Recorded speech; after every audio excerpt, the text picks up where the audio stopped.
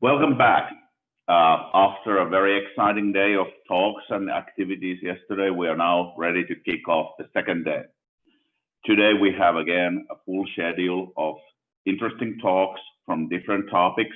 Also, if you look at the speaker schedule, there's a download link for a repository of log files and data, which is there for in a public domain for your security analysis if you want to look what a certain vendor has been presented as, what are the anatomy of things they have seen as potentially malicious. You can take a look, analyze. We are excited to hear from you what you have found and what you have heard. Also today, at the same time as the talks are going, there will be an impromptu organized a happy hour, pub crawl kind of thing, live broadcasted. It will be, when we have the time set up, it will be announced in the Discord announcement channels. That's going to be just us as our village and ICS village and people who are here in Quantico doing stupid things like what you do on Saturday afternoon happy hour. We are very excited about everything what has happened in Discord. Please keep on going, tell what you see, give your thoughts, give feedback from all the talks. When you see something which you want to comment, you want to offer an opinion, you want to have offer us something which you think is valuable for the community, a second view into the topic, endorsement of what you have heard in the speak. All of that is very valuable for us when we compile our annual report and tell everything which has happened. Today, we are also going to be putting out a press release, which will be covering certain topics which were part of the yesterday's Fed panel. So there are things in that environment which are maybe easier to digest in written form. So there will be a press release coming out later today, or it might be already any moment now, so to speak. With no further ado, we are here to help.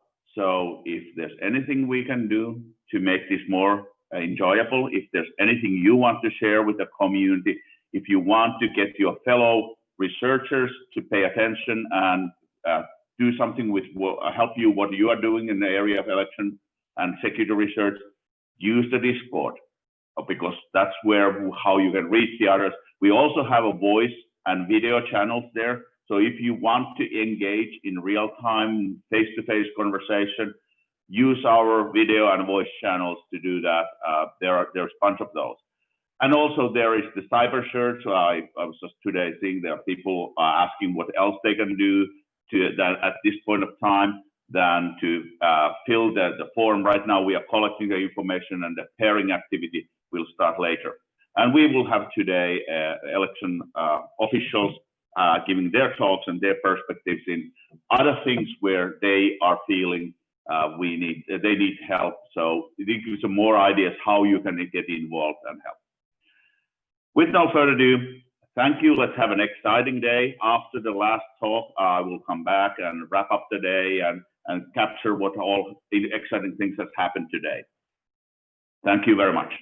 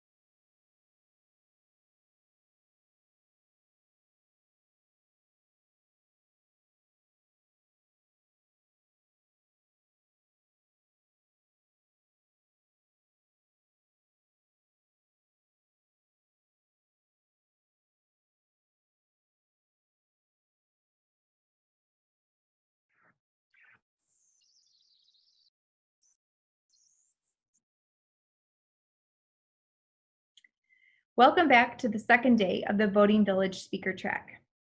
This year, we're compiling audience feedback on our speakers and presentations. If you have any comments or questions or feedback for today's speakers, please reach out via Discord or email us at votingmachinevillage@gmail.com. Further details can be found on Discord and via Twitter at votingvillagedc. Today's first presentation is from Ben Dubow, CTO and president of Omelas. Ben began his career tracking the online propaganda of jihadists, Shiite extremists, white supremacists, and the militia movement before joining Google. In 2017, Ben co-founded Omelas with a mission to stop the weaponization of the internet by providing precise data and analysis on how state actors and foreign terrorist organizations manipulate the web to achieve their geopolitical goals. In September 2018, Typhoon Jebi smashed into the Japanese coast with gusts of nearly 200 kilometers an hour, flinging fuel tankers into bridges, inundating airports, and inflicting $12.6 billion of damage. Officials at the Taiwanese consulate in Osaka, in the heart of the typhoon, valiantly fought through the storm to evacuate stranded citizens. A few days later, a story claiming the Chinese embassy had dispatched buses to rescue Taiwanese went viral. A flood of criticism, much of it deeply personal, poured on Taiwan's representative in Osaka. 10 days after the typhoon, the representative had hanged himself. But there never were any buses from the Chinese embassy. The story, originating among pro-Beijing trolls in Taiwan and given life by the Communist Party-owned tabloid Global Times, was wholly invented. The story was one of hundreds of examples of disinformation targeted at the Taiwanese government in the past 2 years. In the lead up to the 2020 presidential elections, Beijing would deploy a campaign to control Taiwanese narratives, whether through outright deception like the Osaka consulate case, misrepresentation like in reporting on Hong Kong protests, or simply highlighting achievements of the Communist Party and stoking pan-Chinese nationalism. China's influence in the Taiwanese elections serves as a case study in how authoritarians make use of digital media to accomplish their geopolitical goals. Over the next 30 minutes, we're going to go in depth with the Taiwanese elections and the recent Polish elections as well, to understand what this new version of information warfare looks like, how it succeeds, how it fails, and why. Taiwan, officially the Republic of China, has a history and present intricately entwined with that of China, officially the People's Republic of China, since both governments in Beijing and Taipei claim to represent all of China. Beijing calls Taiwan a province, and Taipei refers to the territory it administers as free area of China, free area of the Republic of China, in contrast to the mainland. China has loomed large in each of Taiwan's election, and much of each campaign focuses on competing views of one day uniting with China or forging an independent Taiwanese culture, and one day an independent state. Representing a vision of pan-Chinese unity is the Chinese Nationalist Party, or KMT, from its Chinese initials. They ran Taiwan as a dictatorship for nearly half a century before transitioning to democracy in the 90s. In 2000, they lost an election to the more independence-minded Democratic Progressive Party, or DPP. The KMT, or Chinese nationalists, to this day, maintains close relations with Beijing and pushes an agenda of greater cooperation and economic ties with the mainland. The DPP, or more independence-leaning party, has a base that comes from the non-Mandarin-speaking majority of Taiwan and favors the cultivation of a unique Taiwanese identity, and is the only party besides the KMT to have held the presidency. In 2016, Tsai Ing-wen, who helped to draft DPP's foreign policy, which emphasized separation from China, defeated the KMT in the presidential elections by 25 points. In response, China suspended official communication with Taiwan and began an economic pressure campaign. Following guidance from Beijing's National Tourism Administration, Chinese tours to Taiwan dropped by 40%, ravaging an industry that's responsible for 8% of Taiwan's economy.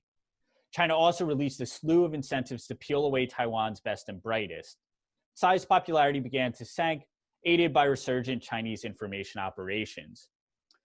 China was pretty late to the game for information operations, especially when compared to Russia. But by 2018, they had established a massive online empire. According to the CCP's propaganda department, quote, information is a battleground. And, quote, competition for news and public opinion is a contest over discourse power. CCP outlets witnessed an astronomical rise in popularity, especially on Facebook, which is banned in China. And now Chinese-owned outlets account for 7 of the 9 most followed news pages anywhere in the world. Chinese state TV took to YouTube as well and has since amassed billions of views, becoming the leading source of news in Mandarin anywhere. Traditional media came under the party's thumb as well. The Chinese Communist Party bought a $37 million stake in Wanwan, a food conglomerate, which over the next decade added to its portfolio 2 leading Taiwanese television channels, CCTV and CCI-TV, which soon became vehemently pro-KMT. The frequency of articles after this takeover criticizing Beijing dropped by 70%, and the Financial Times uncovered in a report that the Taiwan Affairs Office, an arm of Beijing's government, had a say in every single headline and report. Throughout 2018, much of what Beijing was demanding attention on was the astronomical rise of Han Kuo-yu. A longtime member of parliament, Han took on the unlikely task of unseating the dominant DPP from Kaohsiung, Taiwan's second city and a base of DPP support. With a populist campaign promising economic rejuvenation and with extensive use of social media, Han's popularity soared. Unlike other populist social media politicians, Han was unwaveringly cordial, refusing to speak negatively of rivals or even their platforms. A Facebook fan page of Han's soon became one of Taiwan's largest and coordinated rallies with hundreds of thousands of followers. Taiwanese media from all parties spoke of a, quote, Han wave. CCTV and CCI-TV, the 2 television channels that take orders from Beijing, gushed over Han and the KMT. According to a Taiwanese security official, China mobilized 300,000 cyber operatives, twice the size of Taiwan's army, to sway opinion in Taiwanese social media. Adopting tactics from Russia's troll farms, the operatives blasted Tsai. Disinformation abounded, like a rumor the president intended to sell part of Taiwan to the United States. A 2018 survey by the V-Dem Institute at the University of Gothenburg in Sweden found that only Latvia and the United States were targeted for more disinformation in 2018 than Taiwan. The KMT swept local elections. Not only did Han win the mayoralty in Kaohsiung, but the KMT, having lost the national election by 25 points just 2 years earlier, won local elections nationally by 9%. Tsai's, quote, separatist stance has lost her the support of the people on the island, crowed China Daily, a CCP-owned newspaper. As the role of China in the 2018 elections became clear, DPP supporters grew enraged. In 2019, tens of thousands rallied in Taipei against Chinese-controlled media. The proximate cause was the start of protests in Hong Kong against the Chinese extradition bill, inspired by events in Taiwan, as well as the 30th anniversary of the Tiananmen Square massacre, both of which were downplayed by KMT-allied media. Taiwan began to lean heavily on the platforms that had long been engines of Chinese disinformation, forging partnerships with Twitter and Facebook. The DPP, against accusations that the KMT was using it to muzzle dissent, passed legislation aimed at discouraging meddling from China. In the week leading up to the presidential election on January 11th, 2020, according to our research, CCP-owned media planted 178 stories about Han and the KMT in traditional Chinese, the script used in Hong Kong and Taiwan, but not on the mainland, in addition to 25 videos in Mandarin. The overall sentiment of this content when referring to Han was plus 0.6 on a scale where -1 is most negative and +1 is most positive, and 80% of scores are between 0.1 and -0.1. Those commenting or replying on videos responded in an exceptionally positive manner as well, with those writing in traditional Chinese, suggesting they're either Hong Kongers or Taiwanese, expressing a sentiment towards Han of plus 0.42. By contrast, China's 142 stories on Tsai in traditional Chinese and 21 Mandarin videos expressed an average sentiment of negative 0.32, with traditional Chinese commenters responding with an average sentiment of negative 0.2. But these story counts, as well as engagement counts, were fairly low by Chinese state media standards. The Taiwanese election occurred the week after COVID-19 was first described, which quickly dominated the focus of CCP outlets. With two leading, nominally private Taiwanese broadcasters taking orders from Beijing as well, local proxies could fill in the role that otherwise would have been played by the CCP. More covert operations, however, proliferated. Twitter later detected 170,000 bots spreading Chinese influence. The intelligence service, the NSB, found that the Facebook page that helped to coordinate Han's early election was created by the Communist Party.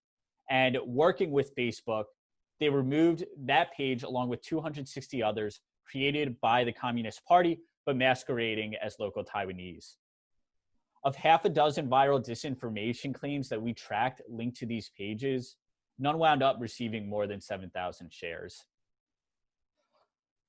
On January 11th, 2020, voters in Taiwan overwhelmingly opted for Tsai, who received 57% of the vote to Han's 39%.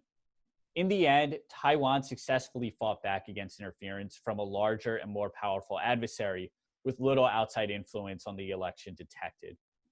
But in doing so, they gave sweeping powers to the state to define the limits of reasonable dissent, possibly silencing good faith debates on the extent of cooperation with China, one of the most important issues in every Taiwanese election.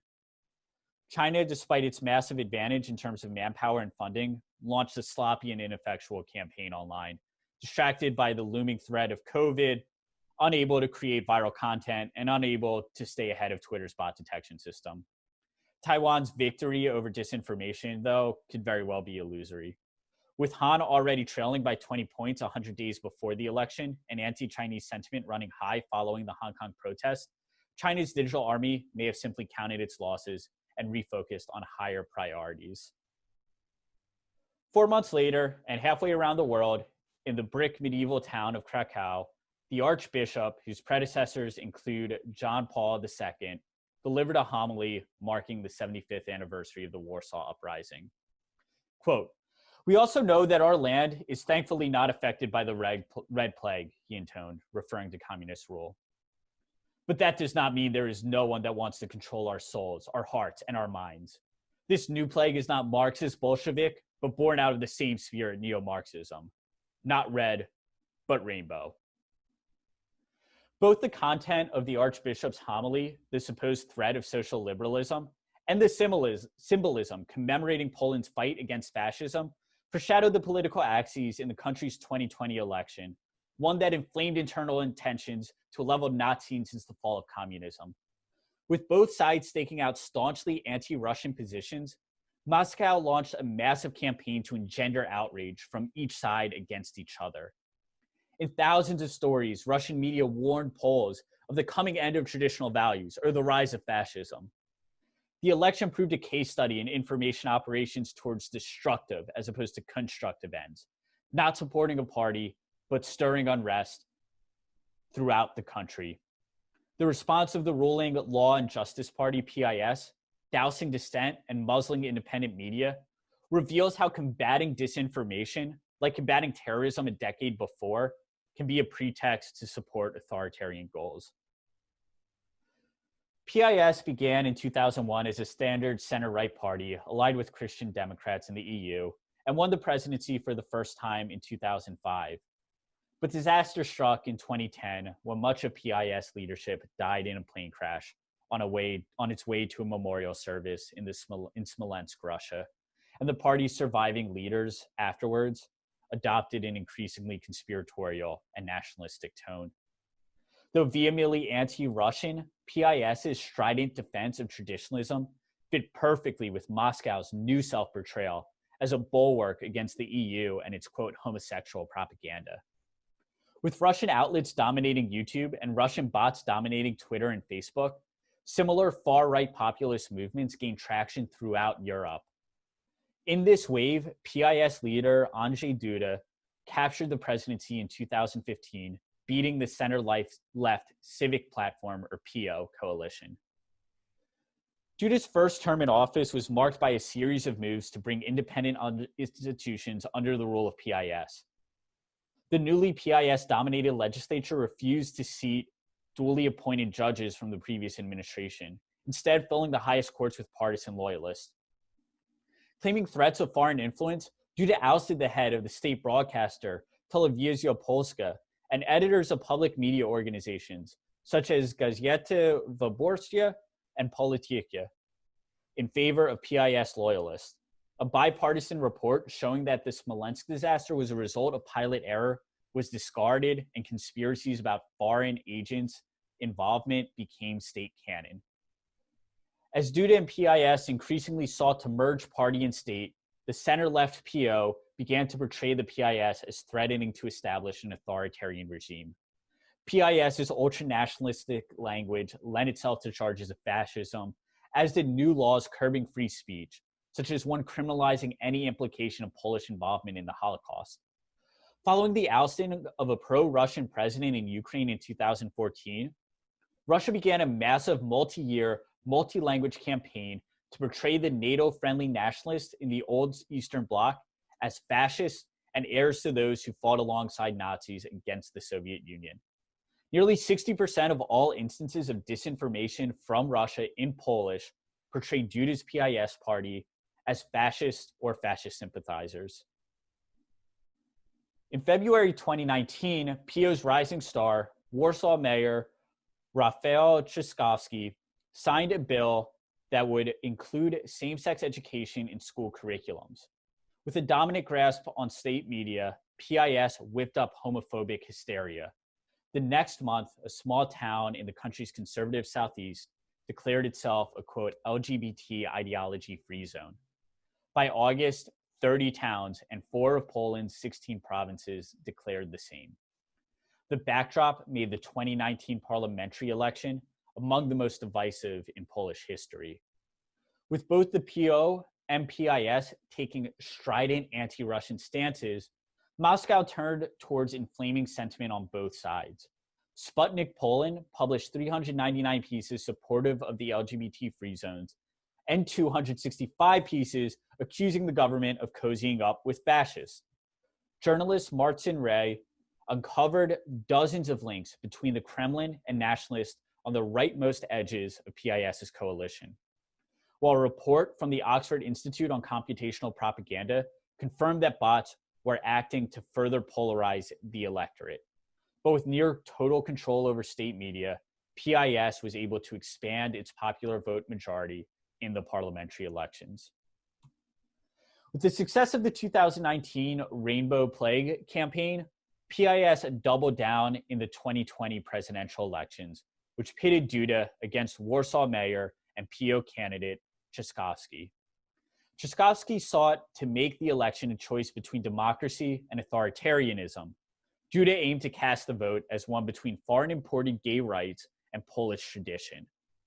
The election was characterized by widespread disinformation, the most prominent case coming when Russia hacked the Polish War Studies Academy website on April 23rd, allowing the hackers to publish forged letters by a Polish general calling for soldiers to fight, quote, the American occupation.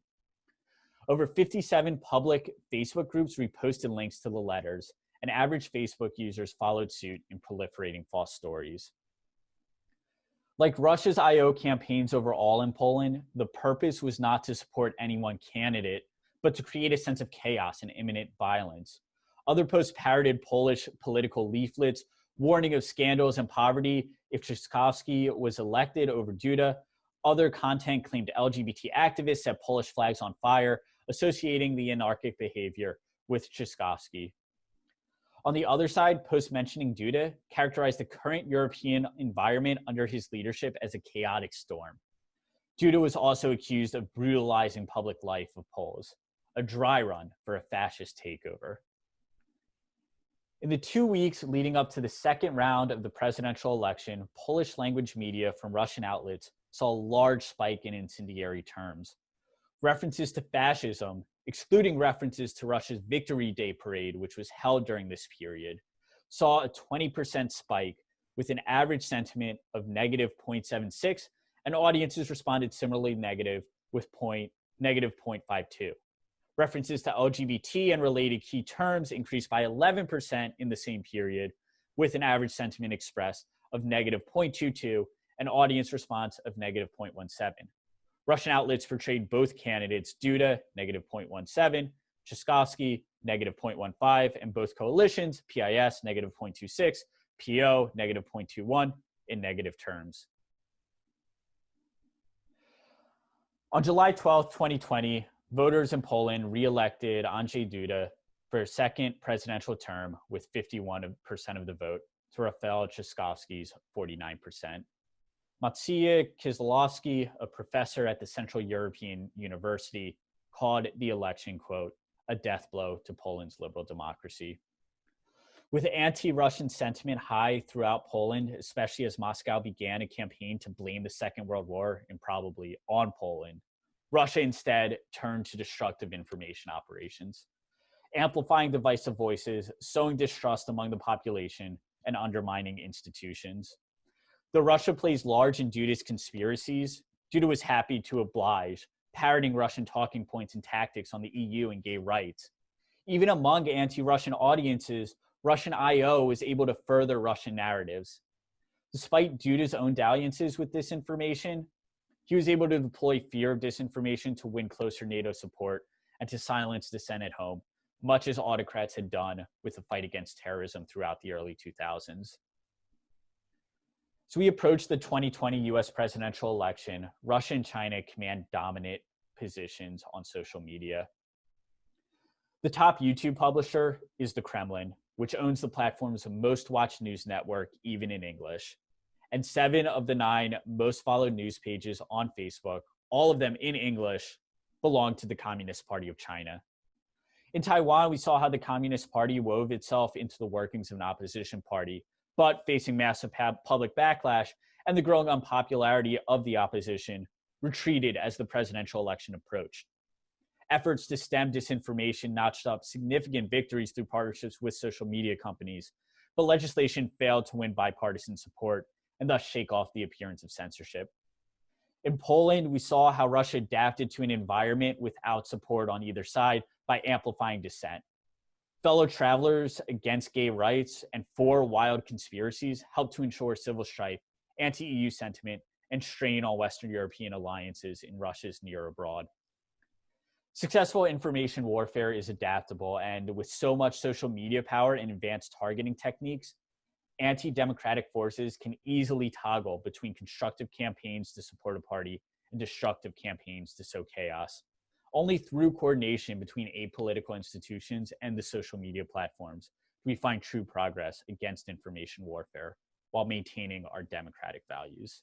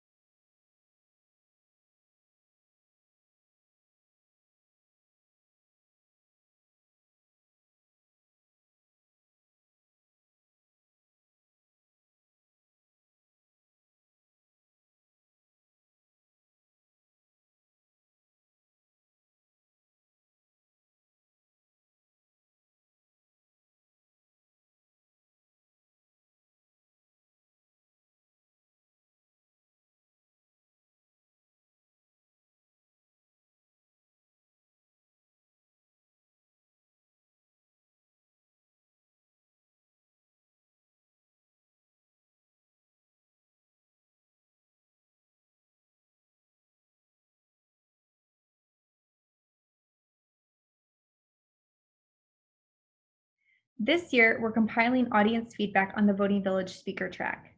If you have comments or feedback on any of today's speakers' presentations, please reach out via Discord or send us an email to votingmachinevillage@gmail.com.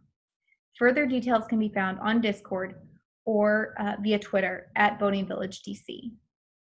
Our next presentation is from John Odum. John is the election administrator for Vermont's capital, Montpelier, by virtue of serving as elected city clerk for the last 8 years. Prior to this, John worked in communications and IT for nonprofits and political campaigns.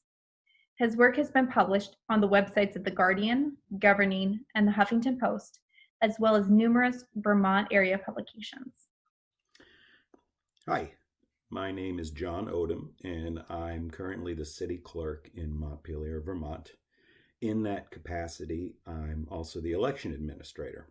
And boy, has this been a year for that. We've got our own statewide primary coming up in about a week and a half. So even taking a little time to record this is kind of challenging. I'm also a certified ethical hacker. I've been in charge of a couple networks and been a database administrator for various nonprofits.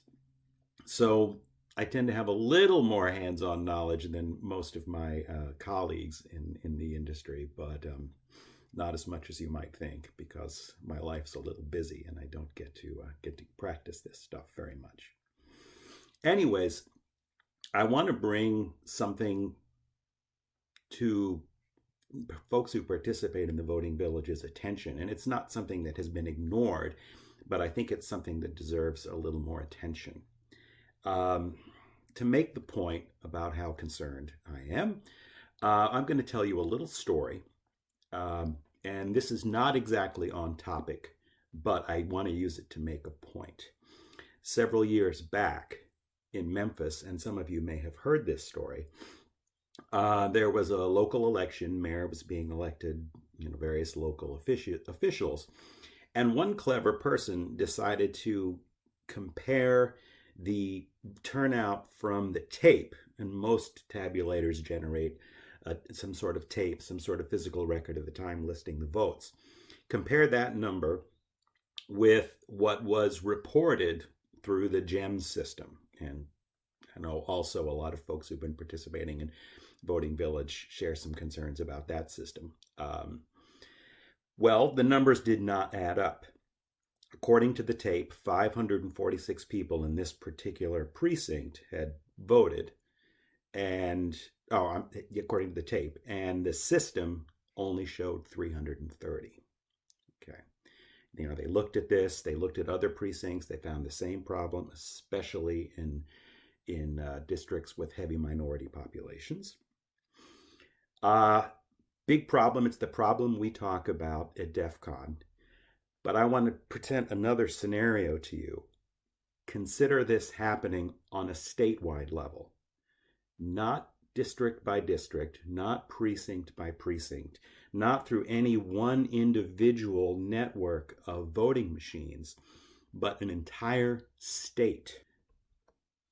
There are statewide systems that manage databases. This is mandated by the Help America Vote Act, which came in the wake of the 2000 presidential election voting debacle. The hanging chads, the numbers that didn't add up, and it all went to the courts, and it went to the Supreme Court. After that, there was a bipartisan group that got together, federally mandated, and came up with several recommendations. Now, generally, they were very good recommendations. I don't want to disrespect HAVA at all. One of the recommendations, understandably, was that states should be working on their voter rolls through one centralized system, one centralized statewide database that would contain all the voter registration information. But obviously, you can see where I'm going with this. There are concerns about, or we have to be concerned about the security of these systems. So these statewide systems don't all necessarily just hold the voter registration information. A lot of them, including in my home state of Vermont, are actually election management systems. Election administrators will report their information for election night reporting. Sometimes we will work directly into these systems to manage it, to create our reports, to create our elections and local elections and manage them directly out of that. So there's a lot going on with these systems. They are very important, and local administrators have come to really depend on them. Well, how are they doing? Could be better. I want to talk about the famous Mueller report. Now, tucked away in that is this little gem that I'm going to read here, part of it. It says, in addition to targeting individuals involved in the Clinton campaign, Mueller's operation also targeted individuals and entities involved in the administration of the elections. Victims included U.S. state and local entities such as state boards of elections, secretaries of state, and county governments, as well as individuals that work for the entities. They also targeted private technology firms responsible for manufacturing and administering election-related software and hardware, such as voter registration software and electronic polling stations. Now, here's the scary part. The report says that that foreign actors targeted state and local databases of registered voters using a technique known as SQL injection, by which malicious code was sent to the state or local website in order to run commands. In one instance, in approximately June of 2016, the working group was able to compromise the computer network of the Illinois State Board of Elections by exploiting a vulnerability, presumably a SQL injection-related vulnerability. This gave them access to a database containing information on millions of registered Illinois voters. The group extracted data related to thousands of U.S. voters before the malicious activity was identified. All right. So beyond just the obvious scary here, okay, a lot of you folks will know that code injection is a very big deal. Code injection is, it's where most of the hacks come from these days. But SQL injection is something we have been aware of for many years. We know how to harden against it. So my question is, why wasn't it already hardened against it? SQL injection is very easy. One line fed through to a database from a simple login screen can get you in. We know input validation is the solution. So where the hell was the input validation? What that says to me is, and you, again, to refer to Voting Village in the last few years, what's gotten a lot of attention was the simulation of the statewide voter database. It's got national coverage that kids could sit down at this simulation and they could hack right into our dummy statewide voter registration system. Well, of course, the pushback and all the yelling and hollering from the secretaries of state were that this was a phony simulation, that their systems are actually far more secure. Somehow this was set up to be hacked to make their point. Well, if SQL injection is a way to get into this stuff, I would argue that those systems, those dummy systems we made up, maybe were not loose and accessible enough. So, all right. So let's talk about HAVA, the Help America Vote Act. And I'm going to read a little bit from it. Part of the mandate is each state acting through the chief state election official shall implement in a uniform and non-discriminatory manner a single uniform official centralized interactive computerized statewide voter registration list defined, maintained, and administered at the state level. So states have no choice but to do this. And again, the population's what they are. It's completely understandable. So what do states do? Well, several do in-house development. In Vermont, we used to. Our first database, our first election management system out of the box, out of Java, was an internet-facing Fox Pro application. It was pretty crude. But these days, and other states currently are still doing in-house solutions. States like Colorado, Illinois, Kentucky. There, you could put together something pretty nice if you knew what you were doing. Obviously, then the networks they sit on, the municipal networks, are potentially vulnerable too. But if you can get in by SQL injection, why bother? Okay, but more and more often, you see these states using vendors.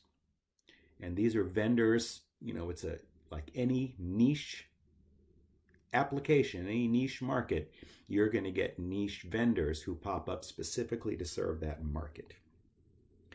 So before this, we had somebody call around. I wanted to know what states used what, how many of them used one vendor versus another, how many of them were designing in-house. I don't know if I can really say this, but word got out that we were calling around and there were high-up people who were less than thrilled. And defensiveness in public systems should really make us all uncomfortable. Now, I want to look at one particular vendor right now, because I have a little more firsthand familiarity with it, called PCC. Now, here's a list from their website of their current clients. Okay, now factoring out for the consulting only options here, that's 15 states doing database management and election application hosting for voter registration, election night reporting. So, who is PCC? Well, this is part of the problem. Who knows? Go to PCC's website and no staff is listed. Only board officers, not even the whole board. Now, I didn't do research on people who did show up. I probably should have, I could have, but I didn't. I don't want to knock them without any basis or unnecessarily then. And, they seem to be perfectly reputable people. I didn't see any, the one I did look at, I didn't see any obvious big political connections. CEO Tom Ambergy was a big shot at Central Square Technology, for example, and they were recently had a major hack, a mage card attack. Now, I don't want to beat them up too much for a mage card attack. They're good. But mage card attacks generally use JavaScript injection, so it's something that could be hardened for. And with election systems, there's just no margin for error. You gotta be ahead of these games. So I wouldn't say that was a big concern of mine, but it does raise my eyebrow a little bit. But let's look at some of these proposals that PCC or organizations like PCC have put forward to the states to try to get their business. I want to show you the one from Delaware, and just pieces of it. It's of course very, very long, but I'm going to show you here a typical page from the publicly posted proposal from PCC to run their election systems. Okay, when you look at this, this is what you'll see. Not much. I didn't do the measurement and everything, but from my glance, I would say at the most about 20% of this entire proposal is visible. So that's me being generous. Now, of course, I understand companies have proprietary information. They have proprietary stuff that's standard for any RFP. You expect that. But come on. Why even post it at all? I mean, this is something made available to the public, public records, but it's not. I mean, it's almost a joke. If I didn't know better, I'd say it was almost passive aggressive. But what bothers me the most in terms of the redactions is all the staff is redacted, and this is typical. So just like the website, we don't know who's working on this, and that bothers me a lot. Because people have their own interests. They come from backgrounds, partisan backgrounds. nonprofit backgrounds. I think it's reasonable, and I don't think it necessarily, reveals any particular corporate secrets, that we could have some idea who the people are doing this stuff, either in an individual state or even at the company proper. Now, financials are also redacted. I know that's a thing, that's very standard, but I would argue that it shouldn't be. I think our right to know trumps any embarrassment or discomfort of big companies, and publicly we might not want one that's on the edge of bankruptcy, and we might want to see that. So here is the problem. There are very few companies doing this, and they are opaque. We don't know who they are. That's basically it. We don't know who they are, and that's scary. That's very, very scary, at least to me. And it does matter. In Georgia, they had a recent problem, a debacle involving their voter rolls, involving the voter registration.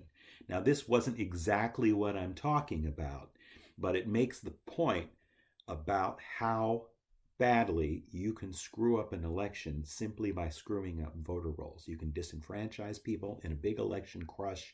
They're just not going to get to vote, or they're going to have to fill out an enormous amount of provisional ballots, which honestly might not necessarily get counted the way they should be. Now, during a court case involving this whole debacle, a lot of insecurities, a lot of vulnerabilities in the PCC system was brought to the attention of the court.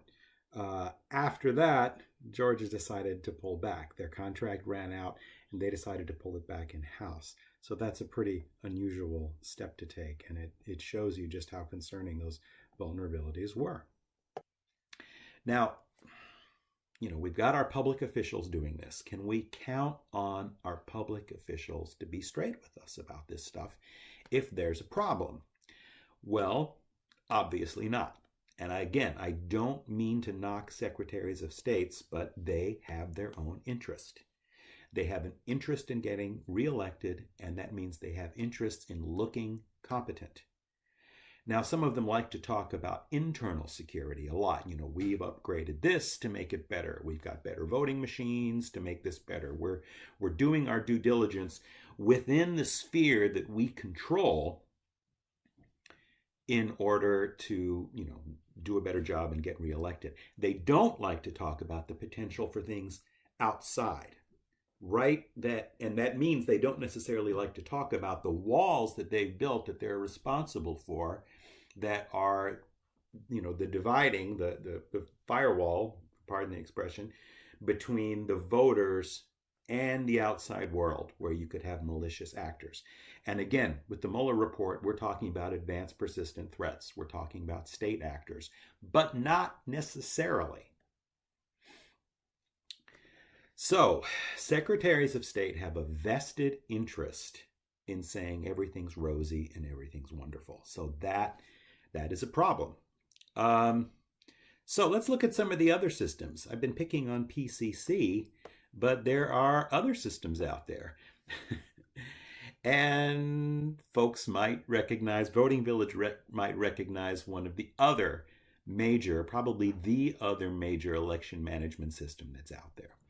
It's from ES&S. ES&S are our old friends. For years, Voting Village has been hacking their machines, and they, more than any other companies, have been the most belligerent. Last year, I believe it was, they actually had folks sort of roaming about trying to make people uncomfortable about hacking, suggesting they shouldn't. These were the last folks to come around and say that Voting Village had a point. And it was only after so much coverage, again, I think it was last year. These folks are not good partners. They are not reliable partners in our experience. I don't want to get sued for slander here, but in my opinion, based on what we've seen, these are not good partners.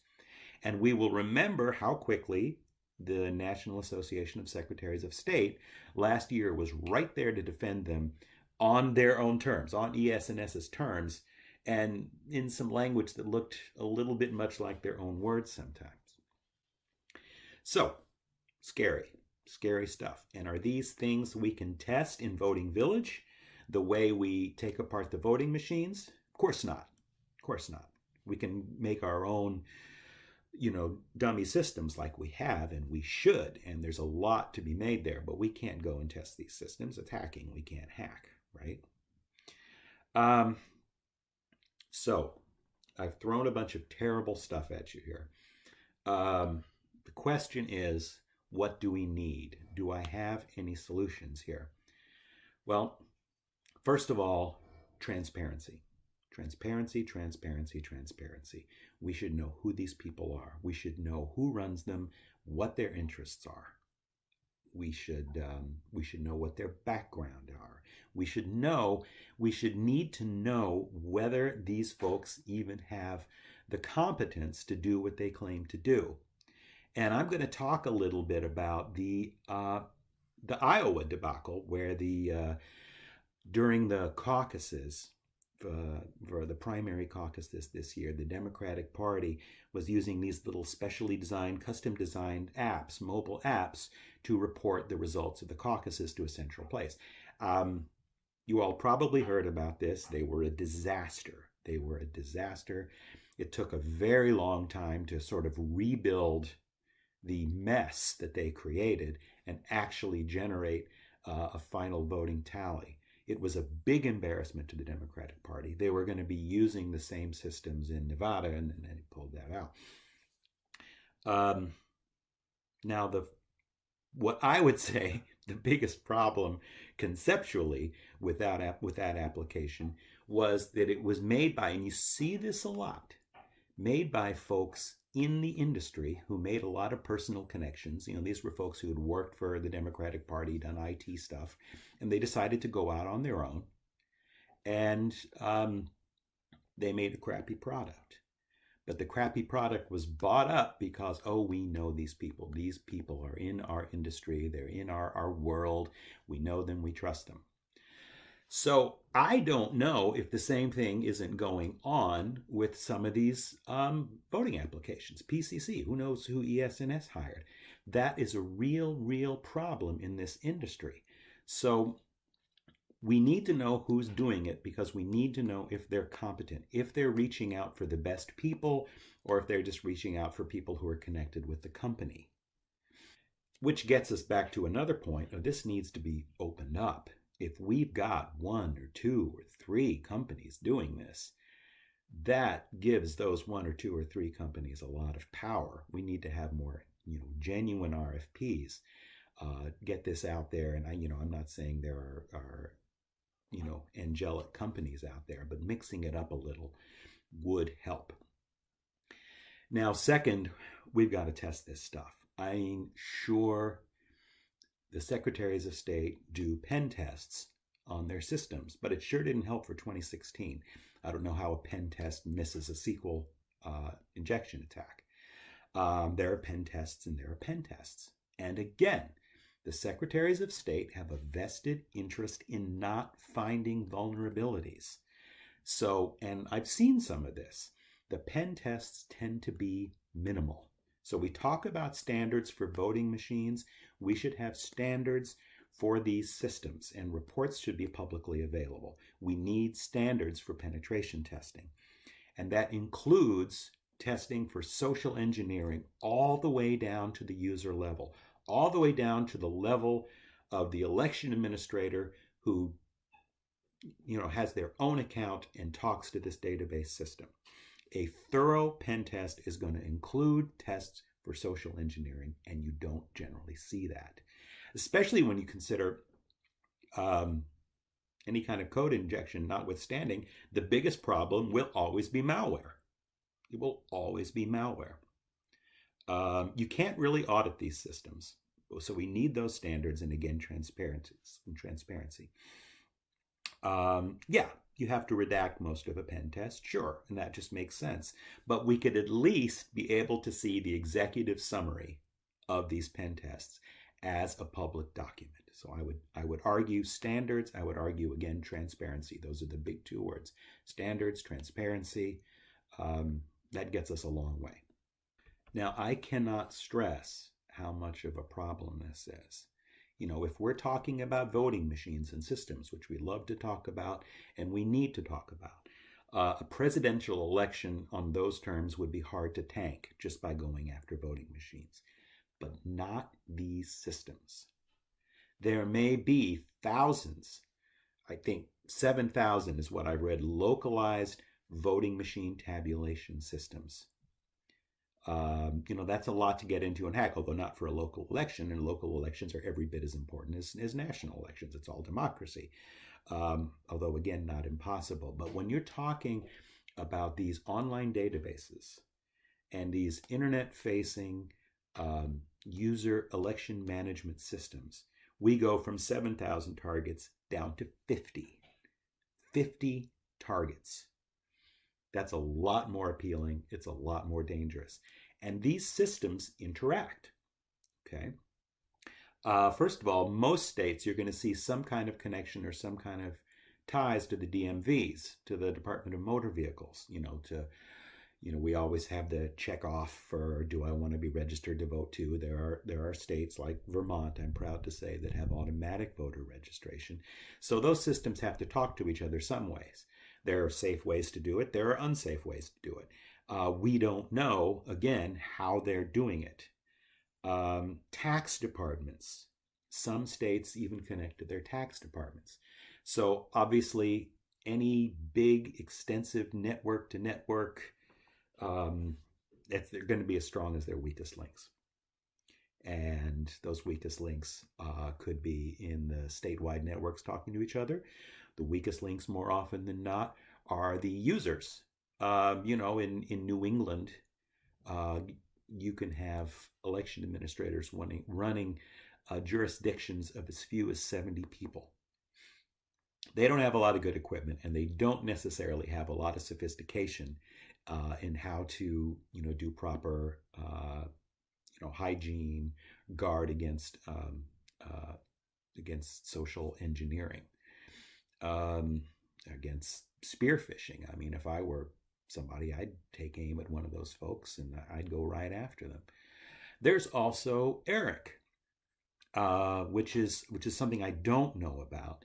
ERIC is a statewide system which now covers about half of the states. I think it's roughly 25, with more looking at it, whereby states interact their databases so they can track cross-state registrations. As it is, it's been a challenge for those states to take someone off a roll in one state because they registered in another state. That's a challenge. It's a weakness that a lot of folks have made a lot of fuss about, and honestly, they probably should. That stuff has been, a matter of sending a piece of paper or an email from one Secretary of State's office to the other. So obviously, you're going to have systems like ERIC popping up. Now, my understanding, which is limited, is that in ERIC, you're not having a situation where the statewide databases are talking directly to each other, which is great. But obviously, again, there is the malware issue. Malware can ride along with all kinds of things. And at any given time, a third or more of the malware out there in the wild could be 0 day. So, it's the same problem we have with antivirus systems. They can only be so up to date. They can only be so current. So anyway, I'm not going to say I hope I didn't scare you. I hope I did. That's why I'm here. I think that's why a lot of us are here, are to scare people into action and to scare people into making things better. Again, I'm not trying to knock anybody down. I'm just trying to draw a lot of attention to this problem. And this is a problem we could go into a lot more technical detail on. And, I could talk for, an hour or two if I wanted to. But I want to keep this accessible, I know, for the election administrators who are watching this. And also, I only have about 20 or 30 minutes to do it. But it's a conversation I think we need to have a lot more of. Thanks very much for listening. Thanks for Voting Village for having me, and hopefully I'll see you next year, maybe even in person.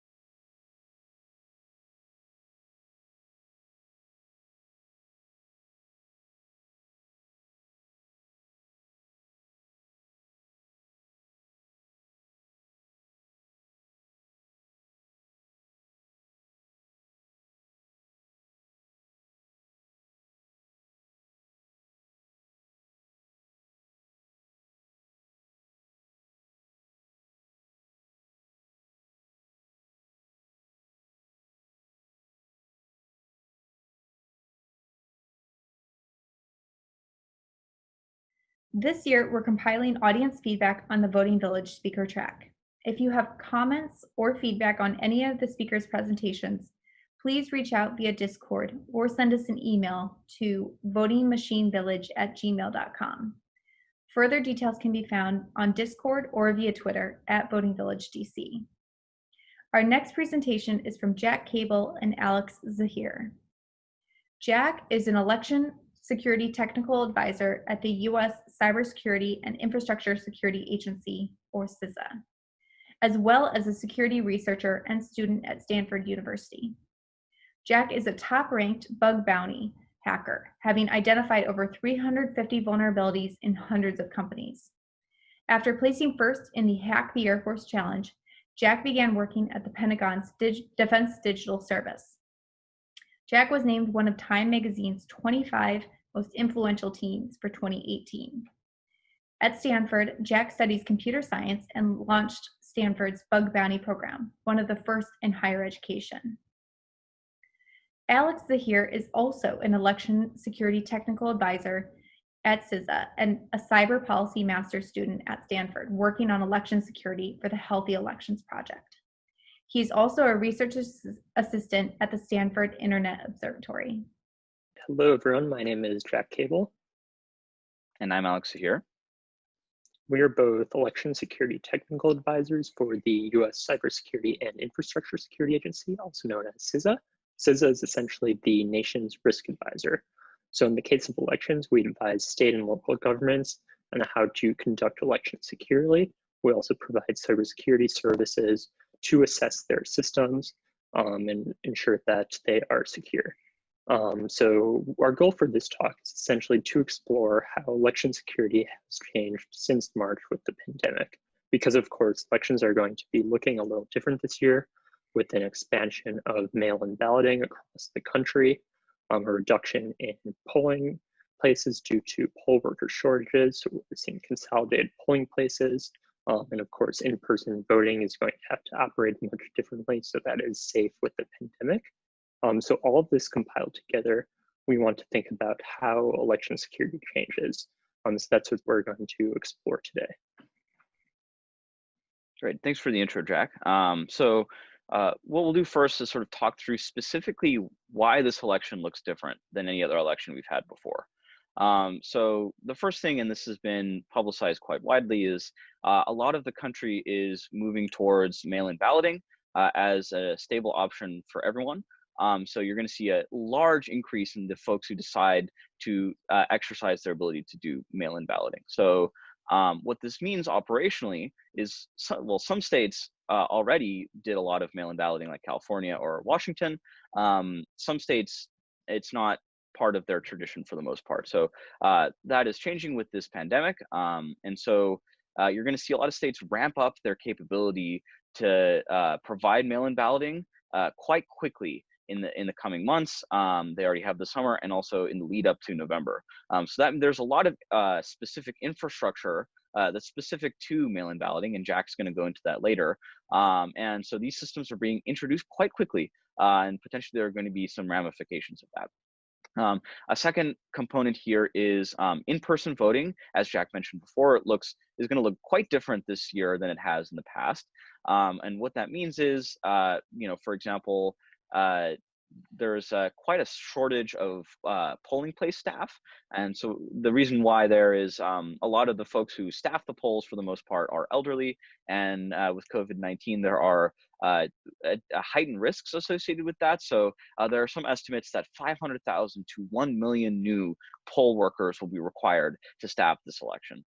In addition, shortages like that and other sort of resource shortages because of the pandemic are going to require consolidating polling places significantly in some places. And what that means is a lot of places are moving to more of a super center model, where sort of a city stadium or some similar large public place will be used to allow for social distancing and also just simplify logistics significantly. And so that looks quite different. So the big tagline here is for the average voter, what this means is there's probably going to be quite a bit of confusion with regards to how this election will work, what is and is not safe, what is and is not valid. And so with that confusion, we've seen in the past few years, what happens is disinformation, misinformation risk significantly increases. People are more likely to think something isn't valid, or something that might be false is actually true, or vice versa. So there's just going to be a lot of confusion going on. And so we think that increases the risk to disinformation regarding the voting process. And so now Jack is going to go more into the specifics of these changes. Great. So yeah, as Alex said, just to explore some more of the specific areas of technology that are being expanded out or say remain important in some significant manner. And in this slide, we won't be talking directly to the risks. We'll get to those a little later, but this is just to lay the groundwork for what types of technologies we can expect to be used for the 2020 election, recognizing that it is going to be conducted differently than other elections in the past. So the first area of technology is voter registration systems that are used to track who's registered to vote, say their address of registration, other information associated with that.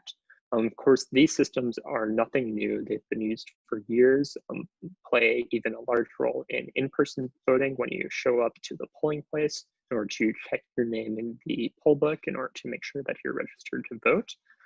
But the role that they play in mail-in elections is a little different, because now they are used as a source to either determine where mail-in ballot applications are going to be sent or where mail-in ballots themselves are going to be sent. So the security of these systems is going to be integral into ensuring that the election can run smoothly.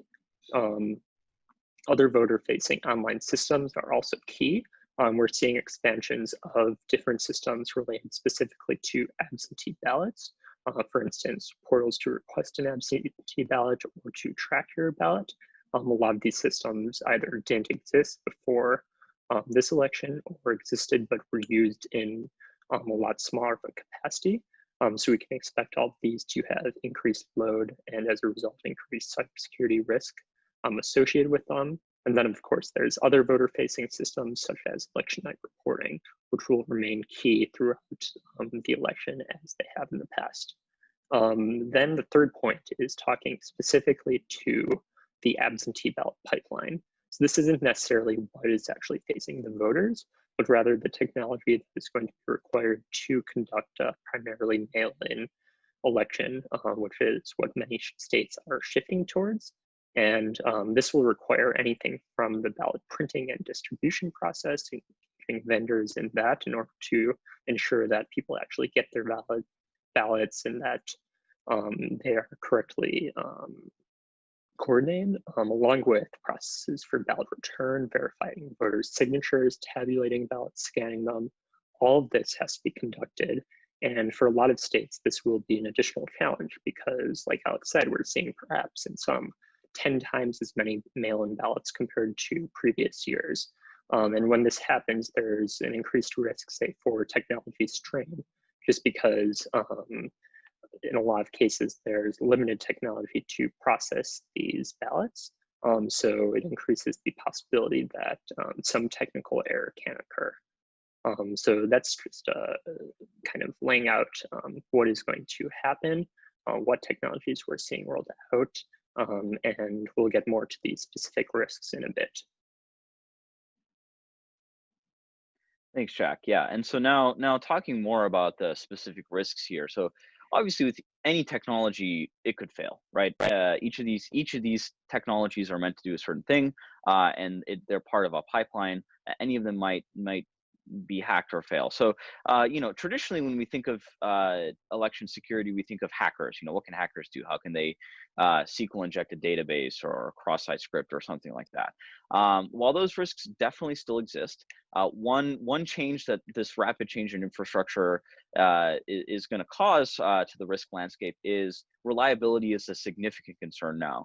A lot of these systems are going to see a usage pattern that they have not seen before, and anyone who deals in computer systems knows that when you have a system that is old or sort of has been used for a while and it sees a new usage pattern, the potential for operational failure is significant. So the hacking risk absolutely does still exist, but what we assess is that it just could fail as part of the operation of the system. A good example of this that isn't quite related to the 2020 election exactly is the Iowa caucus situation that happened in February. The Iowa caucus was run by the Iowa Democratic Party, so it was not run by the state of Iowa. But and so therefore, those risks maybe don't directly translate. But this was an app that failed not because of a hacker, but because of the use of the app, right? So there are reports that sort of the folks who were needing to operate this app were not properly trained. The user experience of the app did not quite work. The backup system that was in place in case the app failed was not thought through quite enough. So while there was not a hack of this app, it absolutely did fail at its job. And there's actually polls that suggest that voters to this day still don't really know who won the Democratic Iowa caucus because of what happened during the caucus night.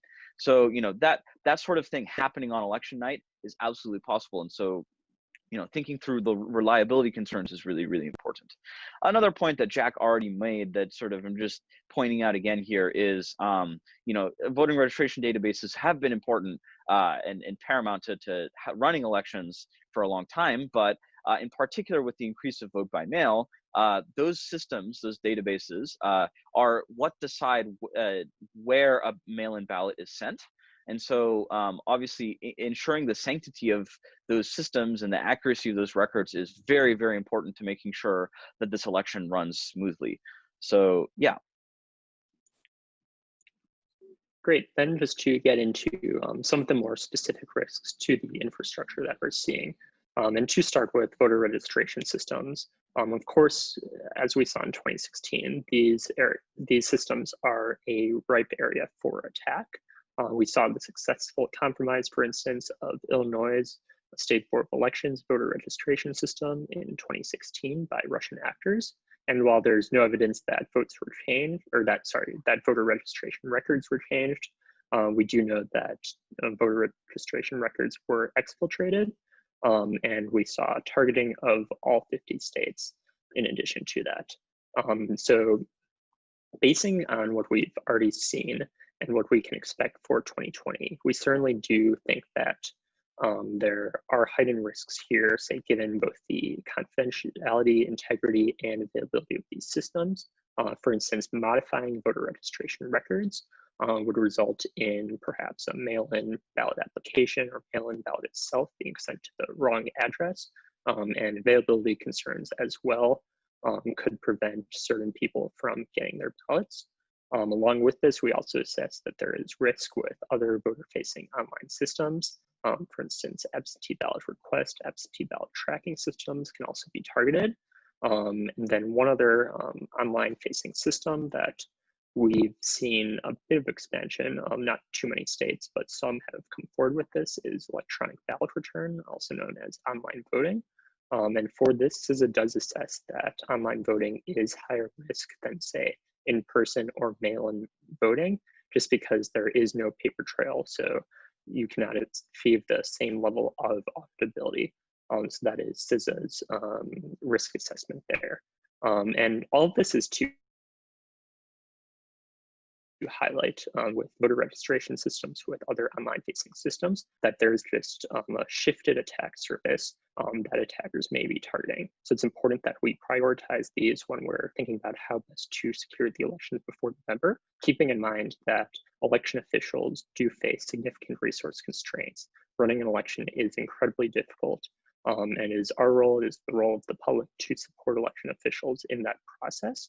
So we'll get to in a little what exactly both election officials can do, as well as what hackers in this audience can do to ensure that the election does run smoothly, safely, and securely.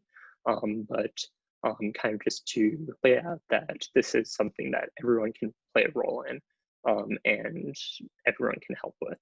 And then the third component here is the mail-in ballot pipeline. So this is talking about everything from distribution of ballots, a wide range of vendors who are responsible, say, for compiling these records, for printing the ballots, for mailing them out. And really just to footstomp what Alex was saying before, that the biggest risk to this process is not necessarily the, say, an actual attack against these systems, but rather a routine technical failure, because these systems are going to be strained and operated at increased levels. So we assess that the biggest concern, especially for the mail-in ballot pipeline, where many of these systems are not internet connected, the bigger risk is just a routine technical failure rather than, say, an actual attack. Although, of course, we do know that these systems are being targeted and continue to be vigilant in looking for and preventing these attacks. Great, and then the next slide, which we were talking about before, is the risk of disinformation. And this really just goes to show that the biggest risk towards an election outcome is not an actual hack, but rather distrust in the results. Because as we explored, operational hiccups are not unlikely. And in fact, we can probably expect that somewhere in the country on election day, some technical error will go wrong.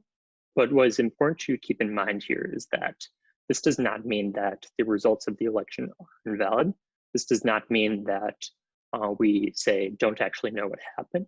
There is a paper trail. In fact, compared to 2016, when 82% votes were cast with a paper trail, we now expect 92% votes to be cast with a paper trail in 2020, which is a significant improvement.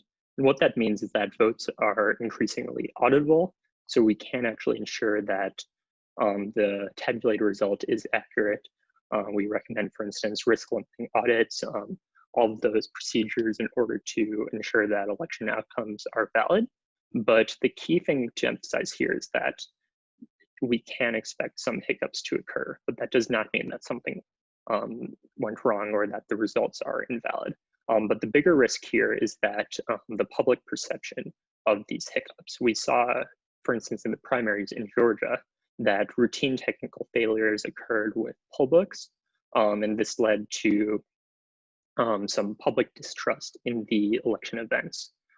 So this is kind of a case study in what can happen in November, that we can expect technology to go wrong.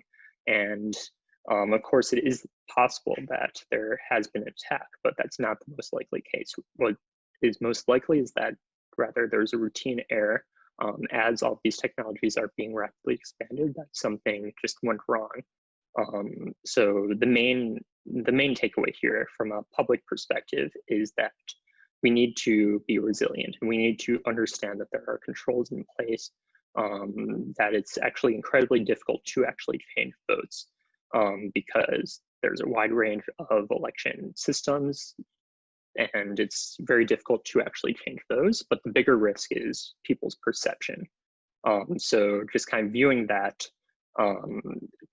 we need to be thinking about how we can make people more resilient because when something, say when a routine technical error does go wrong, how are we going to respond and how are we going to get the point across that the election is still valid, that the results are accurate, even though some part of the election may have gone a little different than what we expected. So now we're going to get more into the concrete actions that we can take. I'll give it to Alex to introduce this. Great, thanks, Jack. Yeah, and so something that we think about at CISA a lot is how can the election infrastructure community coordinate within itself to share best practices and sort of mitigate threats that they see on the horizon. So one of the main things that as an election administrator that you can do is join an information sharing and analysis center or an ISAC. And so something that we have done in the past few years is stand up an EI ISAC that is actually separate from CISA. However, it essentially coordinates between like-minded officials in government that administer election infrastructure and sort of share threats and do threat analysis. It's critical to sort of do this sort of information sharing and you know, if you're an election administrator, joining this community is quite beneficial to you because you know, no one is doing this alone. Everyone faces the same threats around the country, and so communicating about that is critical. And this is also part of the MS ISAC, multi-state ISAC. And so the second point here is CISA, as the nation's risk manager, provides free services to those who administer critical infrastructure, and election infrastructure as part of that. So we do things like remote penetration testing, vulnerability assessments, and other various services that often cost quite a lot on the private market. We will perform them for free for you. So we've seen a huge uptick in using these services in the past few years as the election threat has become more publicized. So we've made a lot of progress here, but there's always more that we can do. And so, you know, talking to us and enlisting these services is a big step that election officials can take. Great, and our third recommended action, acknowledging that there are many resource constraints, is just to accept outside help. For instance, the audience watching this today, attending the DEF CON voting village, is full of cybersecurity professionals who want to help ensure that elections can run smoothly and securely. So we recommend states to take advantage of whatever volunteer resources there are. And the first one to highlight here is the Election Cyber Surge, which was recently announced by the University of Chicago in coordination with the DEF CON voting village, which is essentially establishing a volunteer corps of cybersecurity professionals who want to help state and local election officials to better understand cybersecurity risks, to perform cybersecurity services, all for free. So this is a really fantastic resource to take advantage of. And the second is to launch a vulnerability disclosure policy. And a vulnerability disclosure policy essentially says how outside hackers, friendly hackers, of course, can report vulnerabilities to you so that you can fix them and accept their support. So the great thing is that there's already a community of people who want to help you, and all you have to do is tell them exactly how to do that. So we'll talk about this a little more when we discuss the product that CISA recently launched, which is guidance to election officials to launch a vulnerability disclosure policy, but we believe that this is a really great way to accept the free volunteer help that is out there. Great, and then probably more relevant for most of this audience is how actual hackers can help protect elections ahead of November. And one of the best ways you can do this is offer to help your local election officials, just because they are quite constrained. Many operate with small budgets, even lower for IT or security. So any free help can really go a long way. So you can start perhaps by reaching out to your local election officials, see what areas might be able to help them. Volunteering for the Election Cyber Surge is another great way to be paired with state and local election officials to answer questions, provide security services as needed. So anything that you can go do on that front would go a really long way. The second point here is perhaps less of a security solution, but more just a way to help the overall election run smoothly, and that's serving as a poll worker if you are healthy and in a position to do so. Because as we mentioned, there are large poll worker shortages. So one of the most impactful things you can do is to serve on a local level as a poll worker, help ensure that elections are running smoothly, and helping people vote. So that's a really great way to be directly involved in the election process.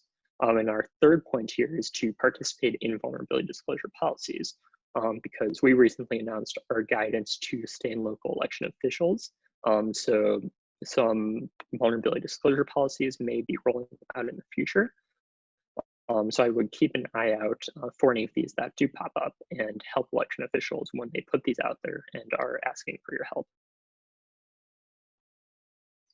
Great. And so, you know, as CISA employees, we would be remiss to not mention the various services and resources that CISA provides in the space. So, as mentioned before, CISA provides, you know, risk assessments for free. And so availing of those is really useful. Additionally, we have this Protect 2020 plan that CISA has released, outlining our strategy to sort of protect this election. There's a lot of great resources on there, including how to stand up vote by mail systems safely in the coronavirus age, how to conduct in-person polling, in-person polling safely, and this is in conjunction with the Election Assistance Commission. There's a lot of great resources on that page.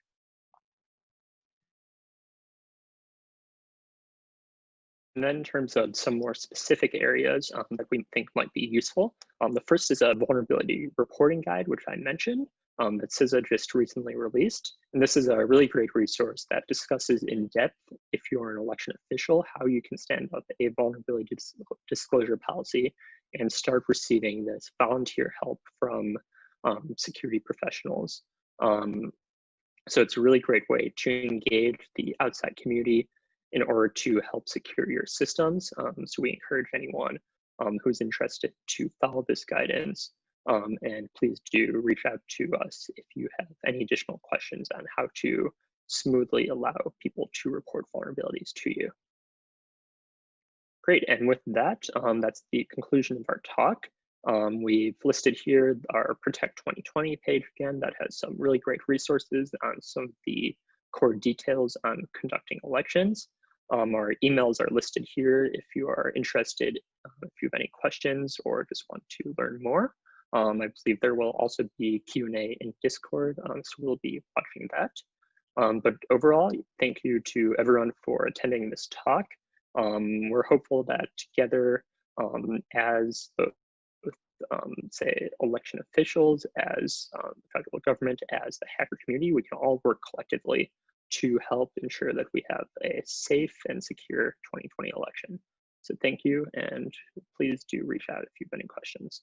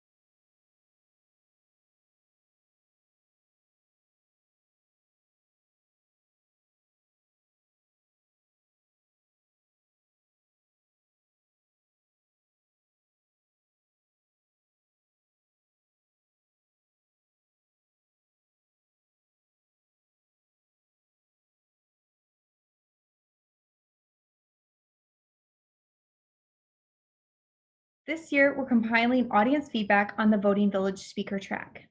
If you have comments or feedback on any of our speakers' presentations, please reach out via Discord or send an email to votingmachinevillage@gmail.com. Further details can be found on Discord and via Twitter @VotingVillageDC. Our next presentation is from the National Cybersecurity Center, a 501c3 nonprofit organization. Our first speaker is Forrest Senti. As Director of Business and Government Initiatives for the National Cybersecurity Center, Forrest oversees the Secure the Vote program and the Secure Smart Cities program, both of which were created to identify critical gaps in cybersecurity related to elections and government. Also presenting is Mattie Gullixson. Mattie has experience at the state and local government levels, having supported budget and strategic planning operations in the office of Governor John Hickenlooper, as well as in the office of Mayor of Colorado Springs. Her elections experience includes her work as the Assistant Elections Manager in El Paso County, Colorado. Joining Forrest and Mattie is Caleb Gardner. Caleb is a junior pursuing BS and MS degrees in computer science with cyber operations specializations at the University of Tulsa. Caleb has completed internships with the Naval Air Systems Command, where he focused on RF and cyber exploitation of military and civilian aircraft. He's volunteered at a U.S. Secret Service facility where he provided digital forensic support in criminal investigations. He looks forward to a career with the U.S. Department of Defense. Hi, Voting Village. My name is Forrest Senti. I'm the Director of Business and Government Affairs of the National Cybersecurity Center. I'm Caleb Gardner. I'm a fellow with the National Cybersecurity Center and Secure the Vote. And we're going to be presenting you our Hack-a-Fax presentation today.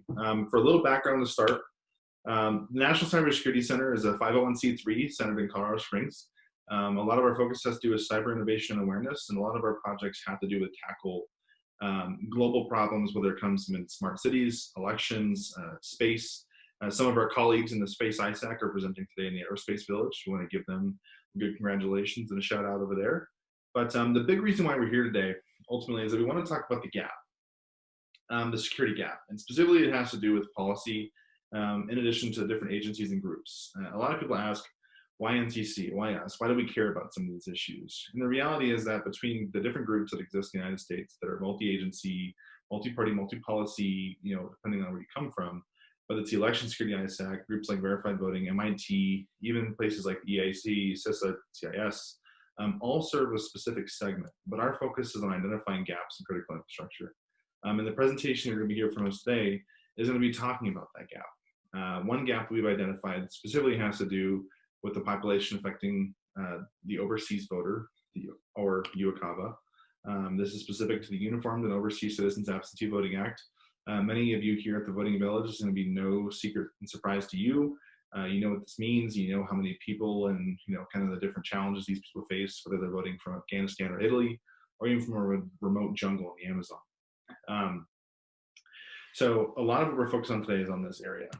So one of the pieces I want to call out is specific to fax machines, like we mentioned early on. Under the current implementation of the MOVE Act that was established in 2009, 31 states currently allow for ballot return via email and fax. This means that these 31 states have to provide a place for these people that are voting from overseas to provide a place for them to send their ballot via fax or email. So knowing this information and us seeing this different research that was coming out, we wanted to do a quick breakdown and see how many ballots were actually transmitted back in 2018.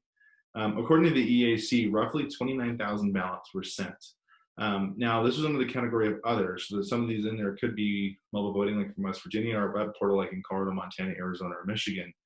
But 29,000 ballots, although not statistically significant to the rest of the United States, still represents a population that is voting using this method. And this shows that election offices are still allowing for this method and pushing for it even in some cases. Although it has been on the decline, it's important to note that security is still paramount for every single vote that comes out. So now I'll hand it over to Caleb, who's going to talk a little more about the research that we did specific to fax machines in election jurisdictions and kind of give you a little more of the issue that we found. Thanks, Forrest. So first off, we're going to reference you guys back to some presentations that probably made an impression on you when you first saw them. They were specifically focused on fax and printer faxes. So first off, in DEF CON 26, we saw What the Fax from Checkpoint Research, and that was a big sticking point for me, and we came back to that a lot as we went to do our own research and talk to other counties and cities. So we'll move to the next slide. And what Checkpoint Research really showed us was that it was possible to exploit a printer fax just with a publicly available fax number. No city or county that I looked for, their fax number was not available. Every single time I could find it for their city clerk or their county clerk, and which is where you'd be submitting your vote for if you were one of these Uokava voters. So using that phone number, Checkpoint Research was able to hack a printer fax, and actually they were also able to get to the network behind that printer fax if it was on a flat network topology with no segmentation. So we'll talk about how they did that really fast. They discovered that in the T30 protocol, we have access to both the data and the headers, and this enabled us to have full control over the JPEG file. So that's why we use JPEG over any other file type. And over the PSTN networks, the publicly switched telephone network, we are able to get to that printer fax and use the proprietary JPEG parser. They specifically looked at HP, but this is probably going to be the case for any of the big solutions. If that's Xerox, if that's HP, if that's someone else, they're probably implementing their own JPEG parser rather than using some sort of open source, publicly known, secure parser. So since they did that themselves, they found a lot of CVEs in there. They found a buffer overflow with parsing engaged T markers. And with that, they had a controllable stack-based overflow. They could do anything with it, and they were able to get a great exploit, which they put on Eternal Blue to the rest of the network. And so it was a really great demonstration in DEF CON 26. What could you do with this? A lot. Practically everything. You have confidentiality attacks, integrity attacks, and availability attacks. You have a full CIA triad. You're seeing voter registration info, particularly if you're getting through to the network behind these printer faxes. You're seeing ballots, hopefully not, but potentially, and you are able to maybe change those ballots. That's some of the things that we're going to look at in the future is if we can get into one of these printer faxes, can we get to those ballots, or can we get the incoming ballots and change them before they're stored? And also you have availability attacks. You're potentially able to bring down an entire city or county's infrastructure for receiving votes for that election, which would make a recount necessary, which would make a lot of bad things happen. Obviously, we don't want to be seeing. So in research, we did some confidential research with different cities and counties, and we have to keep that confidential. We're under NDA, but we can generalize. We can say what are rough takeaways we're seeing from two main different types of cities. First off, we have City A. This is your medium to large size city. They probably have good infrastructure investment in IT. They're probably able to actually hire talented IT professionals who are security conscious, and they're able to enforce strict adherence to best practices as regards to security. These are all great things, and you're probably going to see a pretty secure off the bat printer fax implementation. We did when we were looking at these types of cities. City B, however, is the city that we talk about pretty much every time DEF CON rolls around with Voting Village. They're the ones who are still running the DREs that we have shown vulnerabilities in every year. You know, it's obviously a broken system that they're still implementing, but they're not going to spend the money to fix it. They're not going to spend any money to become security conscious. So they probably have a really poor, mismanaged IT department, and they probably don't have good patching policies or security posture. So looking at City A more in depth, the things that they have that makes them stand apart from other cities is that they have usually segmented networks. This keeps their printer fax separate from their data servers. It keeps them separate from their employee workstations. And it's even segmented on a very in-depth level. So every fire station and police station, there would be those three things, the data servers, the workstations, and the print servers, would all be different things in every single location. So it's an extremely segmented network that keeps you from getting to a lot of access through that one printer fax. So basically, City A knows that printer fax is a potential point of intrusion. They probably have good patching policies for the printers. Hopefully they have multi-factor in general and also for the printer fax servers. And they're probably using fax over IP over PSTN fax, T38 over T30. City B, however, doesn't have any of these things practically. They have flat network topology. You exploit the printer fax, you exploit the network. And they have bad patching, bad multi-factor authentication implementation, and bad security posture. So if you're City B, you're thinking, well, does this apply to me? You know, how can I know? Well, what our high-level attack overview is specifically geared towards is what Checkpoint Research did in showing that specifically is the HP OfficeJet Pro 6830 all-in-one printer. However, it wasn't the printer that had the vulnerability, it was HP's implementation of the JPEG parser, if you remember. So HP released a security bulletin in July 2018, talking about this, providing patches. However, maybe not all of CDB saw that. Maybe they didn't apply that patch. Maybe they didn't even think to apply that patch, or they're not even keeping in track with their Bought a recycled machine. Yeah, these sorts of things are not important to lots of cities, and they're not going to look at security patches when they're available for them. So I would recommend, if you're a CDB, looking to see if you have an HP printer. Did you buy it after 2018, before 2018? Did you apply a patch if you bought it before 2018? And if you didn't, and you're using PSTN, you're probably susceptible to this attack right now. NIST has some things to say about it as well. NIST says that there is no widely used standard for fax encryption. Thus, information sent by fax is at risk for the possible interception or modification. Jurisdictions should carefully weigh the risks of fax transmission over other alternatives.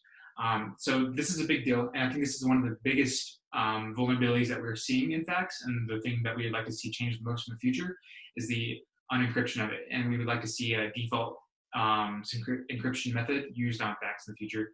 T38 making encryption standard rather than optional would probably be a great step in that direction. They also stress the secure location of fax machines, because often with T30, voting records or registration info might be actually still stored on that machine as it comes through, unbeknownst to the user. So physical access would allow access to all those PII. T38 and T30, we'll go over that really quickly if we haven't gone enough over it already. So PSTN, that's going to be T30. It's going to be unencrypted, and it's not real time. T38 is the future that we're currently living in, but we also need to see the future as far as encryption implementations. So we saw BabyTel as a company, and they have an AES implementation that's very useful for companies that are regulated and that are mandated to use potentially unsecure networks along the way towards the delivery to the user. However, this AES implementation by BabyTel is ensuring that you will have encrypted transport all the way across. So more stuff like that is what we need to see on a default level in the industry, and we're not seeing right now, which is why we're talking about it and getting that on the record. So fax security versus public perception. The big issue we kind of faced in pushback from different cities and counties was that they say they only, maybe the last fax ballot they received was 2012. I mean, it's 8 years ago. So they don't think about it at all. It doesn't cross their minds. And since they don't see it on a daily basis, they ask themselves, why do we need to secure this? It doesn't seem like a security risk. But the point is that 0 ballots need to be cast for it to be a security risk. The fact of the matter is that having your publicly available city or county clerk number online, and knowing, and malicious actors knowing that that's the phone number they need to have access to if they need to own that printer or print a fax, that's all they need. And if you are not patched, if you're on a potentially vulnerable solution, that's it. You're done. That printer fax is done. You're potentially putting yourself up for integrity attacks at the very least, confidentiality and availability if you have bad network topology solutions. So we faced a lot of pushback, but we definitely need to acknowledge that that's the issue, is the root of the matter is having the publicly available phone numbers. So let's talk about the security gap analysis as we move towards the future state. Well, what do we want to see? Well, like we talked about, we want to see encryption. We want to maybe even see fax no longer being a needed method for transmission. But the reality is that many industries still rely on fax. Medical is 70% of all medical transmissions. But maybe elections doesn't have to be one of those industries where fax is reality. So what are we going to do in the future as we continue to work on this with Secure the Vote? Well, we want to reconstruct the fax exploit, but we also want to demonstrate it with the T38 fax protocol and fax over IP. Because a lot of what we're seeing from cities and counties, well, we do fax sometimes, but it's all electronically. And sometimes for these city B or county B scenarios, IP just means security to them. Over the internet means security. Maybe they have some sort of bias against phone lines, but not IP, when that's not the case. And so we need to demonstrate that exploit to various election officials around the country and show fax is insecure and it can be changed, and we need to make sure that this is a secure place to secure our votes and to secure our democracy. So we're going to continue to raise awareness about fax and security. So why now? Well, for one thing, COVID-19 has made this a very interesting age, and potentially could drop voter turnout as people cannot come out to physical voting locations, and maybe jurisdictions will look to things traditionally offered to OPAPA and offering that to the general public, so fax, the web portals, the mobile voting. And we need to be very conscious when we look at adding fax to the general public, because that is adding a huge attack surface, and that's adding many, the millions more votes that could potentially be cast by fax, even though they we probably won't see millions of votes cast by fax. The potential is the point. And that potential millions of votes that could be changed or maliciously attacked is very juicy target for nation states maybe that are looking to influence it. So we need to keep that in mind as we potentially add fax in for more people. So if it does get added, we need to look at it very security minded and as an emergency ballot return method, not as something that everybody should think about doing over anything else. Right. Election offices should probably perform security audits on their fax machines to make sure, potentially if you were exactly what we've been talking about, these HP printers, that you bought it after 2018 and it has a security patch applied, all that good stuff. Because if it's not, that's the first step of progress towards fixing this situation. So short-term recommendations. If you're a position of power, you need to talk to your IT department about these things that we've been talking about. Specifically, do you have security posture like multi-factor? Do you have that already strong across your IT department? And do you have that for your printer fax servers? Do you have a segmented network topology that will help you defend from these confidentiality and availability attacks that we've been talking about? And even the integrity attacks that'll keep the printer fax from exploiting the rest of your elections network. And do you have a patching policy? Are you even security conscious about the network machines that you have in your office? If you don't have these things or you don't know, I would definitely recommend talking to your IT department about this and try to secure your network by this fall. And in the farther future, we need to talk about how T38 fax over IP using an encrypted solution should be the standard, the default, and what everyone is using, especially in this elections context. The real-time faxing for everyone, so we're not storing, especially unbeknownst to the users, voter records on these fax machines, and the T30 having an encryption protocol would also be great because a lot of people are still going to be stuck on legacy systems for various reasons, and having encryption for that would be great as well. So the medical industry has actually had a little bit of a promise towards eliminating fax. They said they would do it by 2020 for one of the main providers for fax solutions for medical companies. It hasn't happened yet. It's been a crazy time, but they're definitely looking at getting rid of fax.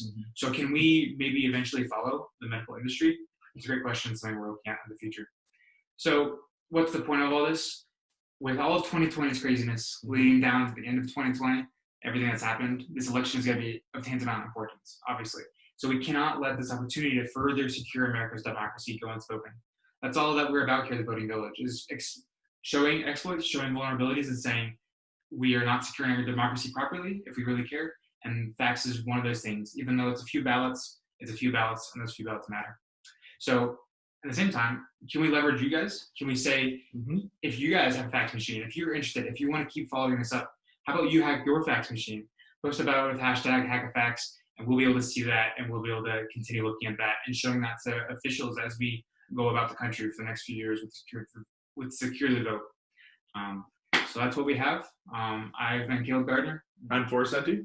And we were at the National Cybersecurity Center, and that's a Hack-a-Fax. Cool. Thanks, guys.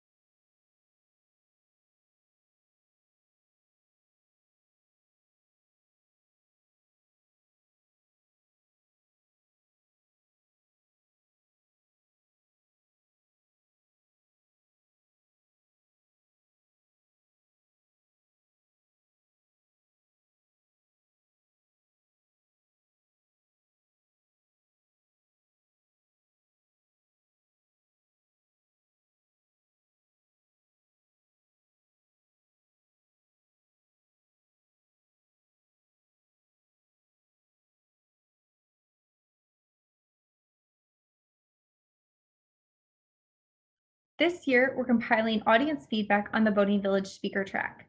If you have comments or feedback on any of our speakers' presentations, please reach out via Discord or email votingmachinevillage@gmail.com.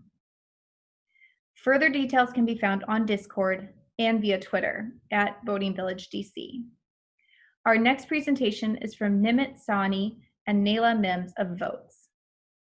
Nimit is the co-founder of Votes, Inc., an elections platform that uses remote identity proofing, biometrics, and blockchain technology to enable end-to-end verifiable and accessible remote voting via smartphones and tablets. Nimit is a winner of multiple coding and security hackathon competitions, including the South by Southwest Hack to the Future Hackathon in 2014. Nimit's background is in mobile security and software development, previously serving as Director of R&D at Oberthur Technologies, now Idemia, and prior to that, as Director of R&D at More Magic Solutions. Naila Mims is the Principal Security Engineer and Analyst at Votes and has more than 16 years of experience at the Department of Defense, in the private sector, and in academia. Naila is a certified ethical hacker and has previously served as an active duty officer in the U.S. Air Force, where she engineered security solutions for 40+ projects at the Air Intelligence Agency. Good afternoon, everybody. My name is Nimit. I'm one of the co-founders at Votes, and I'm here to talk about some of the security data we've collected during the course of our mobile voting pilots over the last couple of years. So before we dive into the data, just a quick overview about Votes.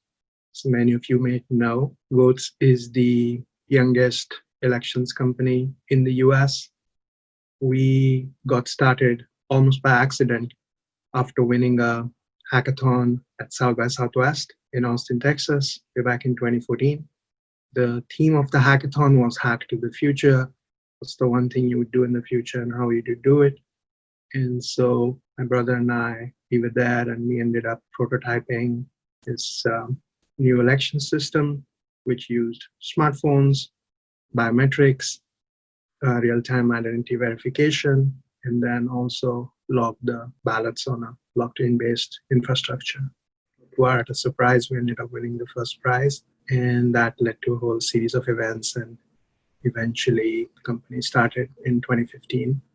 So since then, we've done 67 elections so far, and 11 of these have been public government election pilots. We've also done non-governmental elections, primarily with the state political parties in various states. And so some of the data we're going to share today covers a wide array of our elections from a security perspective. And then we'll also dive into a couple of really interesting elections we did recently, where for the first time we were able to collect a lot of interesting data. So I'll begin with a quick introduction about our system. It's a smartphone app-based mobile voting platform. And the key components here are essentially the voters' smartphone devices, so an iPhone or a compatible Android. Then you have the cloud infrastructure, where the backend servers are running, and also distributed blockchain infrastructure. And then you have the election administration specific interfaces to the election jurisdiction. And then from there, their traditional infrastructure, ballot printers and the tabulation equipment. And the way the entire process works is essentially right now the system is being piloted only for absentee voters. And within absentee voters, a very small subset of people, essentially military voters who are deployed, their families, and any US citizen who's living overseas. They're commonly referred to as Yokawa voters. And so if you're in that eligible group and your jurisdiction is participating in a pilot, then you sign up normally as an absentee voter and then submit a form to your election clerk, typically your county clerk. And then they do a little bit of vetting. And then if you're eligible, They will pre-provision you on the vote system, and then you get an invitation to download the application on your smartphone, iPhone, or compatible Android device. So you begin with the email number and an email ID and a mobile number. And then once you've done the initial onboarding, you are asked to do an identity check. So you'll have to take a picture of a government-issued photo ID. Right now, you can use a driver's license, state ID, or a passport. You can use some other forms of ID as well if you don't have those three, but those are the most commonly used ones. And then once you've done the scan in the application, front and back, then you're asked to take a live video selfie. And then once you've completed that, it does a matching to make sure the picture you took of yourself matches the picture on the ID. Liveness check is done as well to weed out deep fakes or any other kind of fraudulent activity. And once everything matches, data on your ID is compared to the voter registration file, which is provided to us by the jurisdiction for the pilot. All that matches, your identity is digitized, stored in the secure space on the handset, and all the documents you've provided are deleted at that point because we don't need them, and we don't want to increase the threat surface after that as well. So at this point, you're ready to receive your ballot. So as you can see from the flow diagram, it's essentially a 10-step process. And once you've received the ballot, it's essentially your mobile representation of your actual paper ballot, which you would receive if you went to vote in person at your precinct, or if you opted into vote by mail, essentially the same ballot you'd get here. And so you mark the ballot on the phone, and then you may be asked to sign an affidavit, sign with the finger on the screen. And then once you're ready to submit, you confirm your choices, do your biometric verification on the device again. And at that point, your ballot gets submitted to the network, anonymized, and you get a receipt. So you can verify your selections and then also participate in the audit process as well. And in the background, the jurisdiction gets an anonymized copy of your receipt. And then close to election day, a paper ballot is printed. And then there's a pre-tabulation audit. On election day, printed paper ballots are tabulated just like other paper ballots. And there's no hand reproduction required. And then once the election's over, during the canvass phase, there's a full audit where receipts are compared. So end to end, that's how the process works. Now that we've looked at kind of how the system functions, let's look at the threat model. So as you can see, it's a pretty interesting threat model here, obviously, because it's an internet connected device. It is different from traditional methods of voting. So let's kind of run through the flow, and at each step we can look at some of the threats. This is the first phase. As you saw, you opted in, the county clerk approves you, and then you've started to download the app. So obviously, if you're not careful, you could download an incorrect app by mistake, or the app may already be compromised ahead of time by a bad actor, or there may be malware on your device, which prevents normal functioning of the application. So it's kind of the first stage. Next, look at, now you're at the voting stage. So the threats here are maybe the biometric capability on your phone isn't working as it's supposed to. And obviously at this stage, if there's malware, apps can be reverse engineered, and there can be attempts made to change how you're voting. So that's a threat vector, and we'll see how there are ways to mitigate that a little bit later. And then obviously in the transmission phase, the transmission is not secured, the transmission channel. That data may never reach the destination or may corrupt it on the way. So we look at ways as to how that can potentially be mitigated as well. And then the voter gets a receipt. So the receipt, there's a chance somebody else may get hold of your receipt if you're not careful. Obviously, that's an active area of research on how to create self-destructing receipts. But it's a potential threat vector. And then finally, once the ballots reach the jurisdiction, as they are printing the paper ballot for tabulation, and they do a pre-tabulation audit, so there is a potential threat vector which would likely get caught by the pre-tabulation audit. Nevertheless, important to keep in mind. Actually, thank LA Times for making this nice picture available to us. Very nicely done. Makes it simple to understand. And so now that we've looked at the kind of the high-level threat model, let's look at what kind of threats we've kind of seen in the wild over the last couple of years. So we like to group them into a few different categories. So there's obviously threats at the device level. There's threats at the network level. And so those are kind of user-centric scenarios. And then overall is the cloud infrastructure, our corporate network. So obviously those are areas of interest as well. So in terms of what we've seen, passive scanning, obviously, which happens to pretty much everybody these days who has public facing web asset. We've also seen active analysis of our web assets. So people actually trying to reverse engineer some of that stuff. Then phishing of our staff, clients, email spoofing attempts as well. Social engineering. Obviously, we're well aware of what happened recently. We've had attempts, phone calls, people pretending to be who they're not.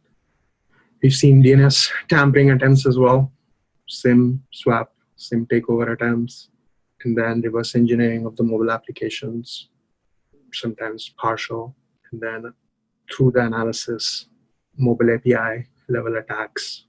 So people actually trying to figure out how the API is working and trying to attack it. We've also seen on the Android side attempts to compromise the TEE, where some of the keys are stored, and then malware. We do come across malware several devices, and we'll see later on in one of our elections an interesting case that came to light. So before we dive into some of the data, we thought it'd be useful to look at the MITRE attack framework. So recently, MITRE updated the mapping for not just the enterprise side, which covers the cloud aspects in our case, but also the mobile side. So we mapped that data to what we've seen, as you can see on iOS, some interesting things to note at the device level. And then similarly, network-based vectors. So we already spoke about the SIM swap, and then you'll see some of the other ones in the data ahead, such as rogue Wi-Fi and things like that. Similarly, on the Android side, similar to iOS, a couple of kind of different things, but we find the mapping useful just as we plan out our work, and I'm sure a lot of you are looking at this as well. Similarly, on the network side for Android, let's look at a few case studies here. 2018 was when we had first opportunity to do public elections in the US. And so since then, we've had some interesting opportunities to collect data. So I'll start with something from 2018. One of the really interesting things we saw early on back then was the attempts to use multiple devices with the same adversary, and using different mobile numbers and emails and trying to do the same thing. And so in that scenario, the mitigation deployed by the system was to treat this as a malicious activity and block this access. We did see people use phone numbers in some telco blacklist, as well as people using well-known tools like Burp Suite to probe the platform, probe the API endpoints. And in one of these cases, we were able to record the traffic through a honeypot. So some of that is available as part of the open data package, and is also available. We'll share some public links at the end of the presentation, so you can get it from there as well. The other interesting thing from a case study perspective was people trying to reverse engineer the application. The system has an initial handshake process, and we saw some attempts, manual attempts to engineer that handshake process. And so in that scenario as well, one of the mitigations was to block the IP address ranges or block the device IDs, depending on the nature of the attack. But that's an area where we have some feedback on better approaches to mitigate those kinds of attempts. Email spoofing. So we continue to see a lot of email spoofing attempts, and obviously with DMARC that helps to mitigate that. But nevertheless, we do keep track of it. Another interesting case study was involved essentially network-based attempts to scan passively and then use that information to actively look at our infrastructure, particularly the API endpoints. So that's where we see a lot of interest. And then more recently, we've had an opportunity to do somewhat larger elections in terms of participation. Some of the early pilots had a very small number of voters, so the opportunity to collect meaningful data was a little limited from a security, on-device security, network security perspective. But with one of the elections this year, or a few of the elections this year, we've been able to collect some very interesting data to analyze, and so I'd love to share that. One focuses around, we call as the mobile threat detection. We partner with third parties for that capability, as well as some in-house stuff we have. And the way that's structured is we call it a multi-channel component architecture. The device is communicating with obviously our backend, but also communicating with the third-party system. Similarly, our backend is communicating with the third-party system. A good example was somebody tries to reverse engineer the app and hooks the specific locations where some of that code is getting triggered to try and bypass it. You could potentially disrupt two of these channels, but be hard to disrupt the third channel. So that, in this case, acts as a saving grace and also as a kind of extra detection mechanism. And so some of this capability is actively deployed. Next, probably the most interesting part of the presentation. So this is data from one of our recent elections where a few thousand people participated. And this was kind of the device split, predominantly more iOS than Android. And then in terms of the threats we detected, on the network side, it was pretty even, 50-50. But on the device side, we saw sort of a lopsided share of threats being detected on Android. And that could be function of the devices that were being used, or maybe other unique factors to this selection as well. But something interesting to keep in mind. Sort of diving one level deeper. So on the iOS side, let's kind of look at some of the network security threats. And this data, by the way, is available in the open data set. I believe it's the part 1. So you can kind of dive in at your convenience as well. But at the iOS level, we saw 18 devices who were connected. So this is amongst the few thousand and the 64% who were using iOS. There were 18 devices detected which the Wi-Fi was deemed to be unsafe. And so obviously that creates a potential for a man-in-the-middle type of attack. So the user experience was they were not able to complete the process on the device or asked to contact the support team. In that case, they were requested to either switch to the cellular network or switch to a different Wi-Fi network. In this case, once they did that, they were able to proceed. Similarly, on Android, similar number, about 17. On Android, we also saw an interesting case of a potential ARP poisoning. ARP is address resolution protocols. sure many of you know. In this case, it was a little hard for our support team to detect because we didn't have visibility into what the voter's home network looked like.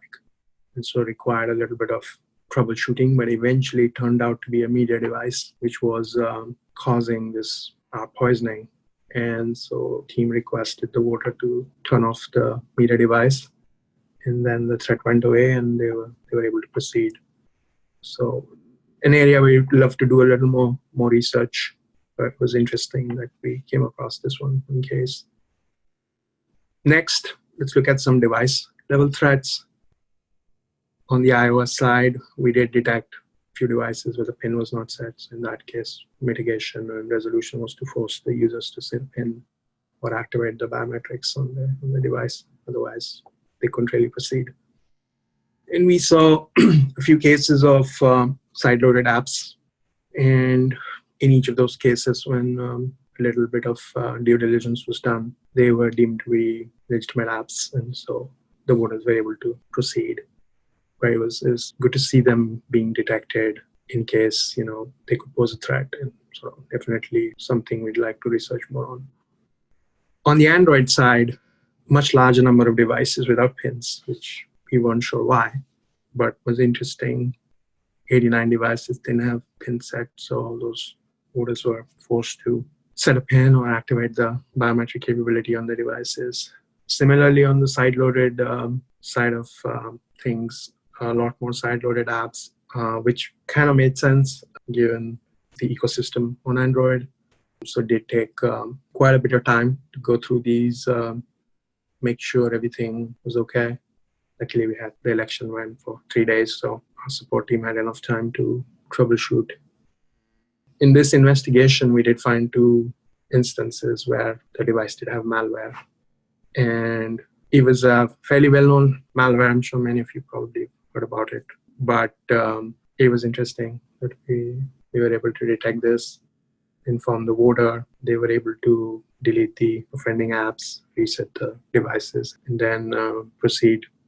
And then once the new checks were confirmed, they were actually able to vote successfully and complete the audit as well. A couple of other interesting Android-specific things. We did detect some instances of USB debugging being enabled. Nothing malicious on that front, but because during the act of voting, the phone was not connected to a computer, so that was fine. And then we did have another 21 devices where developer options were enabled. So once again, no direct impact, but something we'd like to keep track of. And so as I mentioned earlier, this data is available as part of the package we've released. We'd love more feedback and suggestions on how to collect, how to analyze this in a better way, especially areas around malware and other really interesting things we were able to learn from here. And you'll notice that the data is, for the most part, anonymized. And that's true of the collection process as well.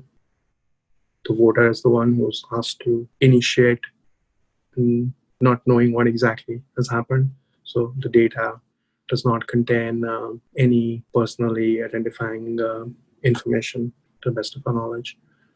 And lastly, love any suggestions and feedback from the community. We're a very young company, or the youngest company in this space, trying to do something which is unusual, to say the least. And so we love suggestions and feedback to improve and what things we could do better. And appreciate the participation of the community. Thank you for the DEF CON Voting Village team for giving us this opportunity to share this data.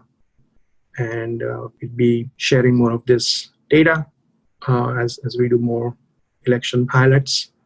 And we'd love to continue to get feedback from everybody. More information is available on our website, especially under white papers and under the security section. So please feel free to explore and give us feedback and look at the data as it's posted in the future as well.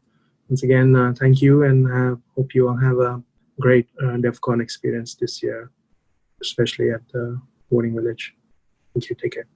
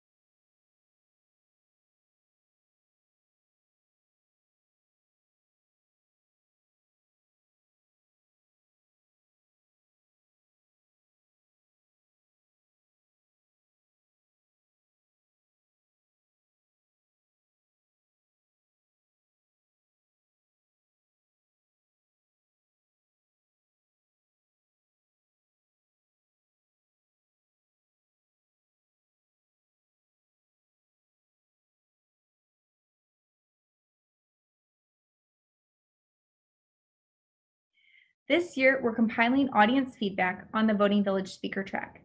If you have comments or feedback on any of our speakers' presentations, please reach out via Discord or send an email to votingmachinevillage@gmail.com.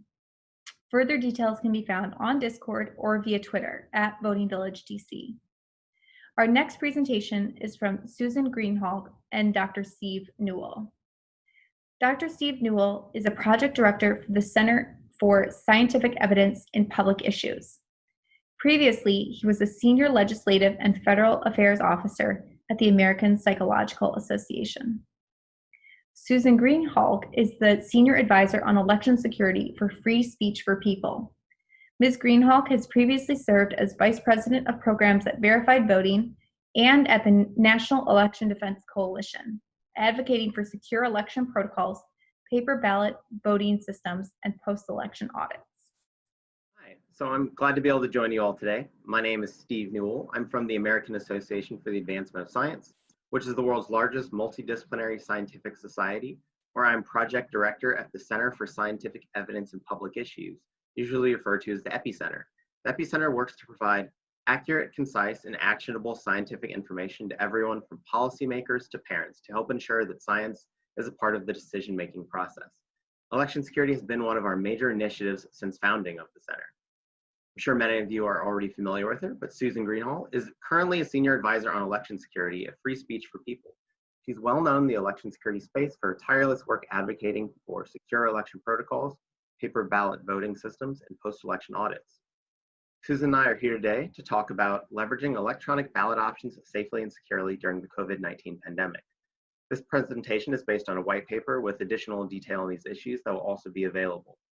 As I'm sure all of you here are well aware, COVID has scrambled existing policies and procedures in every area of the country, and election security is, of course, no exception. COVID has provided an additional challenge to ensuring election security and ballot access during this critical time.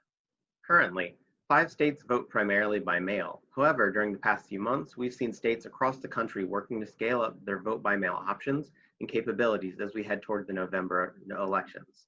These steps have taken a variety of different forms between states. For example, an emergency executive order in Delaware includes a measure that allows voters concerned about COVID to qualify as sick or physically disabled, allowing them to vote absentee. Just to make sure the evidence is known, researchers have found that universal vote by mail has no impact on partisan turnout or vote share. So vote by mail is really a nonpartisan solution to ballot access concerns. Work by Amber McReynolds and Charles Stewart highlighted 204 cases of absentee ballot-related fraud in 250 million votes cast over the past 2 decades. As is the case across the election space, fraud is exceedingly rare with vote by mail. Alongside this expansion of vote by mail, states are examining various solutions for remote voting, such as remote accessible ballot marking, which allows voters to receive and, if necessary, mark their ballots electronically before printing the ballot and returning it to their local office.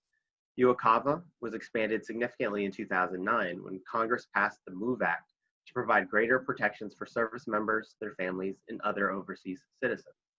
Among other provisions, the MOVE Act requires states to transmit validly requested absentee ballots to EUROPY voters no later than 45 days before a federal election. However, remote accessible ballot marking is also essential for individuals with disabilities or those who encounter barriers to marking a paper ballot by hand. We know that there is still a disability gap in voting, with roughly 5% lower turnout in the 2018 midterm election, equivalent to roughly 2.4 million votes from individuals with disabilities, according to research by the Rutgers School of Management and Labor Relations. So we know that there's an ongoing equity gap in ballot access, which is essential to address. Further, electronic ballot delivery can help fill in the gaps for when traditional mail-in voting is either not possible or appropriate. However, it's important to remember that electronic return of marked ballots is an incredibly risky endeavor. The National Academies warned against it in its 2018 Systematic Review of Voting Security. Also in 2018, a report Susan co-authored with the Common Cause Education Fund, the R Street Institute, and the U.S. Technology Policy Committee of the Association for Computing Machinery provided additional warnings against internet voting. In April, from the Epicenter, we sent an open letter to state voting officials signed by more than 70 internet pioneers, scientists, security experts, and voting groups, urging those officials not to allow electronic return of marked ballots, due to the scientific evidence demonstrating that these votes cannot be secured. Importantly, there is no way to conduct a valid audit of the results due to the lack of meaningful voter-verified paper records for electronically returned marked ballots. In May, the Department of Homeland Security, the Federal Bureau of Investigation, the National Institute of Standards and Technology, and the U.S. Election Assistance Commission shared similar guidance echoing these concerns. Even with the tools and applications available, this activity is still high risk. To be clear, to this date, there's still no known technology that can secure electronic ballot return. So with that background, this brings us to remote ballot marking. Specifically, what factors should election officials keep in mind about these systems, particularly in terms of safeguarding voters' privacy and security? At this point, I'll go ahead and hand things off to Susan to tell you a little more about these systems. Thank you, Steve. And I just have to say, it's great to be presenting here at DEF CON, but it's certainly bittersweet to not be able to be in Las Vegas with everybody and at the voting village and seeing all the great work firsthand. So I'm really pleased to be able to present what Steve and I have worked on together with this paper and the findings, even though it's unfortunate that we're not actually there in person. And I just want to preface this by saying that this paper is really geared towards all the election officials that are participating more and more in DEF CON.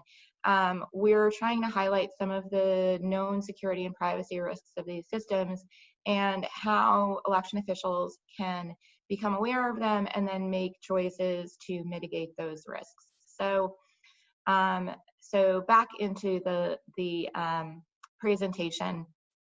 As we're seeing these states expand their vote by mail options, it's really important that there also be an option for disabled voters to mark a ballot privately and independently if they're choosing vote by mail, and that they have assistive technology if they need it.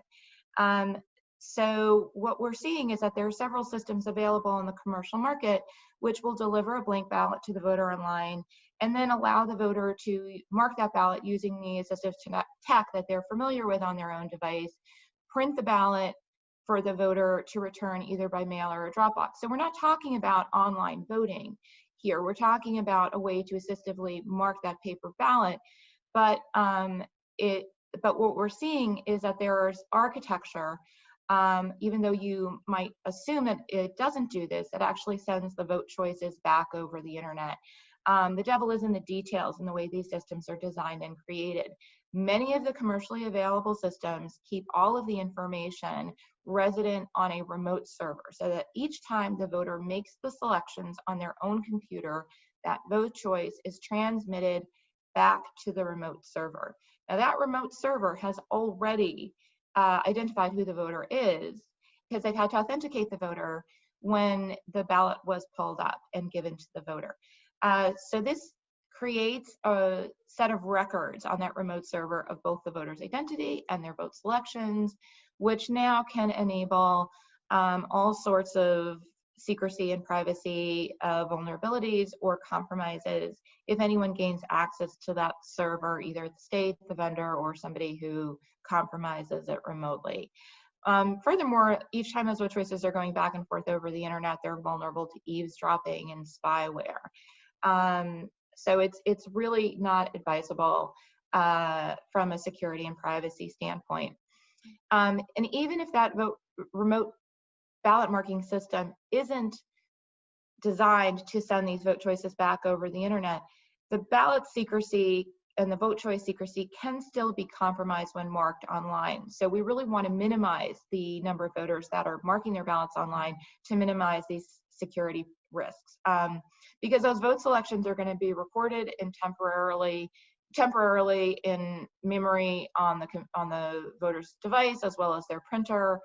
And for these reasons, we want to highlight that issue and encourage election officials to speak to vendors and require that the systems zero out the vote data upon closing the application when they're making these systems.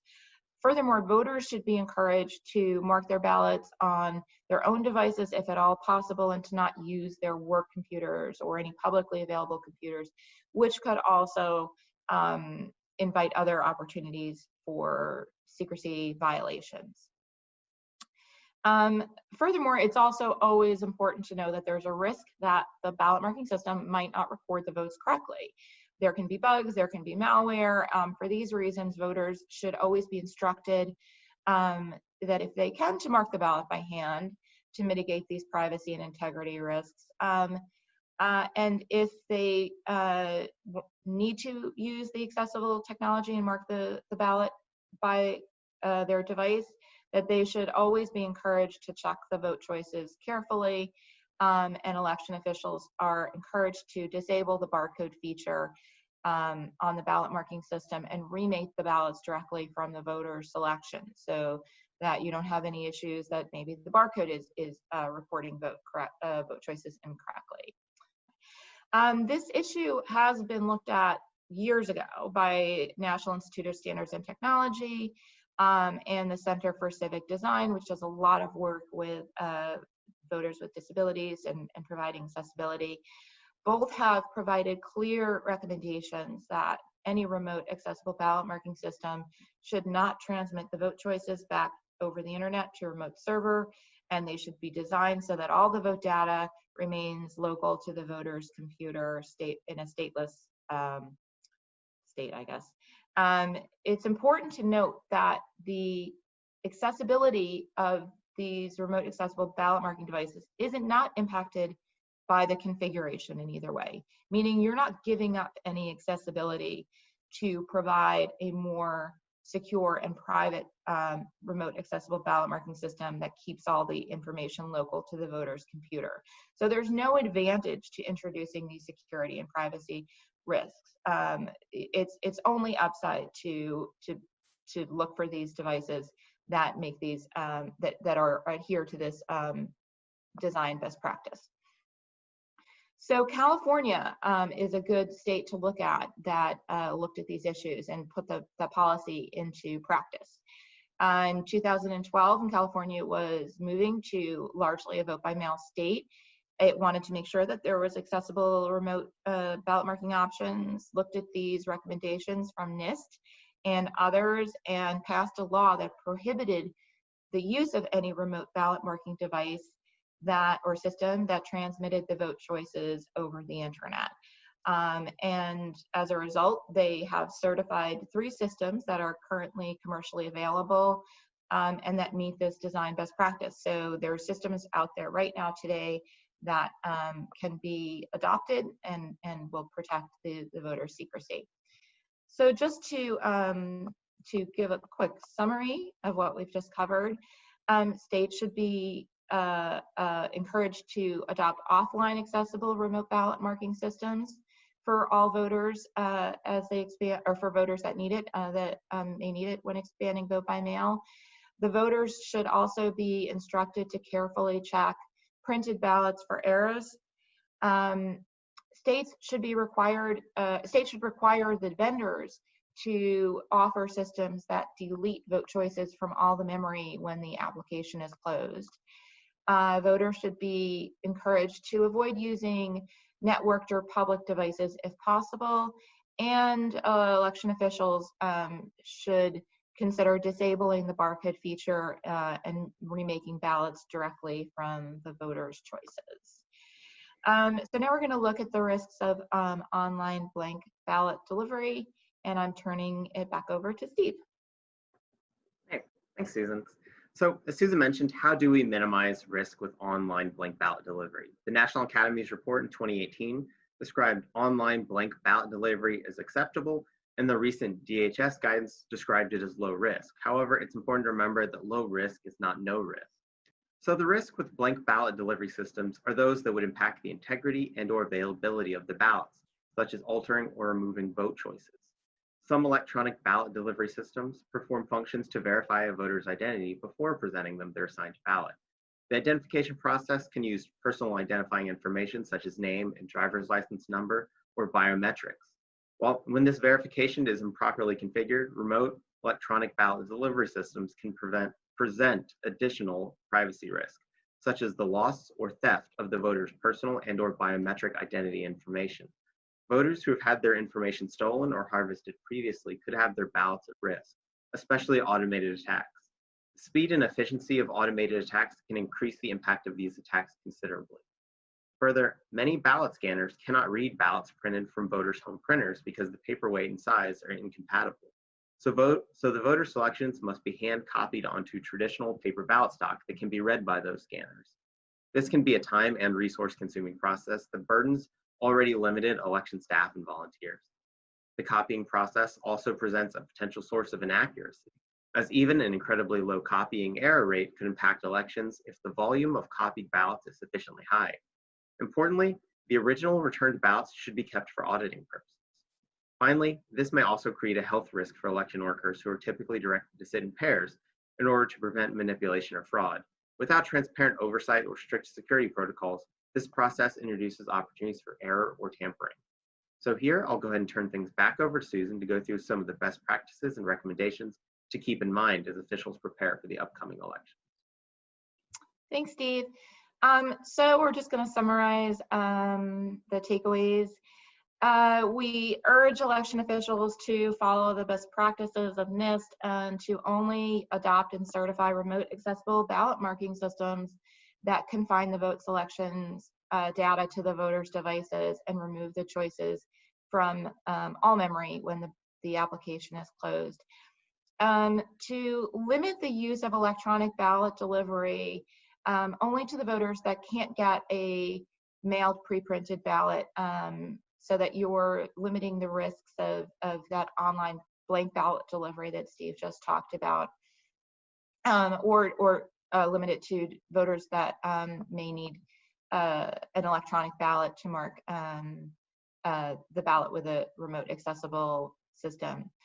To urge election officials to make printing the blank ballot the default action of any ballot downloaded, to encourage the voters to fill out the blank ballot with a pen before mailing it.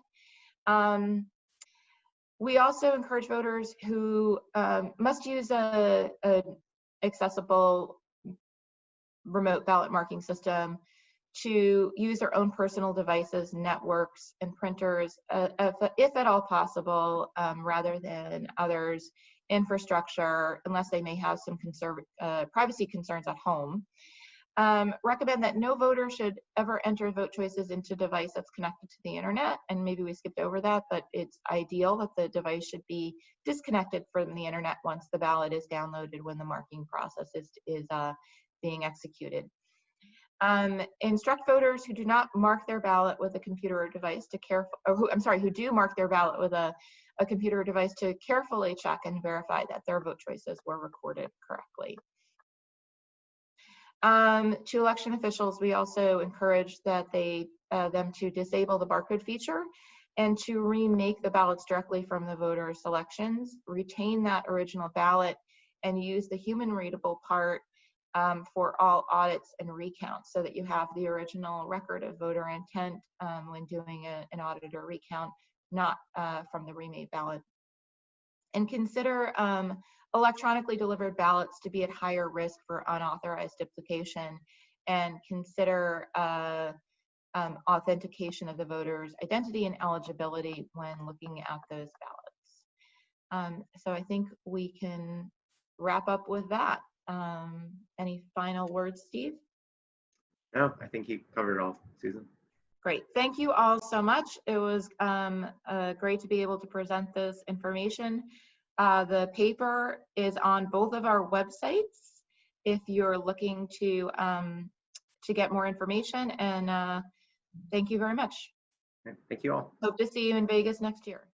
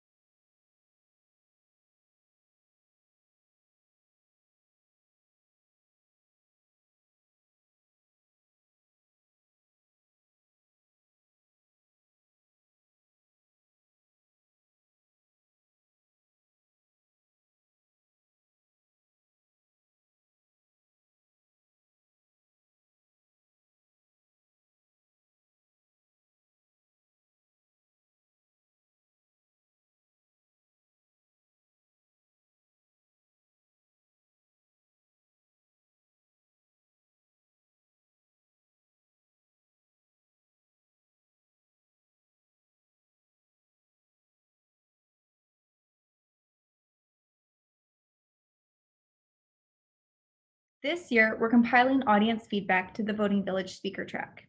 If you have comments or feedback on any of our speakers' presentations, please reach out via Discord or send an email to votingmachinevillage@gmail.com. Further details can be found on Discord or via Twitter @VotingVillageDC. Our next presentation is from Bianca Lewis, also known as Via Scilab. Via Scilab is a 13-year-old hacker and maker. She was the youngest speaker at HOPE and DEF Camp Romania, has spoken at DEF CON in the Biohacking Village, Voting Village, and the Roots Asylum KidCon. Via Scilab's work was recently highlighted at a congressional hearing on election security. She is also the founder and CEO of Girls Who Hack, an organization focused on teaching girls the skills of hacking so they can change the future. Most recently, she started Secure Open Vote, her own end-to-end election system. Don't go postal over mail-in voting. A look into voting by mail with yours truly, Via Scilab. First of all, who am I? I am a 13-year-old girl, and 2 years ago I was the youngest speaker at HOPE, and a lot has happened since then. I spoke 3 times at DEF CON. I spoke in the Roots Asylum, the Biohacking Village, and the Voting Village. I also gave a talk on election security in Romania at DEF Camp, spreading the word about election security worldwide. My election hacking from the Roots Asylum was highlighted at a congressional hearing on election security, and I am the founder and CEO of Girls Who Hack. Our motto is teaching girls the skills of hacking so that they can change the future. I provide online and physical lessons to any girl who wants to start her journey in cybersecurity. Speaking of my startups, I also started Secure Open Vote. I am building my own end-to-end election system. This year at DEF CON, I have my reporting system running in the Voting Village so you can try to change the vote count. So let's jump in. Due to COVID-19, this year's 2020 election is going to be one of the hardest in history. More people than ever are switching to mail-in voting instead of voting in person. To give you an idea of how many people voted in the 2016 elections by mail, 25% voted by mail. So let's clarify how voting by mail works, dispel some rumors, and go over the pros and cons. Starting with a quote from a high-level politician, "There is no way, zero, that mail-in ballots will be anything less than substantially fraudulent. Mailboxes will be robbed. Ballots will be forged and even illegally printed out and fraudulently signed." Whoa, there is a lot to unpack there. First of all, he said that mailboxes will be robbed. First of all, this is a federal crime, punishable by up to 5 years in jail and $250,000 in fines. Stealing mail from someone's house to get their ballot would be difficult. You would have to know when the ballot was mailed out, and everyone is home these days anyway. The postal mailboxes are emptied daily. So, unless you are going to go out in broad daylight, pick the lock to a mailbox, and steal a bunch of mail-in ballots, pretty sure mailboxes are safe. If you did manage to get away with it, it is likely that the few ballots that you got will not tip the election. In May 2020, a big donor to the Trump campaign was appointed as Postmaster General. Since then, people have noticed that the mail has slowed significantly. Mail and packages have been returned. He has shut down the mail sorting machines, forcing mail to be sorted by hand, taking the postal service back to the 1950s. Even one of my Girls Who Hack soldering kits has come back to me. See? Anyway, but But the good news is you can always drop off your ballot in a ballot drop-off box. In fact, over 65% of all mail-in ballots are cast this way. With everything going on in the mail system, your best bet is to drop your vote off at a ballot drop-off box or in person. But someone can just steal the entire ballot box. Not likely. Ballot boxes are kept at secure locations such as police stations or municipal buildings. The boxes are emptied daily and have security cameras on them. Additional security features such as unique keyed locks or tamper-evident seals are also used. I know what you're thinking, but Bia, in your other election talk, you said tamper-evident seals can be undetectably opened and manipulated. Okay, you do that. Go to the police station with your lockpicks and your acetone and open the ballot box. Let me know how that works out for you. The penalty for mail ballot fraud is up to 5 years in prison and $10,000 in fines for each act of fraud. That is in addition to state penalties. If the postal system and the ballot boxes still scare you, you can always drop off your ballot off by hand to the county clerk's or election board office. You may be saying that people are just going to print out their own ballots, but the ballots themselves are very difficult to forge.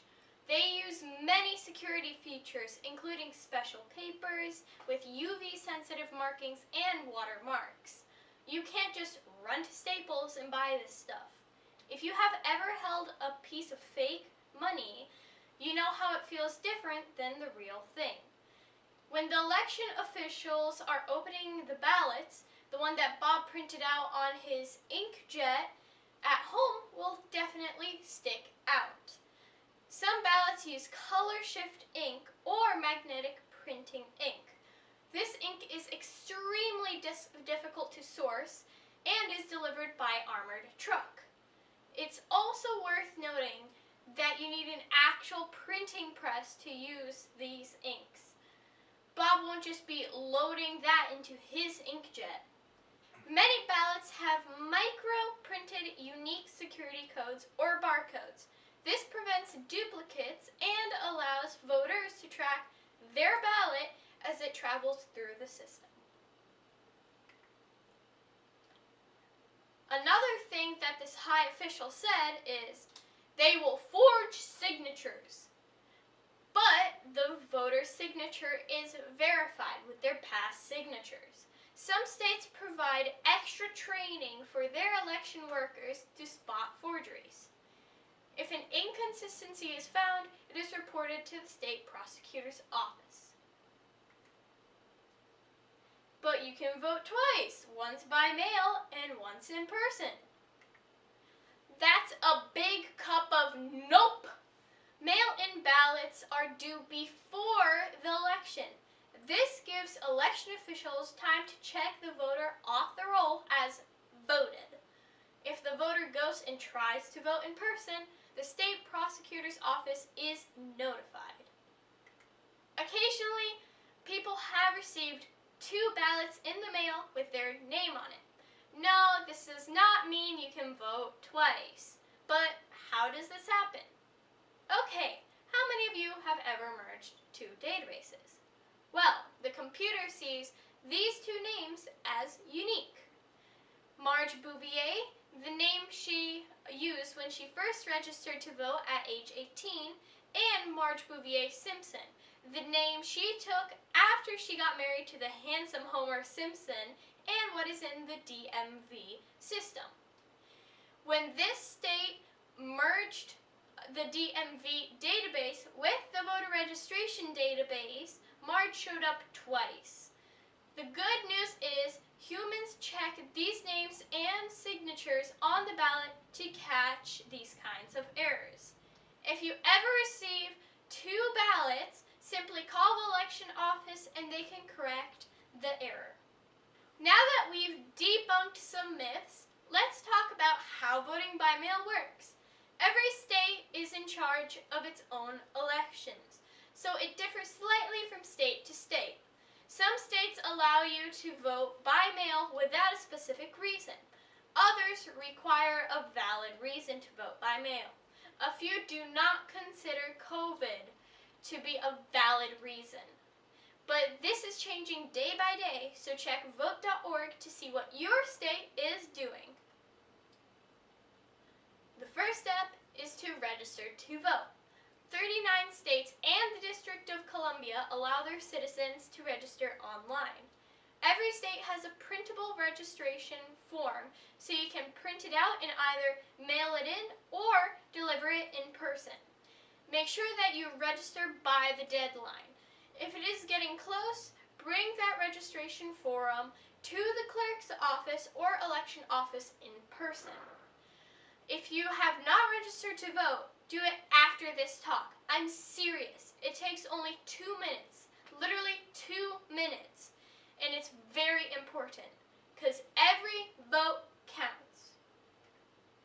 I made this really big so you can take a screenshot. Go to register.vote.org to register. Vote.org has tons of great voter resources, including checking if you are registered, how to get a mail-in ballot, and a polling place locator and election reminders. Next, make sure you're eligible to vote by mail.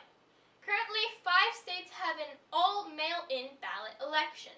28 states and the District of Columbia have a no-excuse absentee voting, which means you can just vote by mail without having to give a specific reason.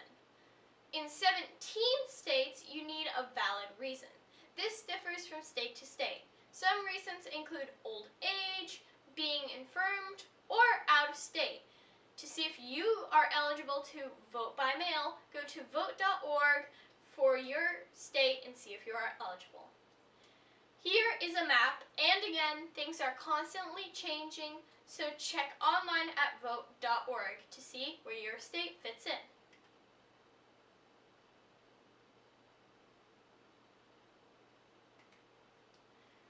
Next, you have to request an absentee ballot.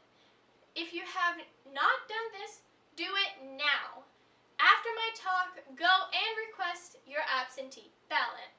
This will give them time to add you on the list and mail out your ballot. Guess what? You can do this at vote.org. When you finally receive your ballot, sit down and fill it out right away. Don't put it in a pile of bills and junk mail you are ignoring. Sit down and just fill it out. One of the great things with mail-in ballots is you can research the candidates. Get your OSINT on and find out what each candidate is all about. Who knows, perhaps that school board member actually owns a chocolate factory. COVID is a valid reason for many to vote by mail and should be considered valid by all states. If a voter is immune compromised or lives with someone who is not allowing them to vote by mail is a form of voter suppression. Voting in person also brings the risk of COVID to the election workers, many of which are elderly retirees, putting their lives in danger just so you can vote in person. The poll workers also have to clean the machines between each vote, slowing the process and lengthening the poll lines. It also forces people to go to extremes to protect themselves. This lady had to wear a trash bag. Now that's one fashion statement that should never be made. In many states, processing of mail-in ballots can begin as soon as they are received. Other states do this anywhere from 1 month to the day of the election. By permitting election officials to do a lot of the work ahead of time, the counting process on election day will be quicker. It's important to note that if ballots are counted ahead of time, the results are not released before Election Day. Regardless of how they are counted, this is a great opportunity to perform a risk-limiting audit. And every state should do this. You have everything you need: hand-marked paper ballots and people to count them. But mail-in voting has tons of fraud. Between 2000 and 2014, over 1 billion mail-in ballots were cast, and a professor at Loyola School of Law found only 31 cases of fraud. There are many benefits to mail-in voting. Voter turnout is 10% higher, and it does not seem to be one party or another. It reduces some voter suppression, like poll intimidation, or people who have to travel a great distance to vote and have no transportation, or people who have to work on Election Day, which should be a national holiday, by the way. It also protects from attacks by foreign actors. Kind of hard to hack a piece of paper, isn't it, Putin? One of the biggest benefits is it speeds up the election process. No long lines at polls or people not being able to vote because of crashing e-poll books or slow election machines. The two most important things are it's a hand-marked paper ballot and it allows for better informed voting. No more just randomly picking school board members. Remember this guy? The high-ranking government official from earlier voted by mail in 2017, 18, and 20. I guess this system is good enough for him, so why shouldn't it be good enough for us?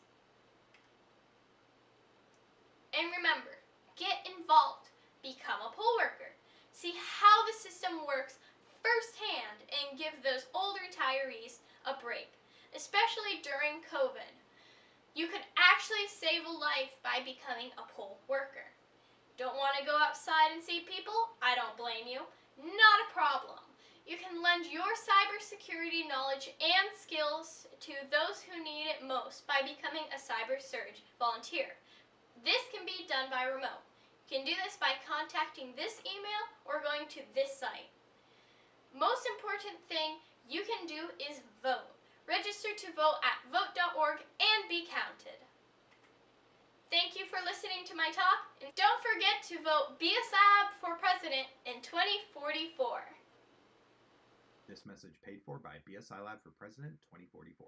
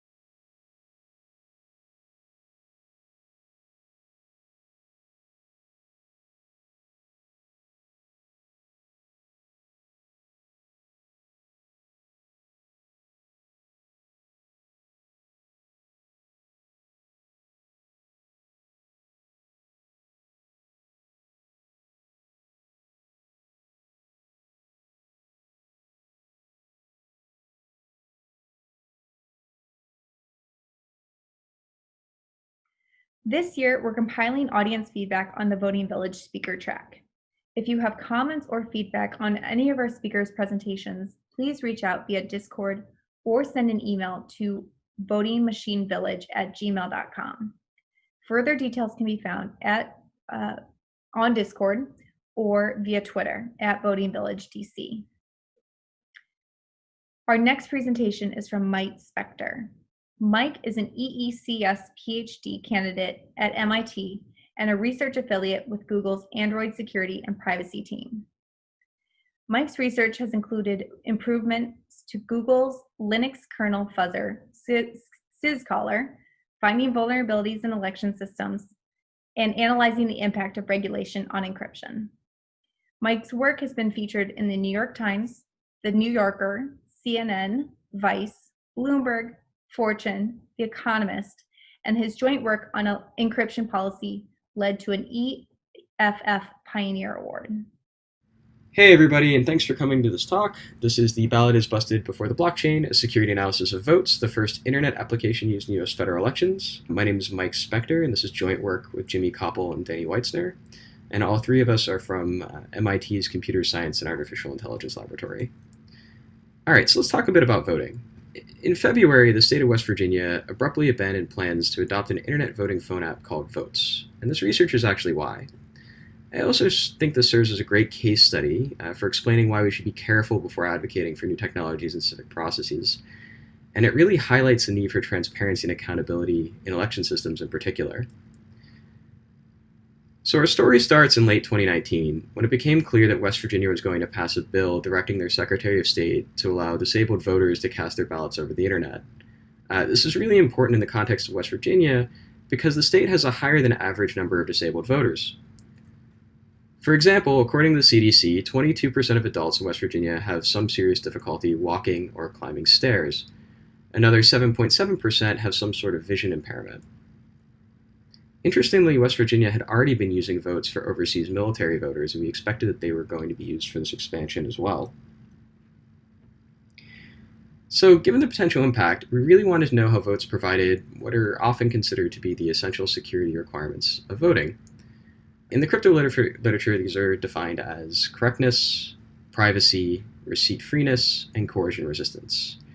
These bottom three properties are there to ensure that the voter isn't unduly pressured to vote in any particular way and can't sell their vote. Really interestingly, Votes advertised heavily on the use of cryptography and cryptographic tools. In particular, they said they used hardware-backed key storage, mixed nets, and of course, because every app has to do this now, the blockchain. And the question that we had was, is this app meant to be end-to-end verifiable, right? And end-to-end verifiability is a guarantee that allows a voter to tell if their ballot was counted correctly in the final tally. And given the use of the tools that were purported to be used here, be an expected guarantee of the system. And what was really interesting about Votes to me is that if you took a look at them from sort of a large distance, they look really good. For instance, they had this bug bounty by HackerOne. They had undergone a couple of security audits from people outside of the company. There's even some documentation of how their system worked. But the more you looked at them, the more red flags you saw. For instance, let's look a little bit at their documentation. Their documentation consisted mostly of this FAQ, and here's a link to the version that we saw when we began our analysis. Importantly, there was no formal description of how their system actually worked. And this was a bit odd, given the fact that the use of the crypto would really imply something novel that might require further explanation. There was a number of security reviews that were claimed to have occurred, but none were actually made public.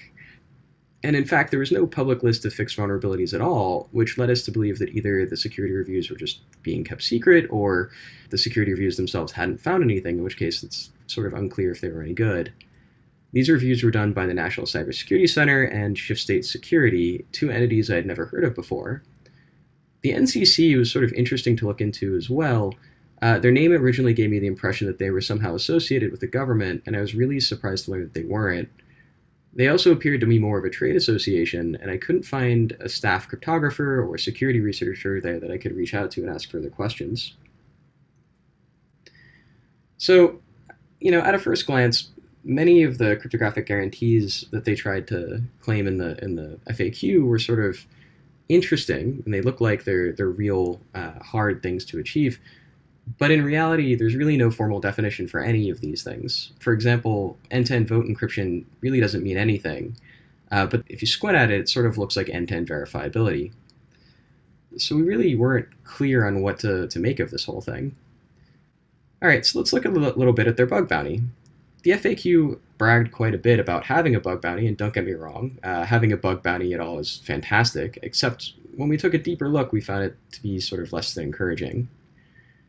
You were required to use this special version of the Votes app, which connected to a bunch of different servers from the live version, and there was no documentation of the differences between the bug bounty and production, right? And as a researcher, this is sort of dangerous because I really would like to know what the actual version of the app is doing versus what's happening in the special environment.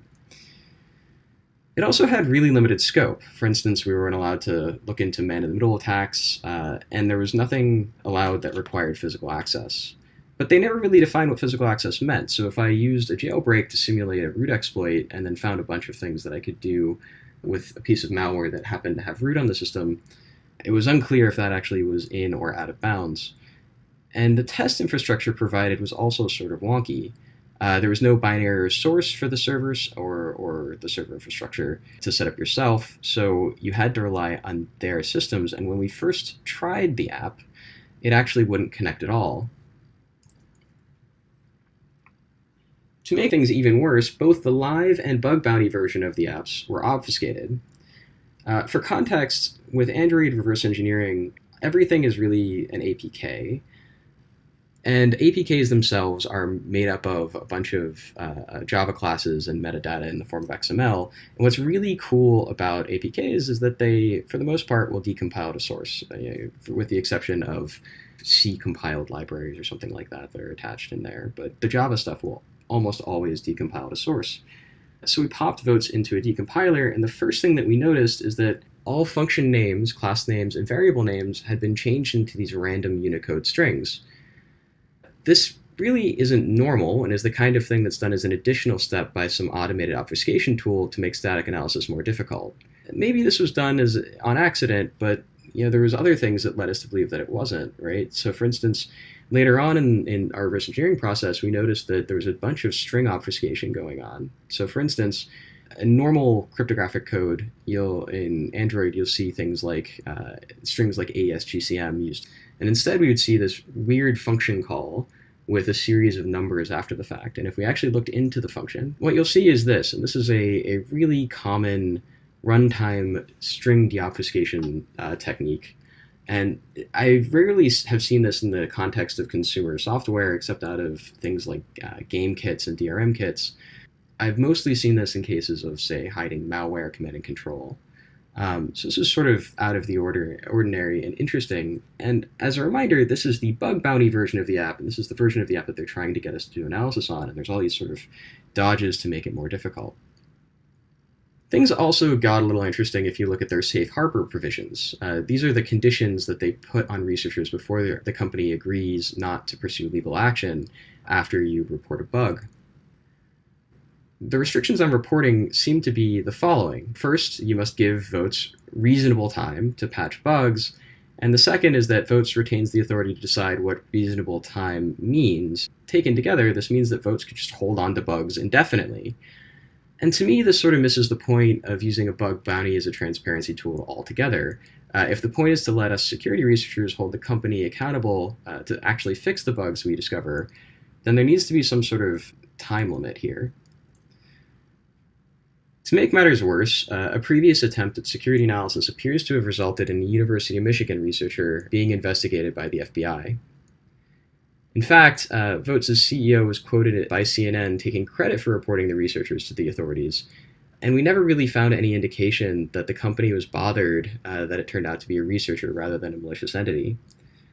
To be fair to Votes, though, there was this quote in the bug bounty that explicitly banned examination of the non-bug bounty version of the app.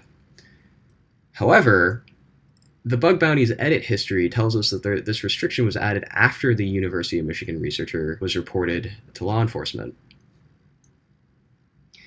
So I can't believe I have to say this, but the first unwritten rule of bug bounties is do not send the law after well-meaning security researchers. Flashing a bit forward in the talk, this, combined with the rhetoric afterward, really complicated our ability to disclose the results of our work. All right, so overall, we found a bunch of issues, right? There's no formal documentation of the system. There was these weird security claims. There were no public security audits. The code itself was really obfuscated. And the bug bounty as a whole seemed kind of dubious. But really, we needed to do this analysis. The impact was too great, so we did it anyway. All right, so a key challenge here was that we really didn't want to touch anything that could possibly cause harm to an election. And therefore, we had to make a number of assumptions about the backend. Our solution was to manually reverse engineer the app and iteratively re-implement the server to better understand the protocol and app functionality. For analysis, we always assumed the best possible situation for the backend, and whenever we deviated from this assumption, we explicitly discussed why in the paper. All right, so let's take a very quick tour of the app from the voter's point of view.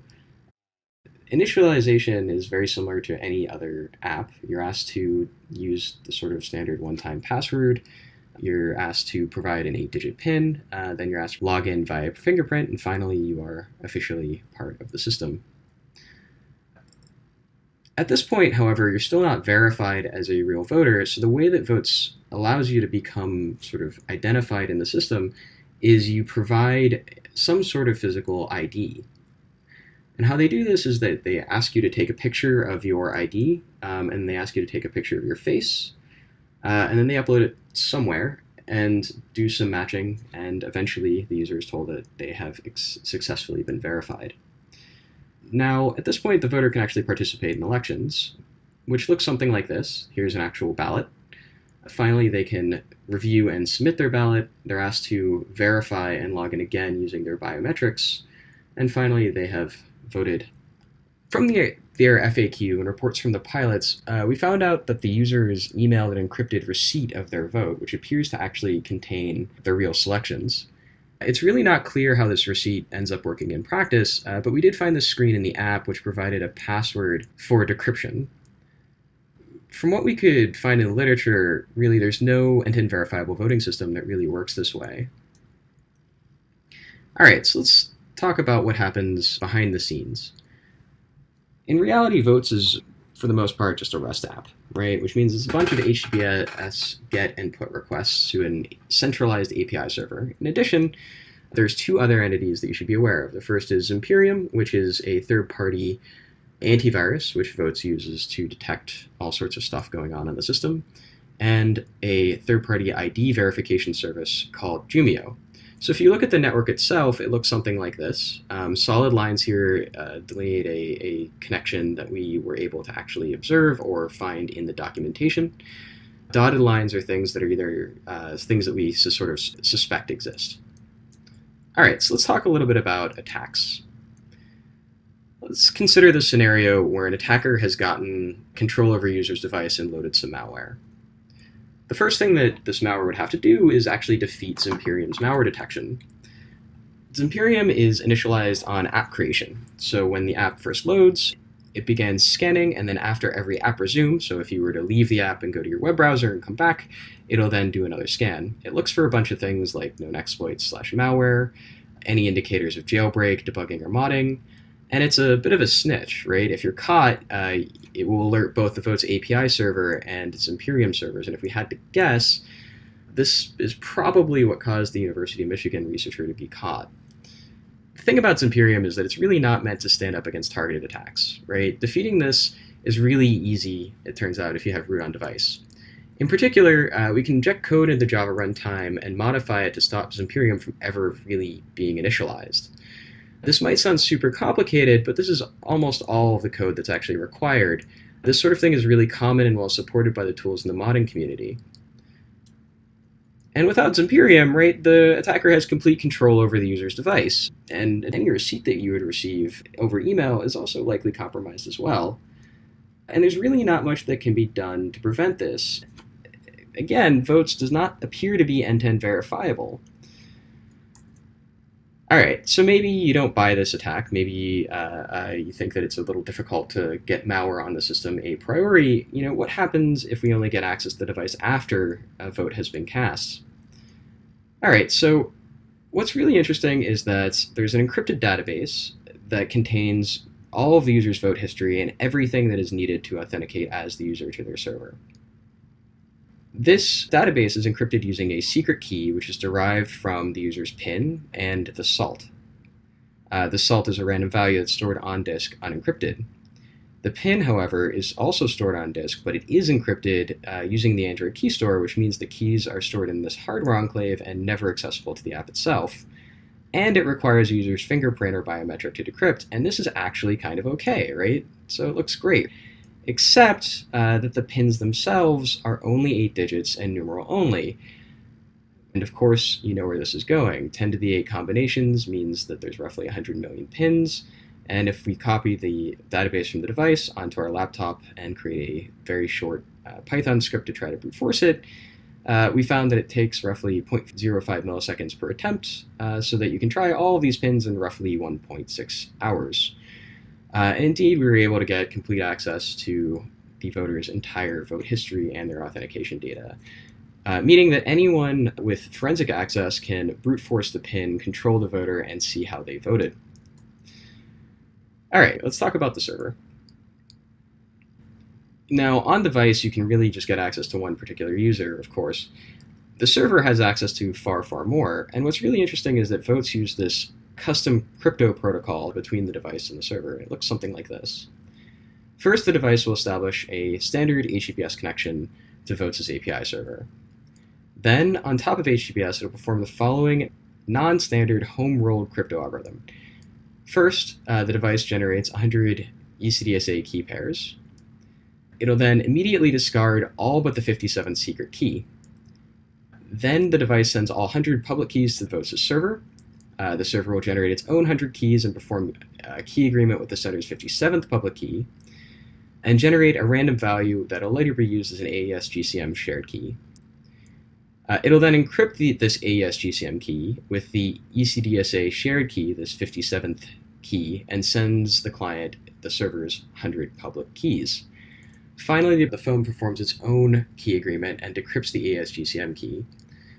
So from this point forward, all communication is additionally encrypted using AES GCM. The thing is that was actually 100% of the crypto and the protocol used between the device and the server. The app actually never sees anything from any blockchain. And this includes what we would expect to exist in an ecosystem like this, which would be a proof of inclusion. The app actually never even verifies the server's public key outside of the standard HTTPS connection. So active man-in-the-middle attacks are still possible if HTTPS is broken. There's also no non-ephemeral public key sent from the device, and nothing is ever even signed. And the summary here is that the API server can really do anything that it wants, which sort of begs the question, what's the point of having this blockchain? All right, maybe you think that it's impossible for someone to even get access to Votes' servers. We're not worried about nation states here. Let's talk about the least powered possible adversary, a passive network adversary. Now, that protocol that I mentioned, that I explained before, was non-standard and has unclear security benefits, but it isn't inherently insecure on its own. But it does make this other attack way worse. But first I have to explain how votes are cast. On the left is what a ballot looks like in-app when the user is selecting their preferred candidate in an example election. This is generated from JSON strings sent by the server, which are variable length depending on the description of the candidate, various URLs, and other metadata. For example, you can see the corresponding JSON sent from the server on the right. When a vote is submitted, you might expect that it just sends some ID numbers, but instead what it does is it sends all metadata for the voter's choice, but only that candidate's metadata. The result is a textbook side-channel attack, which again is made far worse by Votes' custom crypto. In normal HTTPS, the plaintext is somewhat obfuscated by gzip compression. In Votes' protocol, however, the plaintext is encrypted before gzip even gets a chance. The result is that if you know the lengths of the ballot options, you can very obviously tell which of the options the voter selected because you cannot effectively compress encrypted data. This image graphs the size of packets sent from the device to the server immediately after a submission for the candidate with the short description and the candidate with the long description. Note that you can clearly tell which packet is the vote submission and which run is for the long candidate and or short candidate. The end result is that a passive network adversary, like say the user's ISP or the insecure coffee shop Wi-Fi that they're voting from, can easily determine ballot selections. All right, scenario 4. Let's talk a little bit about privacy and informed consent. Jumio is this third party that actually does a series of things for votes in this ecosystem, including liveness detection, some machine learning to match the selfie and the voter's ID, and performs OCR on the ID. What's really interesting here is that none of this is actually done on device. In fact, Jumio's servers actually get both of these images, which include all of the voters' personal information, like their driver's license ID, etc., as well as their location via GPS. And the only place that we could find, either in their votes as documentation at the time or in the app itself, were these very small translucent logos at the bottom of these two particular screens. And I'm not normally a privacy nut, but in this case, you got to remember that this app was being used for soldiers in war zones. So at this point, it's actually somewhat of a national security issue. All right, so in sum, we found 5 high-severity vulnerabilities and a really serious privacy issue. Interestingly, many of the issues we found were really basic implementation failures. This included mandated use of weak passwords, their anti-tamper/AV solution was really easily circumventable, the side channel attack that we described earlier, right? And again, like the API server had complete control over all users in the election. It's also really unlikely that any of this is end-to-end verifiable, and it's unclear from what we saw that this could possibly be receipt-free or coercion-resistant. Below is a summary of the powers of a given adversary, and I won't dwell too much on this here, but if you read the paper, we go into much further detail. What's really frustrating about all of this is that none of the attacks we found were really novel. I really started this research hoping to find some crazy new crypto, and instead I basically found a standard CRUD app. So at this point, we really needed to talk to somebody. And I'm a huge believer in responsible disclosure, and we really didn't want to hurt an ongoing election. But there was a real sense of urgency. And remember, for context, the DNC had just announced that it was going to use a voting app to count ballots for Iowa's primary. And as far as we knew, votes was what they were using. We actually really didn't think that the DNC would be crazy enough to try to launch an app right before an election. So the first thing that we did is we contacted the MIT BU Law Clinic, who were fantastic, and we sort of ran immediately into this very pernicious problem. And again, this is why Rule 0 of bug bounties exists. Both law enforcement and votes seem to have used this rationale for reporting the researcher that it was somehow required due to this designation as critical infrastructure. And, you know, we actually kind of agree that voting infrastructure is critical infrastructure and really should be treated this way. So rather than reporting to votes, we reported to CISA, the part of DHS that is responsible for digital critical infrastructure. CISA here was fantastic, professional, and wonderful. They allowed us to report the vulnerabilities to both the vendor and those affected without putting ourselves at risk. Once we had confirmation that there were no active users of the app, we then released a preview of this paper. The media attention was immediate and effusive. We got a number of responses from both civil society and other researchers that were all very, very positive.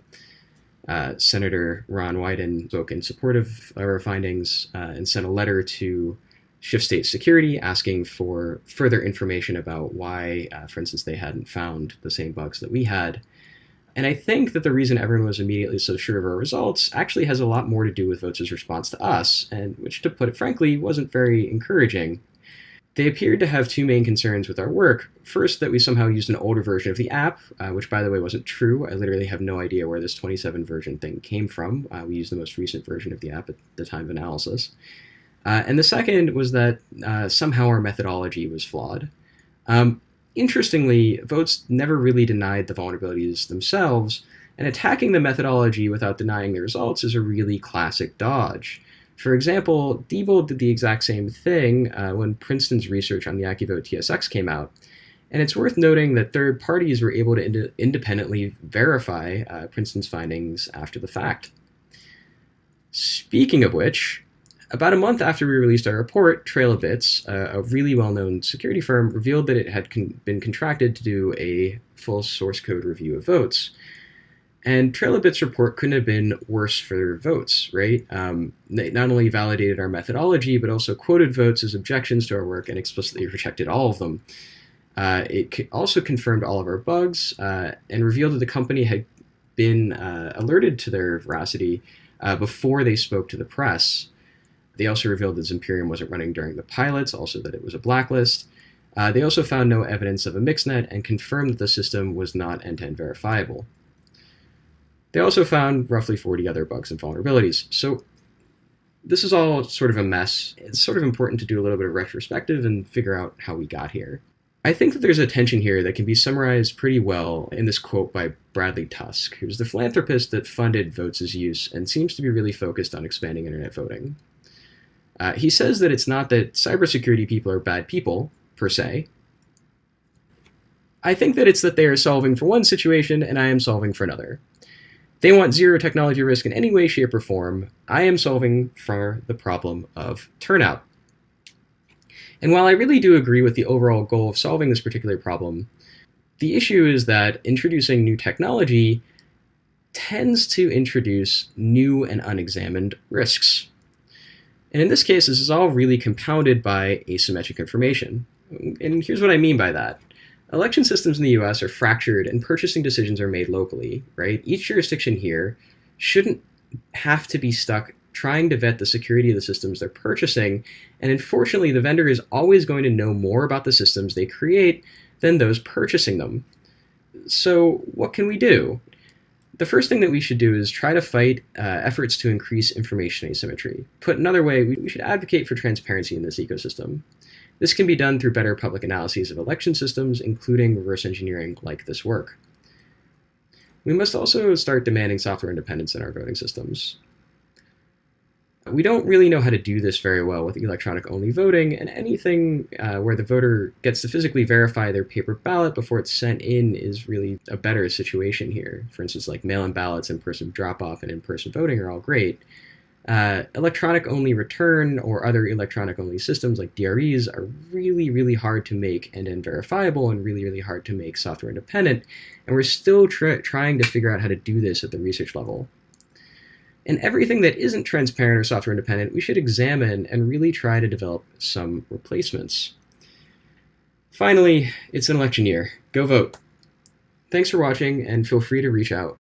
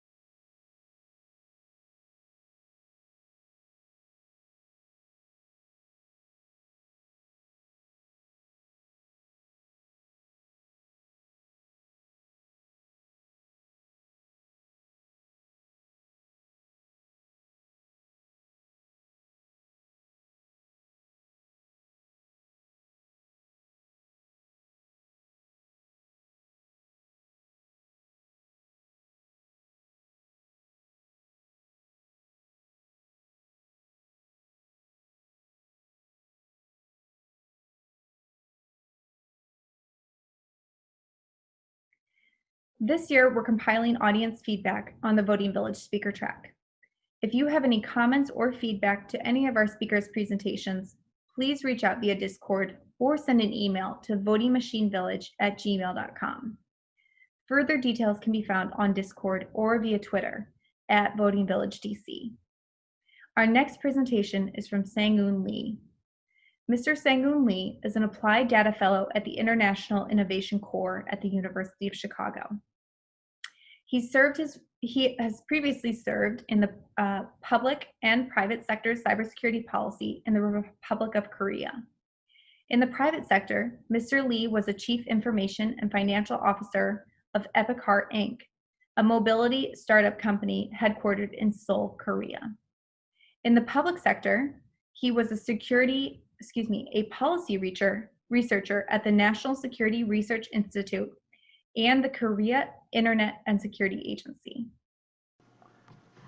Good afternoon, ladies and gentlemen. I am Sang-Eun Lee, an Applied Data Fellow at the International Innovation Corps of the University of Chicago. It's a great honor for me to present my research titled Vote from Home Evaluation Framework for Election Security on Remote Voting in Response to COVID-19. If you have any questions or comments, please reach me out by email and I'll be happy to respond it. Without further ado, I'll get started. So briefly about myself, it's my first time to present in DEF CON. I'm a recent policy degree graduate with both engineering and economics background. Born and raised in Korea, and I had my undergrad education in Japan, and now I'm living in the United States. Well, 3 different states, Illinois, New Hampshire, and Wisconsin right now. I worked for South Korean government agencies in cybersecurity for 2 different agencies, and I served as a member of Standardization Committee, specifically Study Group 17 Security, and my main interest is cybersecurity, quantitative methods, and global cyber conflict. So, let's talk about COVID-19.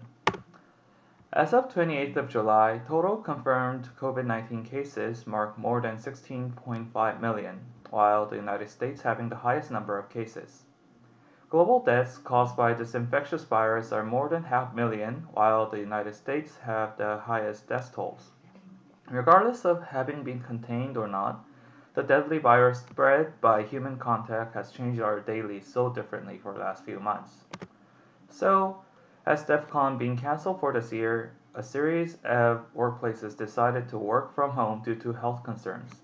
As a former graduate student, my graduation ceremony was played on the YouTube, took courses in front of my PC, and prepared for this research piece at home. So, some of you might have worked like this, or like this, like what I have done, or your offices would be closed like this. We found a number of possibilities and threats at the same time while working from home. Then, how about democracy?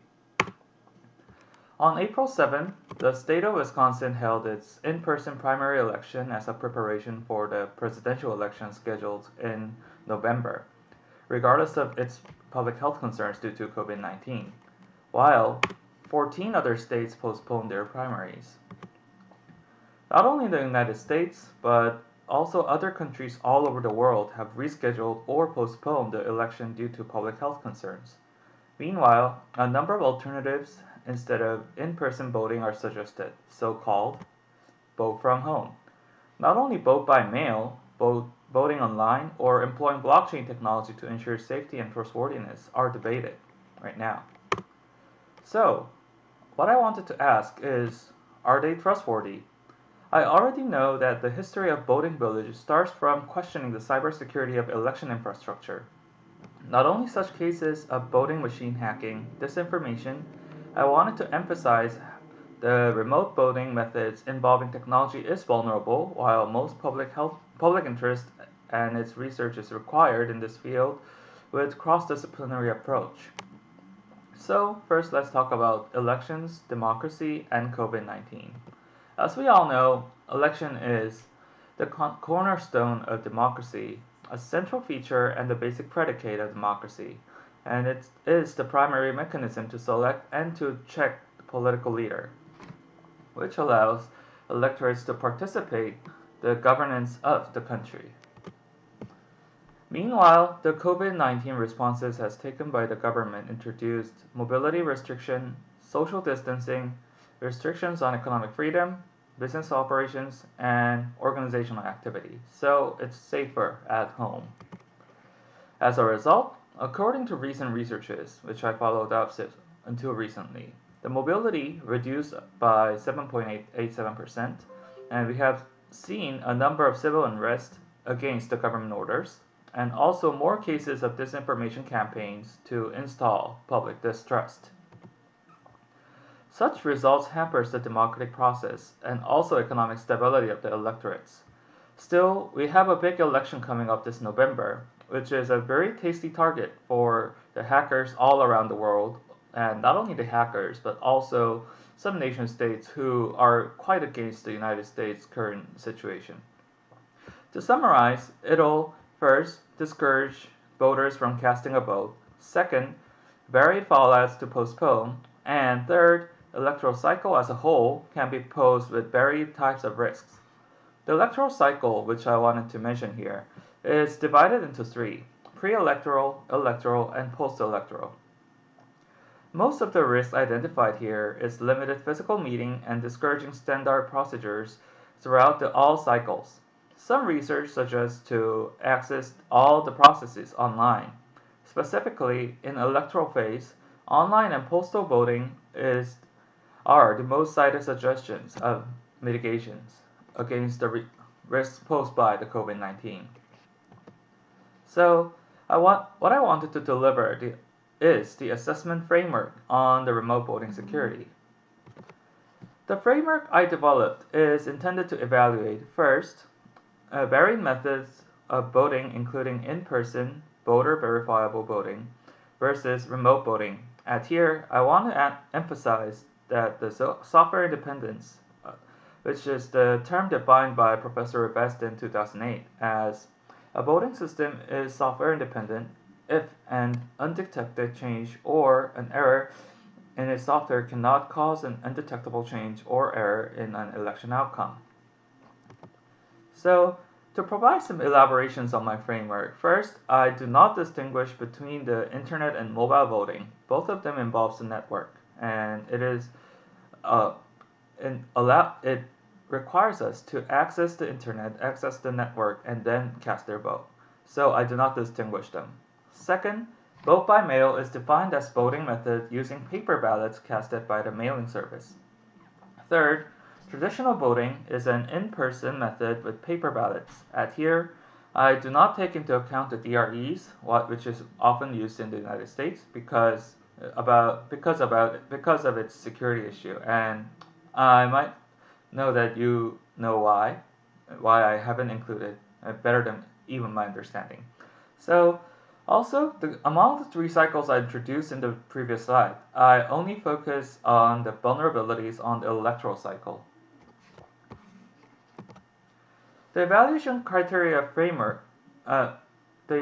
framework measures first software independence by yes or no. So whether it's software independent, if it is, it's yes, and if it is not, it's no. Accuracy, whether the accuracy of the vote is assured by three levels: not assured, partial, and assured.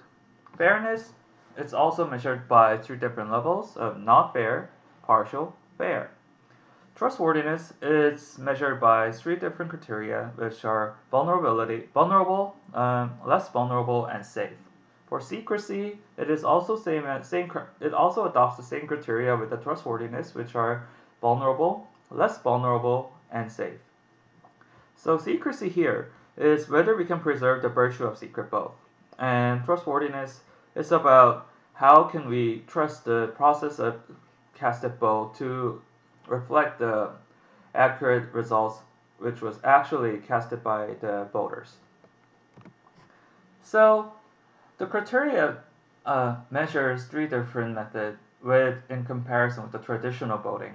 First is voting online, second is vote by mail, and third, I also evaluated the blockchain method.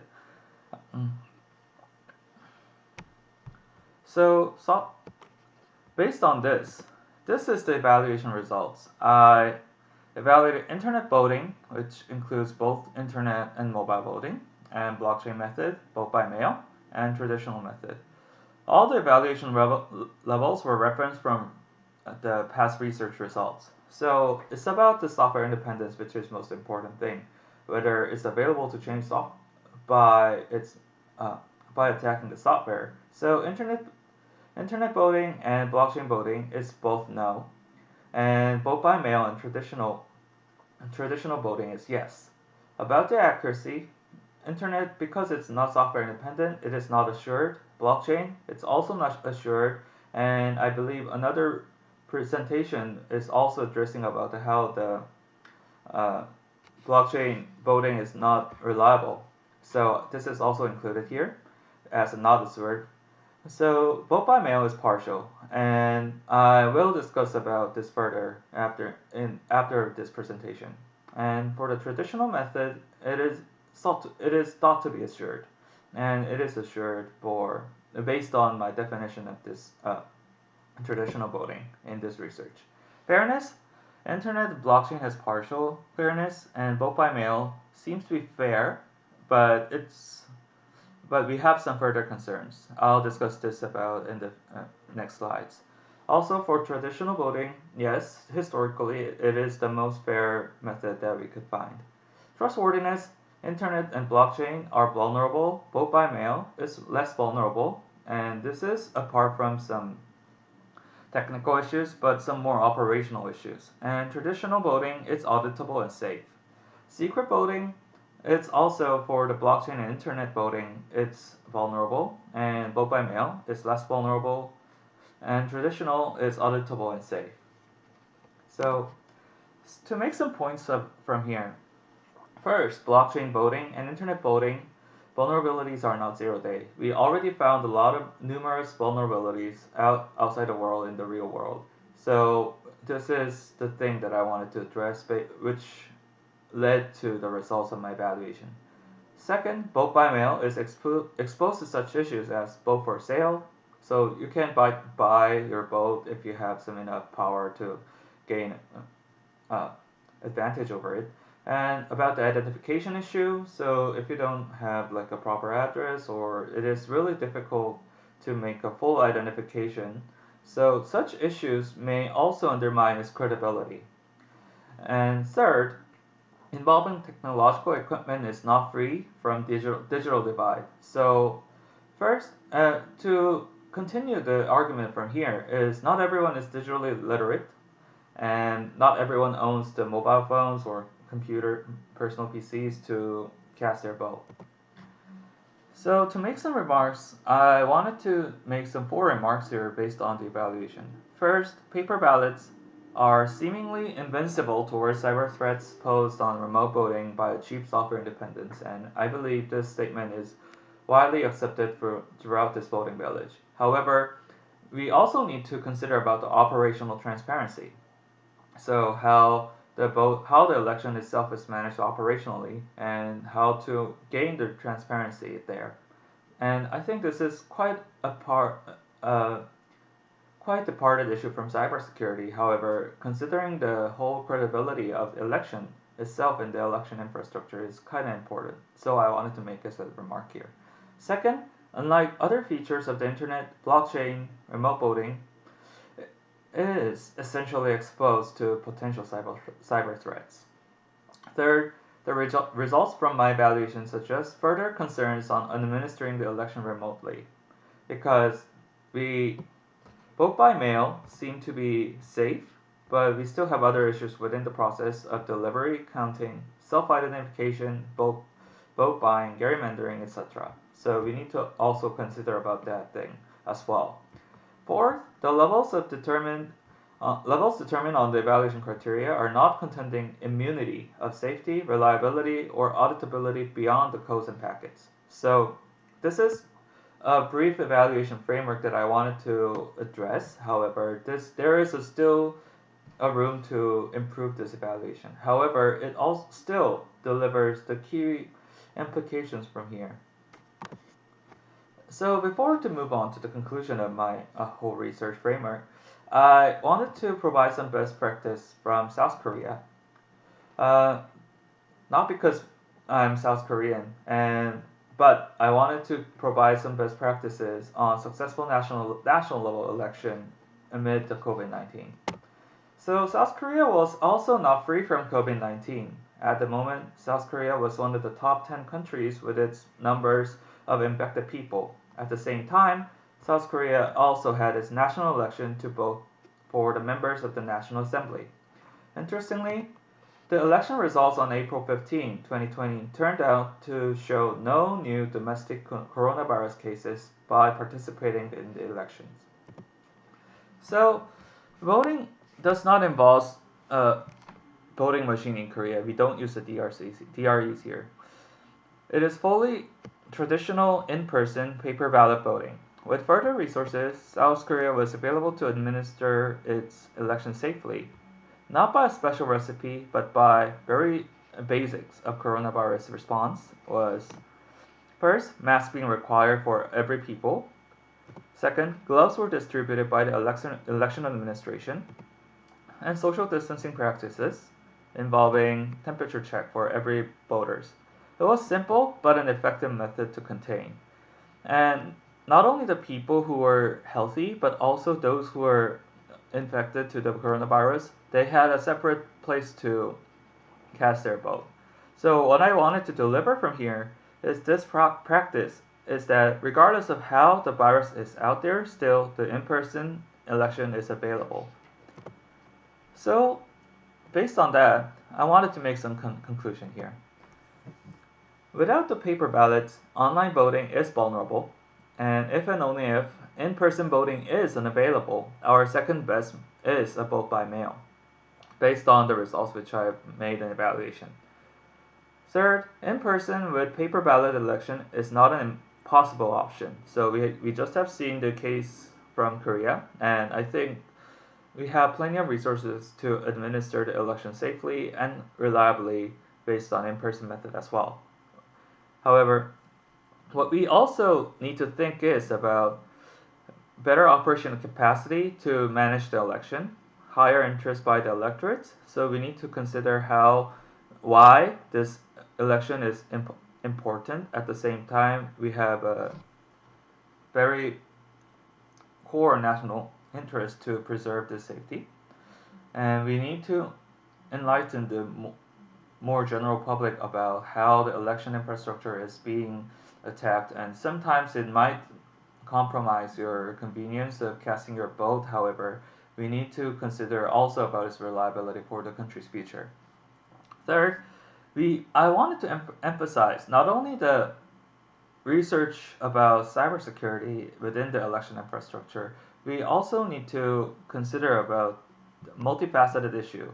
We also need to consider about how the operations should go, how to manage safely, and also some of the political behaviors, not only in the election infrastructure itself, but also to some broader issues such as disinformation with this pandemic crisis, as like that. So this is the end of my presentation, and thank you for your time. And I'm really open to comments and any further cooperations or future research as well, so please do not hesitate to contact me. Thank you.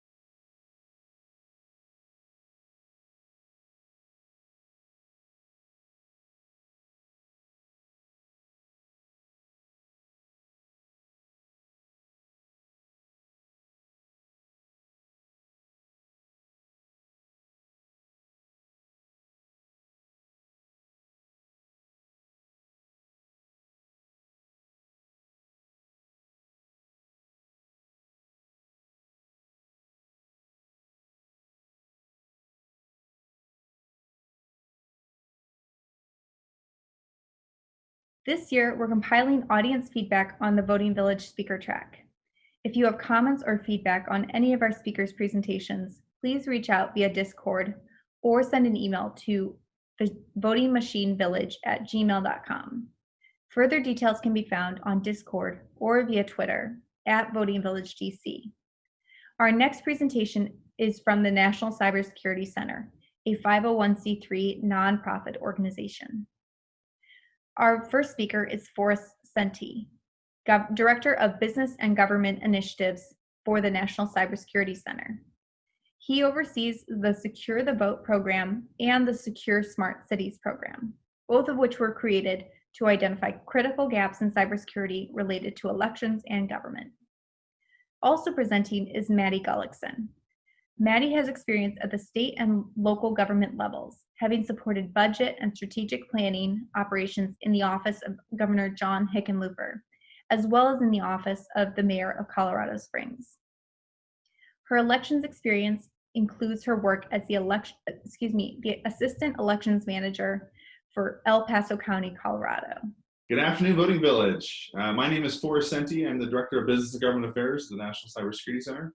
And I'm Mattie Gullixson, and I'm the Program Manager for Secure the Vote.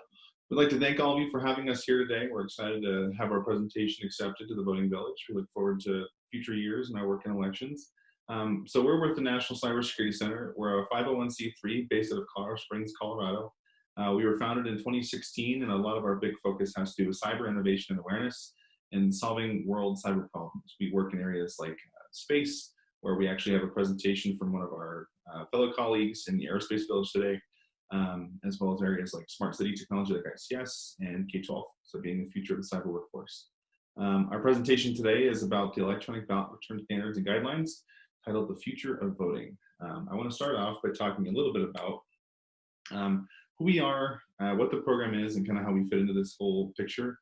I want to start off by acknowledging that Secure the Vote is a nonpartisan, multi-agency, multi-policy group that kind of goes after a layered challenge. A lot of the different things out there with groups like EAC, CISA, CIS, the Election Security ISAC, even groups like Verified Voting, MIT, the Alliance for Security and Democracy, all tackle different aspects of our election security problem in the US. And the combination of all of these has led to a brilliant ecosystem in the United States that allows for us to be able to publish and listen to and advocate for different policy standards, guidelines, whether it be at the federal or state and local levels. And a lot of our focus has primarily been on the ways that we can identify different gaps in critical infrastructure related to elections. So the first gap that we've really identified that we really want to talk about, and the reason why we're here today again, is all about this gap where security exists in the conversation of election technology. Security traditionally over this past 4 or 5 years has become an even heightened level of focus in the world of election security. So we're not going to say that we're going to become the new experts, but the biggest thing for us is all about identifying the critical piece of the future of voting technology. And what it means is that we've identified that security, cybersecurity specifically, is a barrier to the future of election technology. And what that looks like is that if people with disabilities or overseas voters, or even the everyday person who might have an emergency come up and they can't get to their mail ballot or in-person voting, that there's more and more calls, especially after the pandemic, that people want to do this. But the biggest thing, and the community agrees, is that security is an issue and is a barrier to the future of where these technologies can go. And that's why we're interested in the conversation today. A little more background on us and how we've kind of learned more about this space and why. Our program was started in the middle of 2018, specifically to work on helping address security issues for overseas voters.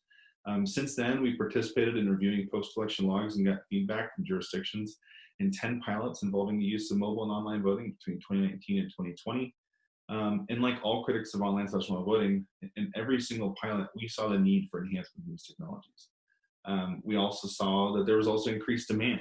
Of the pilots we worked in, there was at least 2 to 1, if in some cases 3 to 1, in more demand for more places to use it. But the number one reason people chose not to was because of security concerns. So the more we try and understand these technologies and find and understand the different things that address the gap between where we are today, where we are tomorrow, consistently between election officials, the security community, and the academic community, we consistently see that these not only are these technologies not going away, but the desire for them is growing. And to go back to the beginning, security is still a barrier. So, ready? And through those pilots, some of the things that we have seen that are part of that core security problem are critical need for end-to-end verification of votes that maintains the secrecy of the ballot, critical need for common standards around voter verification procedures and policies. Again, there's really no federally mandated or even state mandated requirements around these newer technologies. And so there is a need for common standards around voter information privacy procedures as well. And also one of the biggest concerns is that vulnerability of the voters' devices that may have problems on them that could hurt the system and interfere with the vote. And so we really need to have a system in place and standards in place that these newer technologies can be held accountable to. We need pre-election reviews and post-election reviews. We need the same kind of a level of guidelines that are offered through the voluntary voting system guidelines through the EAC. And that's really where we are working with, we have a working group that is looking at these different issues. We continue to look at these issues through the pilots. But ultimately, again, we're really working on these questions because even in 2016, there were about 3 million overseas voters who were eligible to vote, but only 6.9% of them actually submitted a ballot, compared to the 72% rate of domestic voters who were eligible to vote. We're doing this because if disabled voters had had the same access that voters without disabilities had in the 2018 election, we would have seen a rate increase of about 2.35 million additional voters participating in the system. Ultimately, we live in the 21st century, and we shouldn't accept that people living overseas or with disabilities don't vote because they struggle with access to voting centers or because they lack the privacy to do so. And this slide in particular just demonstrates that technology is a part of voting, and it is part of our infrastructure. We have email and fax are already continually used by over 31 states. We have web portals that are allowing people to return a ballot via a web portal. So the technology exists, it's moving in that direction. Again, we just believe that there needs to be a common set of standards and guidelines that can be used to help provide those guardrails as this technology develops. When we look back at our progress in voting, one of the biggest things, and this drives home the point that Forrest was making, is we see that most of our legislation around voting has had to do with undoing policy barriers that have actively kept people from voting. For the 21st century, what is that going to look like? It's going to look like trying to undo the barriers of technology and security as the things that prohibit people from voting.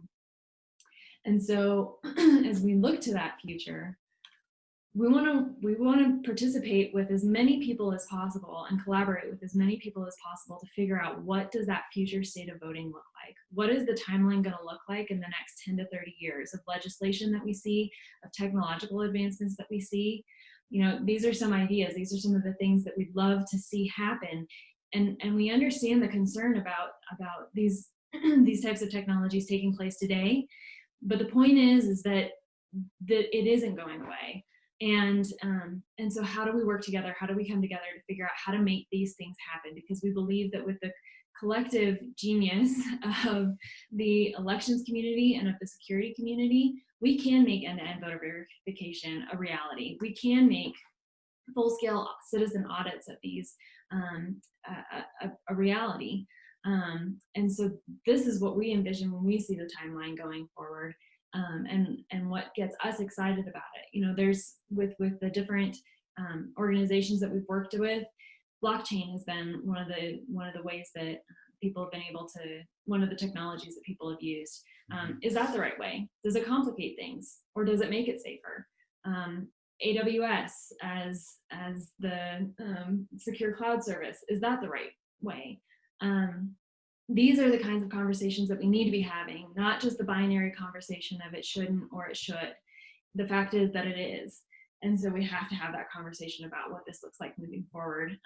And really that is, that's the full circle of where we wanted to come to the voting village, which is really that we want feedback. We know so many of you have thought through these things, and we want to provide that place where you can offer your advice and your feedback on how we can make these things the safest, the most secure, but ultimately the most accessible, because that's the whole point of this thing in the first place. And to get really sentimental about voting, I mean, it is truly the bedrock of our representative democracy. If we still have significant barriers to voting, that whole piece, the integrity of that institution is in itself is undermined. And so we want your feedback. And so if you have thoughts, questions about it even, please email us at securethevote@cyber-center.org. We also will have an RFI that's going to go live this month for solutions to some of these key issues like we talked through that are associated with mobile or online voting. So please email us to receive a notification when that goes live if you've got that next brilliant idea of how you think you can tackle a piece of this. Absolutely. Well, a big thanks again to the Voting Village for having us. We want to thank you and just reaffirm that this issue is not just the security community's issue. This goes out to all the different election officials, government organizations, nonprofits, and think tanks out there that are all working on this. Whether you're against it or for it is a component of this that we'll be driving into the future. And if it's going to happen, the best thing we can do is make it as secure as possible. So thank you.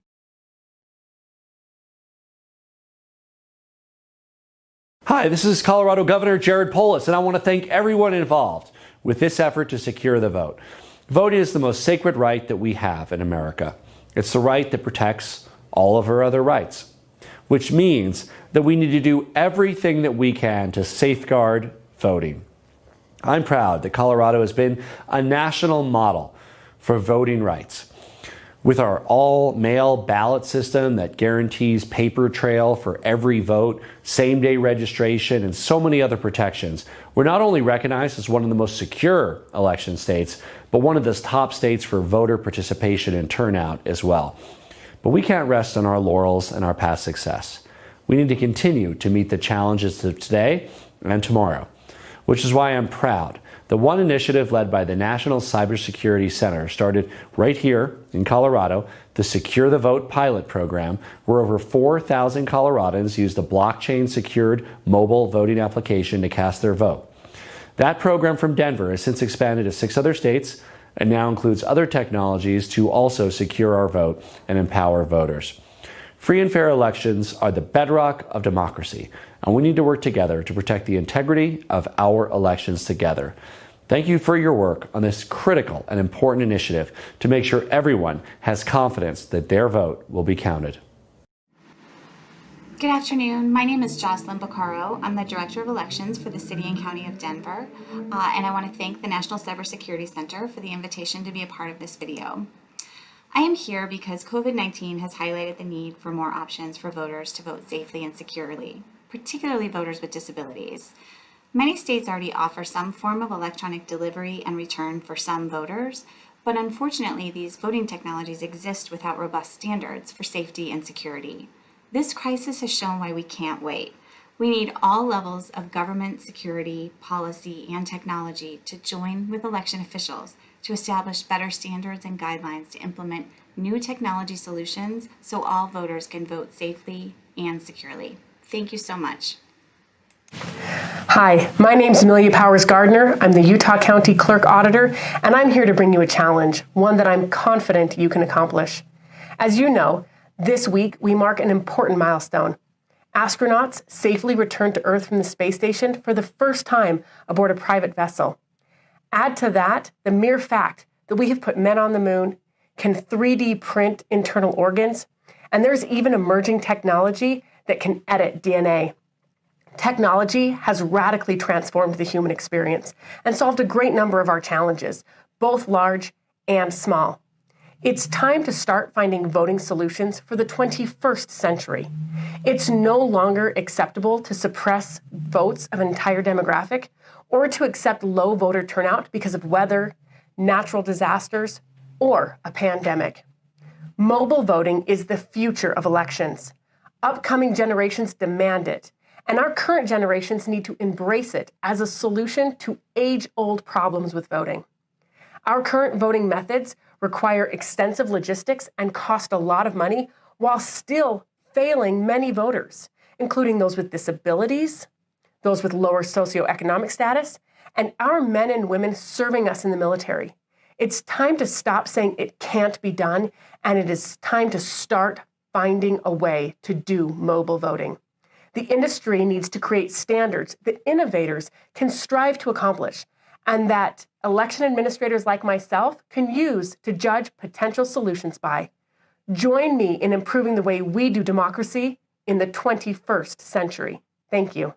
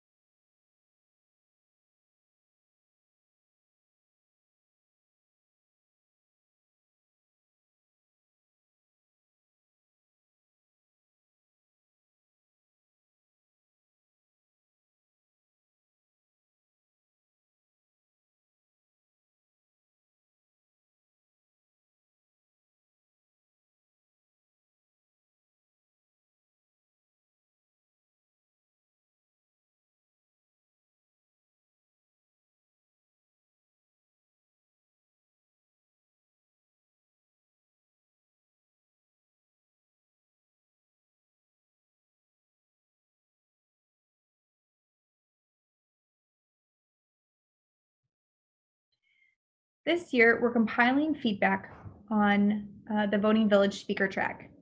If you have comments or feedback on any of our speakers' presentations, please reach out via Discord or email the votingmachinevillage@gmail.com.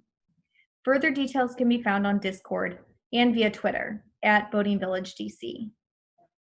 Our next presentation is from Javier Patiño Garcia, an MPP candidate at the University of Chicago Harris School of Public Policy. Before coming to Harris, he worked as 6 years as Deputy Director General at the Office of the President of Mexico in national security issues like control of firearms traffic, attention of strategic facilities, synthetic drug control, and analysis of crime data, among other things. He has also worked as a consultant in the private sector and the World Bank. Hi everyone, my name is Javier Patiño. I'm here today to talk about how cyber attacks have implications to democratic regimes. So before we begin, I want to thank Jake Brown, who is one of the organizers of the Voting Village. But also I want to thank some of my colleagues from the University of Chicago and also from other places, specifically Marco Fernandez, Patrick Lavalle, Marcelo Torres, Annalise Wagner, Leo Fischer, and Hassan for their comments to this research. So I want to work on this research because as you can see lately, cybersecurity experts have been working in documenting how authoritarian regimes attack the U.S. voting infrastructure, according to Jake Brown in his book. And also that's something that you can see in other editions of the Voting Village here in DEF CON, or how this kind of authoritarian regimes stole information from American companies, specifically the case of China. And that's something that you can find in Sanger's book that it's called The Perfect Weapon. So this evidence suggests that authoritarian regimes are more likely to conduct cyber attacks than democratic ones. So I just, after reading this kind of research, I just want to prove their hypothesis, but prove it with numbers, specific with specific data. So in order to prove this hypothesis, I just obtained information from the Center for Strategic and International Studies. It's a think tank based in Washington, D.C. They have a list of significant cyber incidents from 2006 to 2019. And I want to define what is a significant cyber incidents. So, these incidents are cyber attacks on government agencies, defense and high-tech companies, or economic crimes with losses of more than $1 million. So we are considering here just significant cyber incidents, not the total cyber incidents.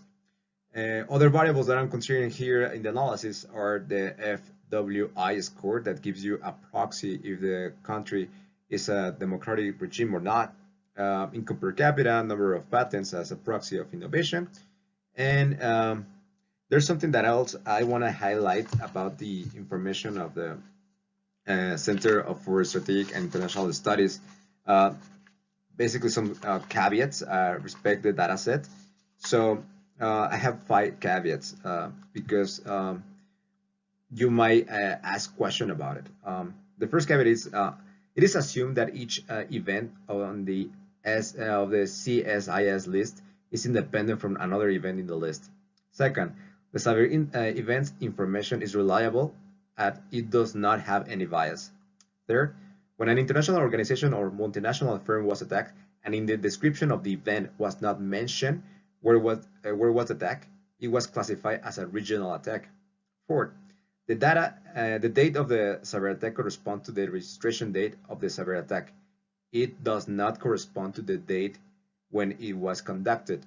And finally, fifth, if the incident did not mention anything about the attacker, it was assumed that the attacker was unknown.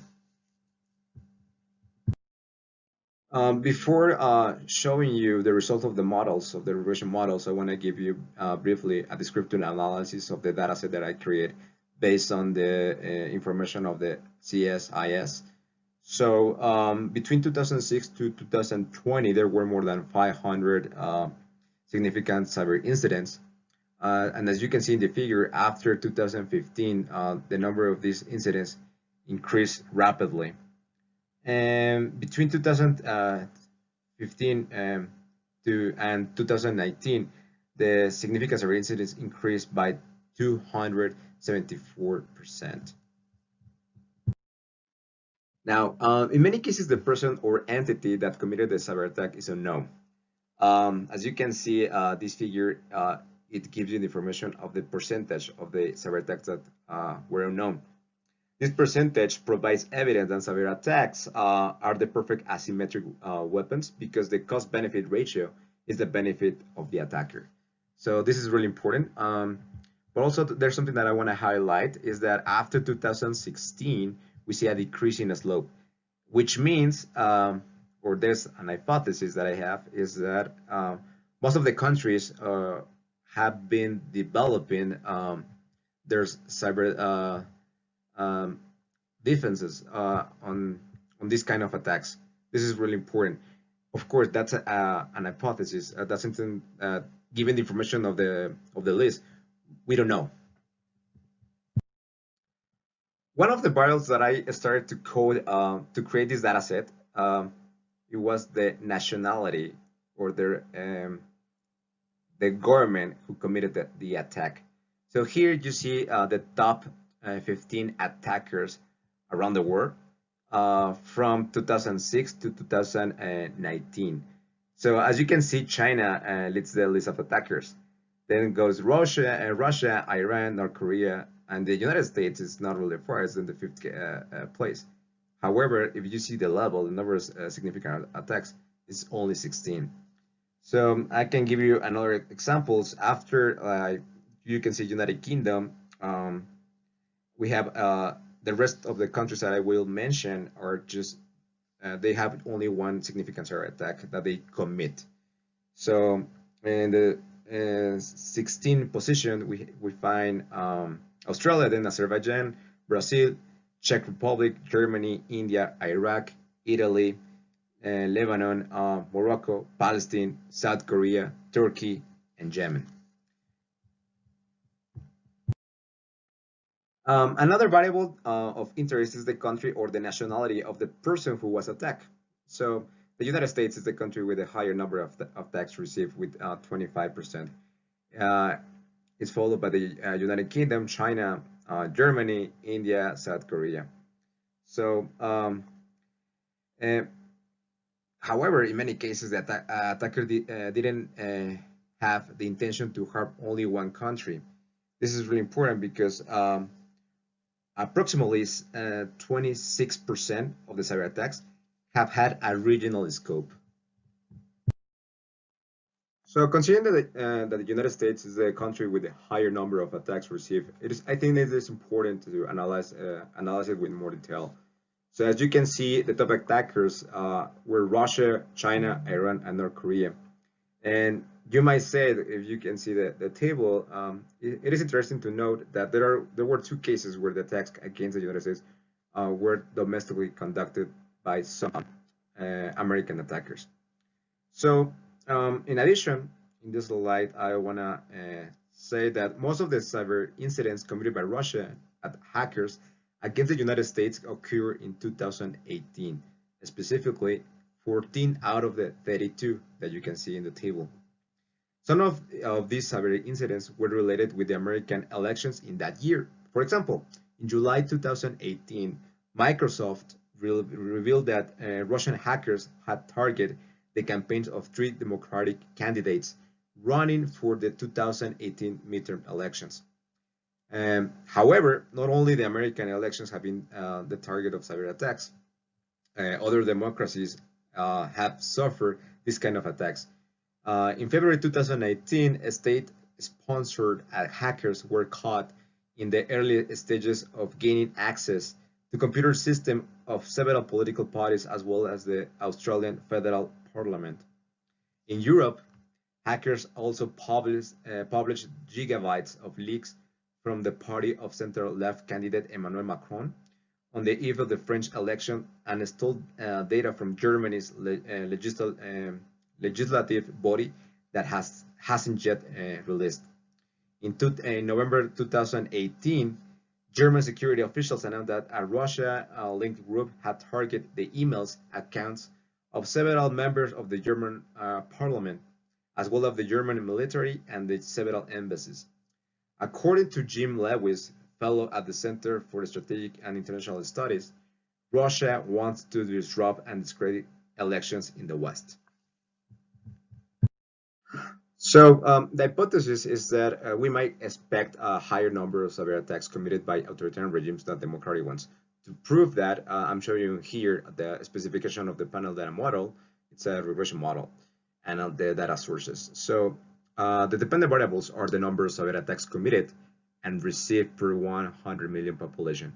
As independent variables, we have the FWI score that gives you a proxy if the country is democratic or not, income per capita, and the number of patents as a proxy of innovation.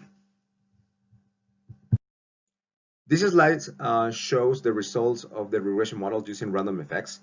We have 6 models. The first 3 you will see where the dependent variable has the number of attacks conducted, and from the model 4 to 6, the dependent variable considers the number of attacks received. So the first 3 models show a negative and significant coefficient for the FWI score. Remember that this score is the measure of the that gives you a proxy if the country is democratic or not, which means that more free countries are less likely to conduct a significant cyber incidents than less free countries. In other words, authoritarian regimes are more likely to conduct cyber incidents than democratic ones. But if you see models 4 to 6, the coefficients for this variable are not significant. This implies that there isn't any distinction between regimes. In other words, both types of regimes are subject to be attacked. Also, if you're familiar with this kind of analysis, here I'm showing you the fixed effects results. So as you can see, only the model 3 has a negative and significant coefficient. So you might ask, which model do we have to use, fixed effects or random effects? So to know that, there's one test that is called Hausman test. So the null hypothesis is that the preferred model is random effects.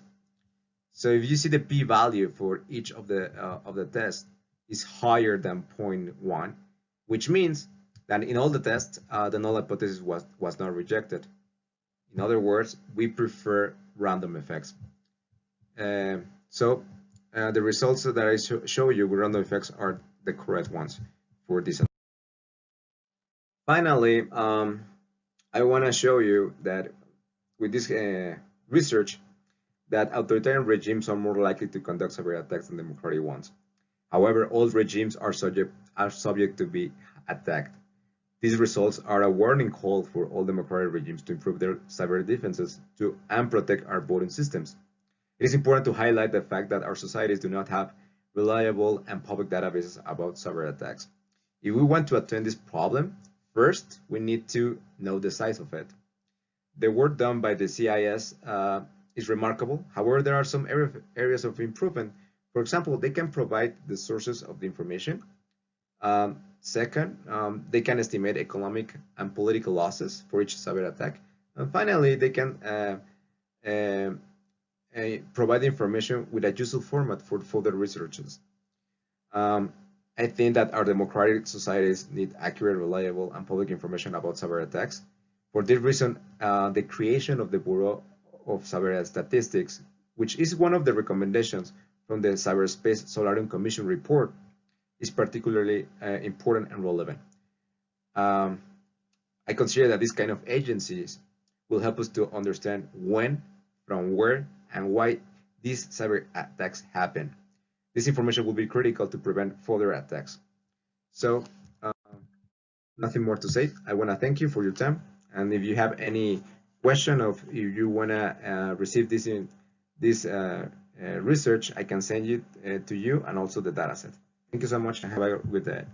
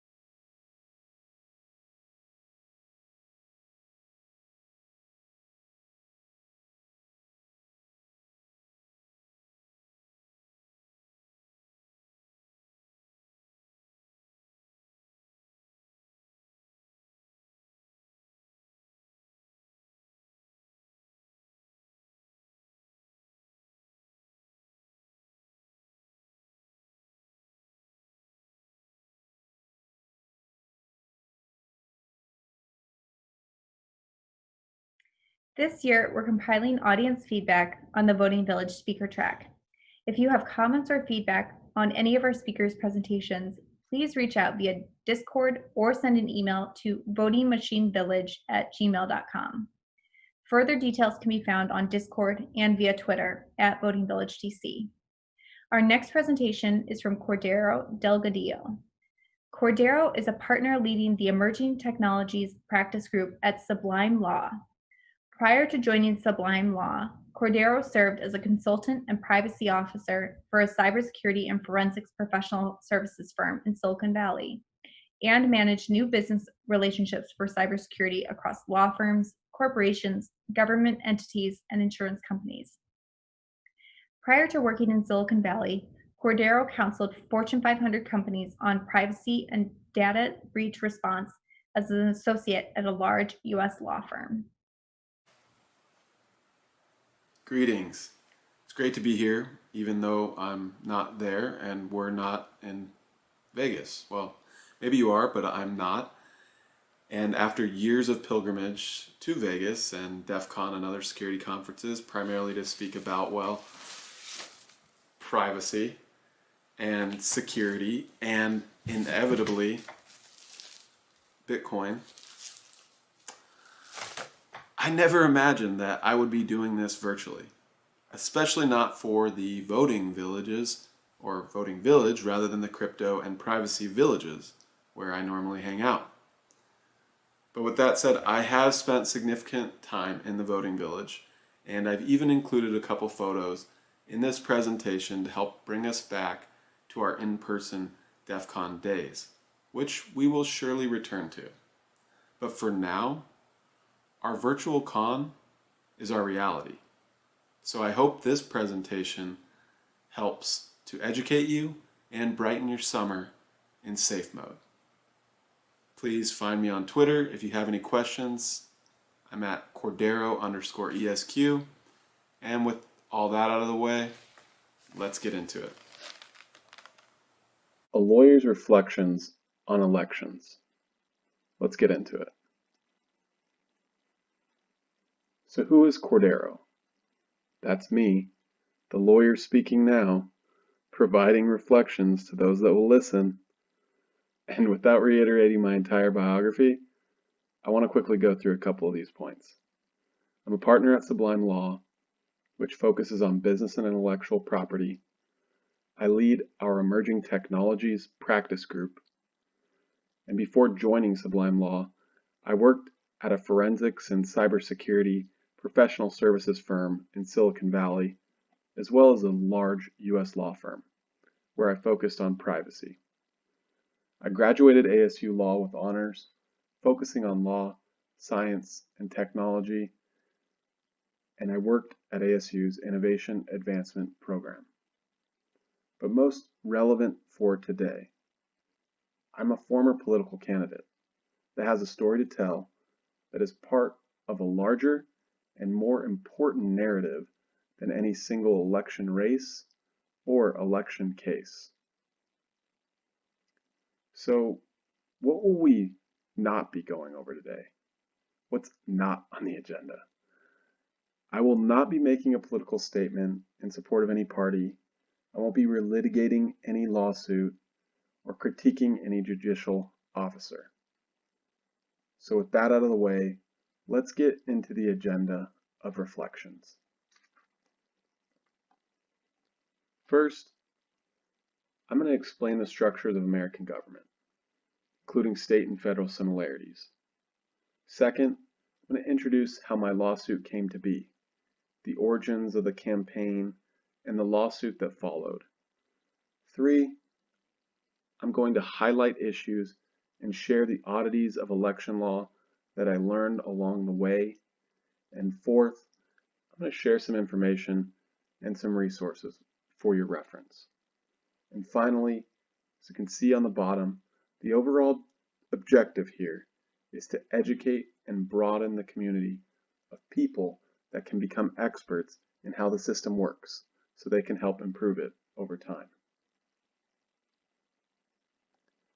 Getting into it, democracy now. You may already know that the U.S. federal system has 3 branches of government.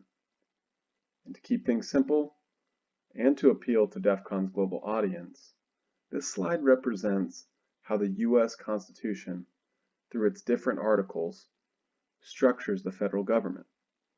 This system of co-equal branches of government is meant to accomplish an appropriate balance of powers, thereby achieving a level of accountability and independence that is good for governance. You can think of these branches of government as the rule makers, rule enforcers, and rule interpreters. But there's more to the U.S. than the federal national government. There are state and local governments. The states follow a similar structure of government, using a state constitution and establishing co-equal branches of government.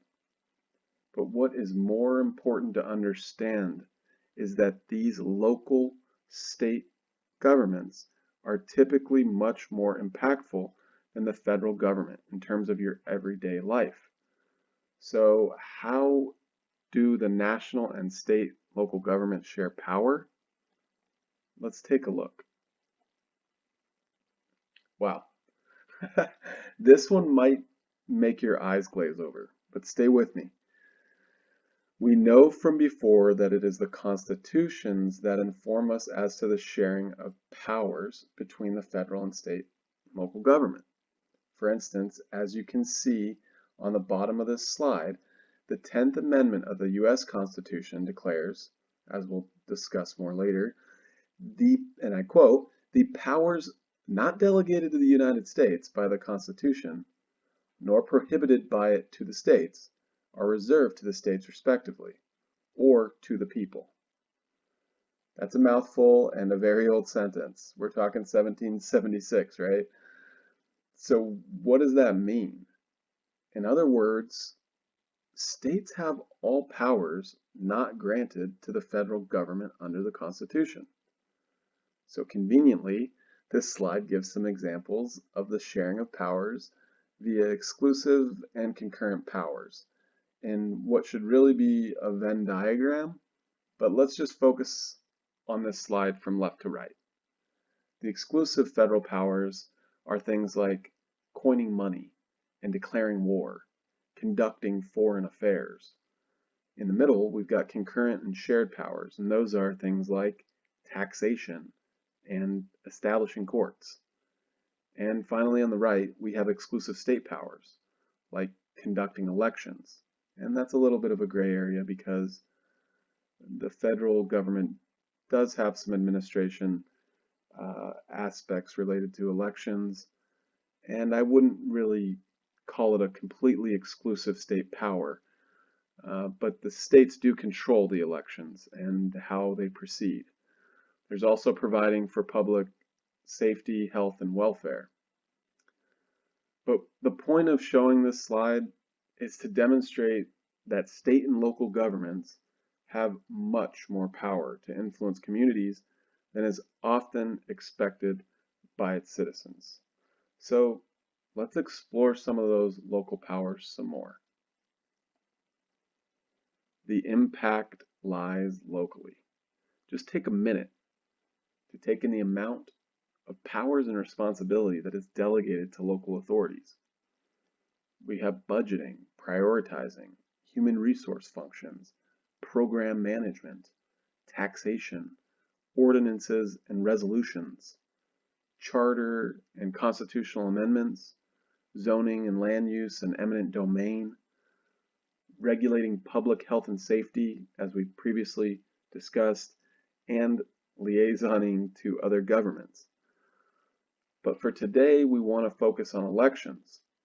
So now that we've briefly examined some of the structural foundations of the American government, we have arrived at our next point on this journey of learning, and that is the second point in the agenda: stories from my own campaign and related lawsuit while seeking a seat on the local city council of the city of Peoria, Arizona.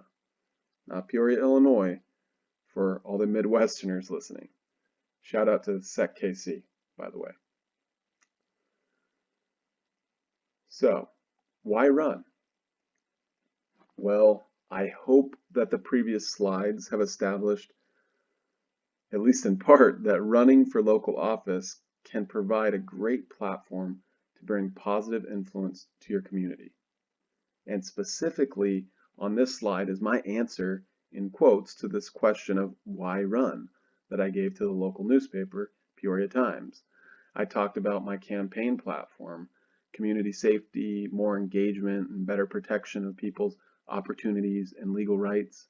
I also talked about my qualifications as a lawyer and my connection to the community. But what isn't on this slide or in the newspaper is clarification of what kind of candidate I was and how that impacted my chances of winning.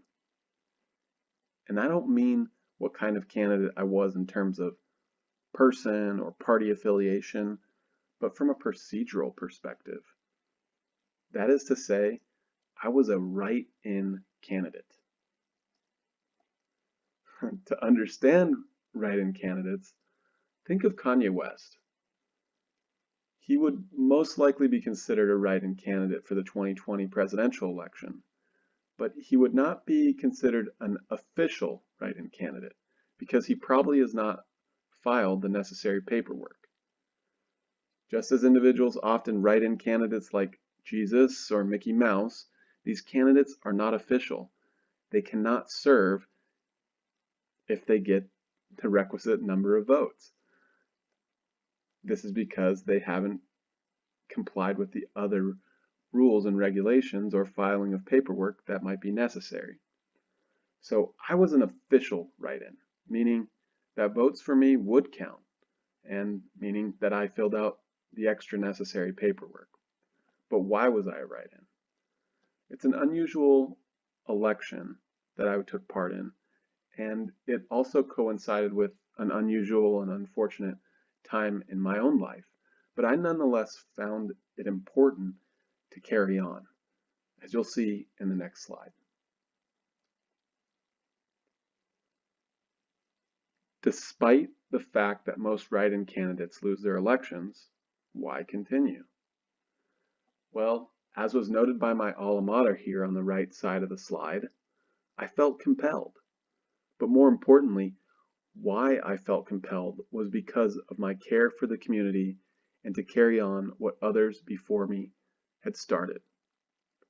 For instance, Carlo Rocky Leon, who became a sort of mentor to myself and my sibling, had received honors from the National League of Cities and earned the respect of his constituents in my city for over 20 years. I wanted to carry that legacy forward, and I would get that opportunity to try in 2018, or rather 2019. But let's first start with 2018. Background to the 2018 race, which I did not take part in. As I mentioned, someone I looked up to, Rocky, who was the Pine District councilman for so long, he actually won the 2018 race, which I did not partake in.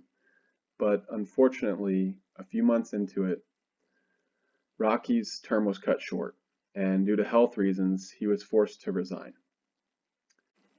So this brings us to the background to the 2019 special election race. You can see there are two ballot candidates, Danette on the left and Randall on the right. Then there's me, the write-in candidate, in the middle. But this story gets a bit more complex.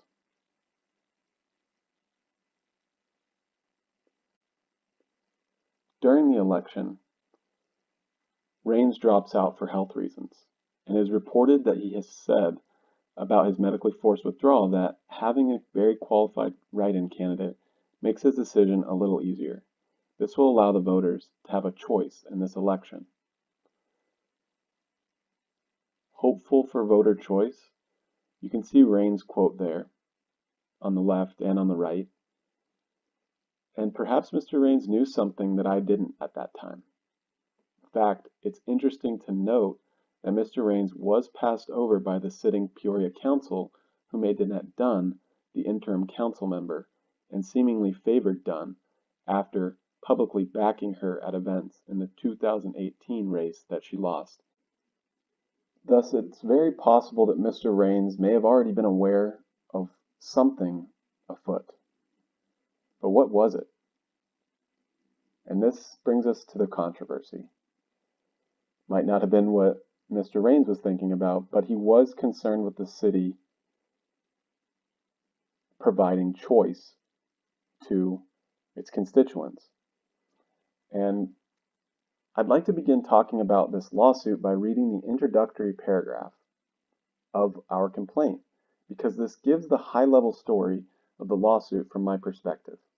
Though other lawyers may simply call it hyperbole, the ones listening in on the voting village will probably not. I quote, "Most election experts across the United States of America agree that our election processes are vulnerable in a variety of ways. These are not limited to attacks on elections from outsiders. In fact, this statement of contest concerns an unscrupulous internal attack and misinformation campaign that led to an election result that is believed to be illegitimate. Indeed, a democratic state necessitates that its citizens are adequately informed by the state, or at a minimum, are not misled or misinformed by the state about election matters." So, what really happened? You can see something there on the right about a postcard, and we'll definitely get to that. But the allegations against the city are many and should be viewed as cumulative. The allegations range from enforcing inaccurate and outdated sign regulations against my campaign, withholding voter data, improperly removing my campaign signs, and citing my campaign volunteers for irrelevant code violations. However, one of the primary controversies as it relates to this special election in 2019 is about a postcard. And specifically, the city overstepped its responsibility and improperly did so, not in accordance with the letter of the law, by sending out a postcard under a pretext of an update, when that update clearly helped the city's preferred candidate over all others. Essentially, the city of Peoria, despite having an agreement with the Secretary of State to handle the election procedures, took it upon themselves to release a postcard not in line with the letter of law on or around the day that the ballots arrived. As you can see on the right side of the slide, the postcard, which the court ultimately confirmed was sent to voters not in accordance with the letter of the law, appeared to many voters to be confusing and as an endorsement of the other candidate. For the record, this was an all mail-in election, and what's extra notable is that in order to win in the primary, you must win by a certain percentage, 50% plus 1.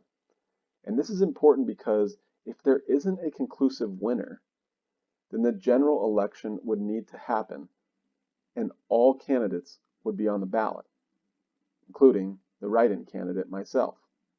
So, in that context, the content of the postcard becomes very clear in its motives, especially its timing. The postcard contained a message that wasn't meant to simply inform of all candidates. In fact, it didn't inform of all candidates.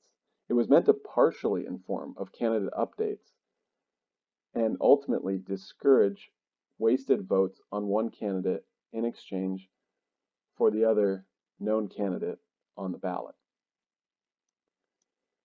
Let's take a closer look.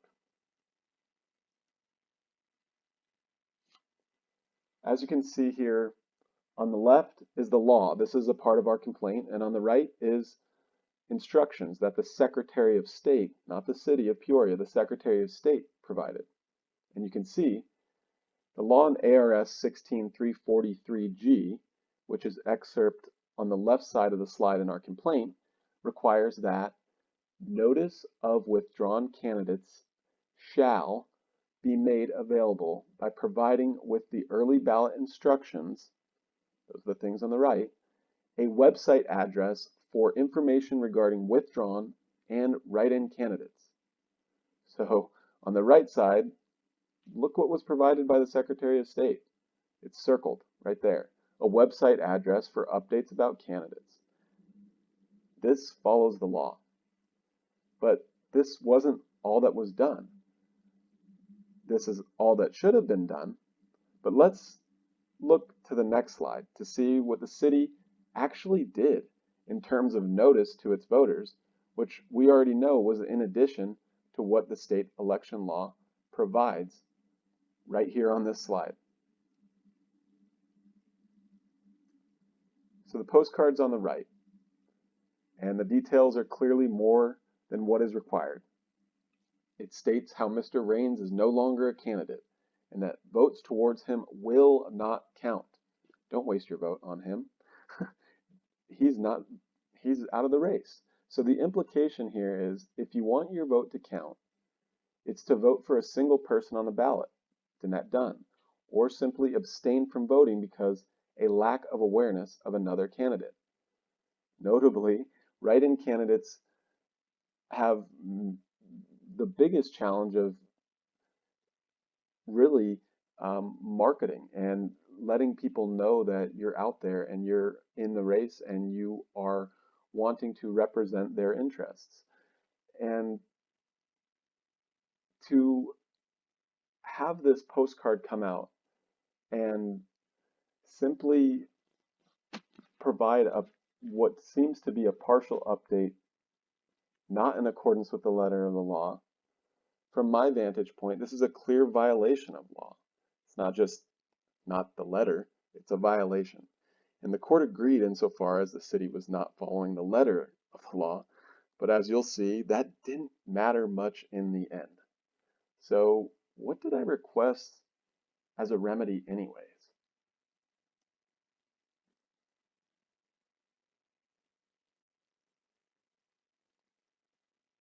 I wanted the results set aside. I wanted to organize a general election as scheduled and required if primaries are inconclusive, and to get on the ballot of any new election. And crucially, I wanted to stop officials from exerting improper influence or engaging in misconduct. But what's really important to understand is that I did not want to file this lawsuit against my hometown. This is a painful experience, one that was awkward. And ultimately, just as I felt compelled to run as a write-in candidate, I felt compelled to file this lawsuit for my community and the hundreds of individuals that wrote my name on the ballot, correctly, I might add, which is a feat. And because I saw something that I thought was wrong, I thought it was a violation, I wanted to have a judge take a look at it and make a determination for the betterment of our election system. But that's not exactly how the press covered the story. And it's not how the city viewed the lawsuit either. So as you might expect, the city of Peoria maintained that they did nothing wrong. The city of Peoria and interim council member Dunn sought dismissal of the action. The city went as far as claiming that the court didn't have jurisdiction over the city due to perceived lack of service of process. And I'm not going to go into why I don't agree with those arguments, but I will go into some of the procedure. And this is for all the legal nerds out there. The case was set for a hearing on a motion to dismiss, but we ultimately received an expedited hearing on the merits after informing the judge through another emergency filing that the case was an election contest and that we were entitled to an evidentiary hearing on the merits of the case within 10 days according to Arizona law.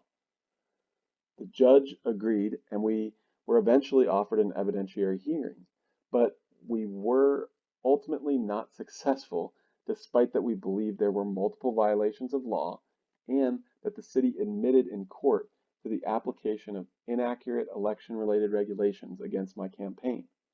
Moreover, the press was not particularly kind, making the lawsuit appear frivolous and as a waste of resources, so much so that I was getting additional hate mail, something you just get used to as a politician or a would-be politician, I guess. Also, what's critical is that the judge did not believe the lawsuit was frivolous and did not order me to pay the city or Dunn's attorney's fees. I guess that's a small win.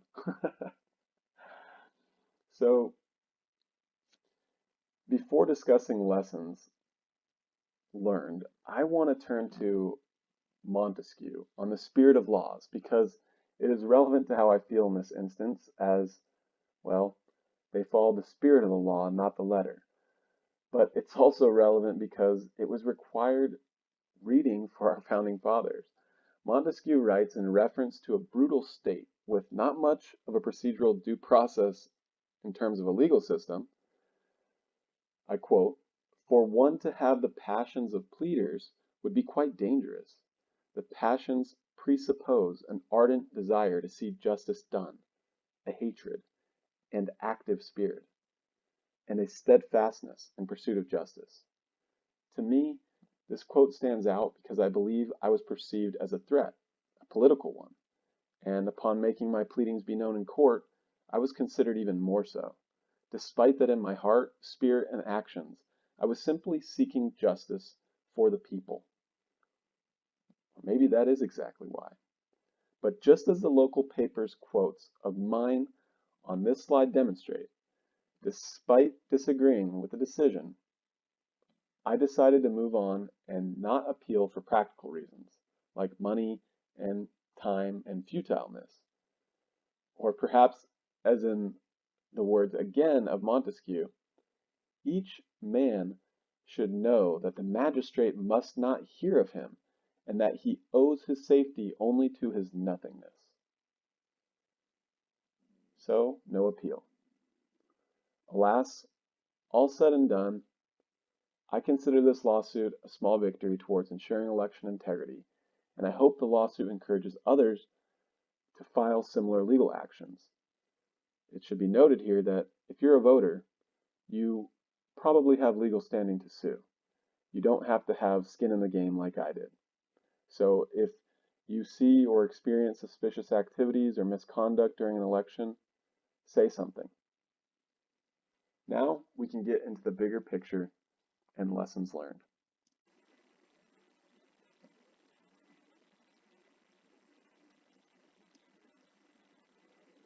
So this personal experience that I wouldn't really wish on anyone made me dig deeper into our electoral system. And from my research and experience, it has become increasingly clear that many human and structural problems exist, including how the branches of government share power related to elections and the jurisprudence related to how the courts decide matters of importance concerning election issues. And although I do not bring forward a complete solution, below are some of the primary issues that I believe we need to address as a society to ensure a more secure and fair democracy. We need to implement strong federal standards for protecting voting rights and eliminate pretexts for stacking the deck. The case that really comes to mind is Roush versus Common Cause, which is a 2019 Supreme Court case involving North Carolina and Maryland racial gerrymandering, which is, of course, redrawing of district lines to have a political guarantee of seats, say. And the court ruled against the plaintiffs, finding that the partisan advantage is actually permissible in terms of intent behind districting choices, because this issue is to be left with the legislature and not to be decided with the courts. And the turning point for the decision was there are no legal standards that are discernible. And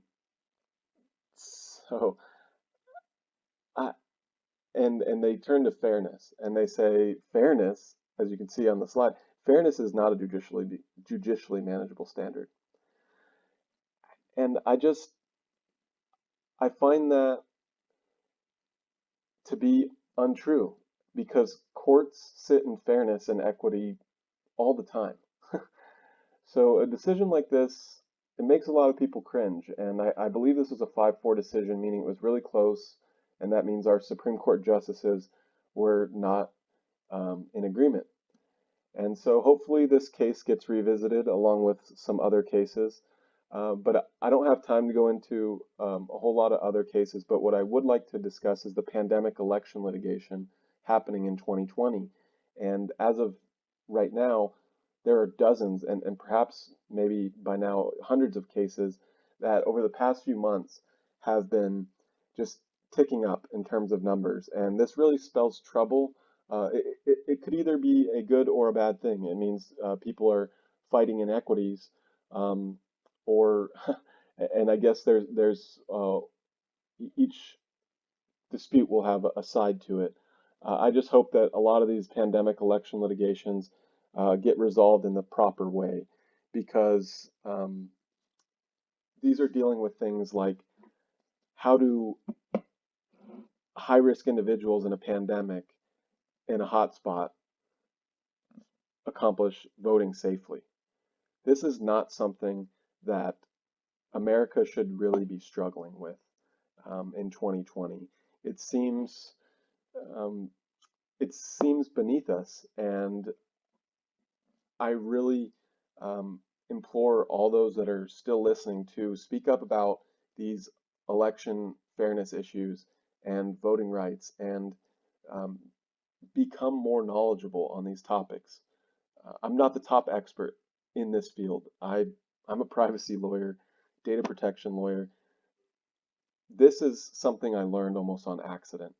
And so for all those that aren't on the front lines of the litigation, let's go to the bottom of this slide. I would say get involved in the fight for democracy and more secure elections by getting involved in different organizations like Support Fighting Election Disinformation, which is what the Election Integrity Partnership is doing, EIP. And I love this idea because they are not focused on the candidates, what the candidates are saying. They're focused on content, so not necessarily political content, but content intended to suppress voting, reduce participation, focus or confuse voters as to election processes, or delegitimize election results without evidence. These are certainly big ticket items and challenges in 2020, especially with November right around the corner and with so much misinformation out there, not simply by, as in this case, it was alleged that the misinformation was coming from the government. And I think that's happening probably throughout the government of the United States. But I think as it relates to a lot of disinformation, we have to be very wary of things we're seeing online. So do your part in encouraging others to be careful, those that might not be so digitally savvy as those that might be listening to this presentation. So I really want to close this with some concluding thoughts and not get too hung up on a lot of the other cautionary tales that are out there. And clearly, as I mentioned, there's dozens and dozens of them that are playing out in the courts right now. So be on the lookout for those things. Be aware of these things that are happening and speak up against them when you can. So to conclude here, this story and experience, it didn't make me lose faith in democracy. It wasn't a negative experience. There were negative aspects of it, that's for sure. There were painful moments, but speaking to constituents that felt like they were misled by the city and they're asking you to help fix it, that was something, again, I felt compelled to do, and I did it. And we fought the fight, but we lost those battles. And I think the war is still raging on. So these are two lost battles, a lost election and a lost litigation. But I did learn a lot. It was a journey of learning And I didn't think I needed it as a lawyer, but I did. And I'm glad I endured this. And some of the lessons that I learned are listed here, so we can read through the slide together. Democracy is not perfect, right? It's made up of humans. We get things wrong, and it's not just institutions, right? It's not just separation of powers and that's it, everything's okay. And hackers know the persistent vulnerabilities of humans in pursuit of securing any information system, so it should make sense to you all here that humans need monitored closely, especially when democracy is at stake.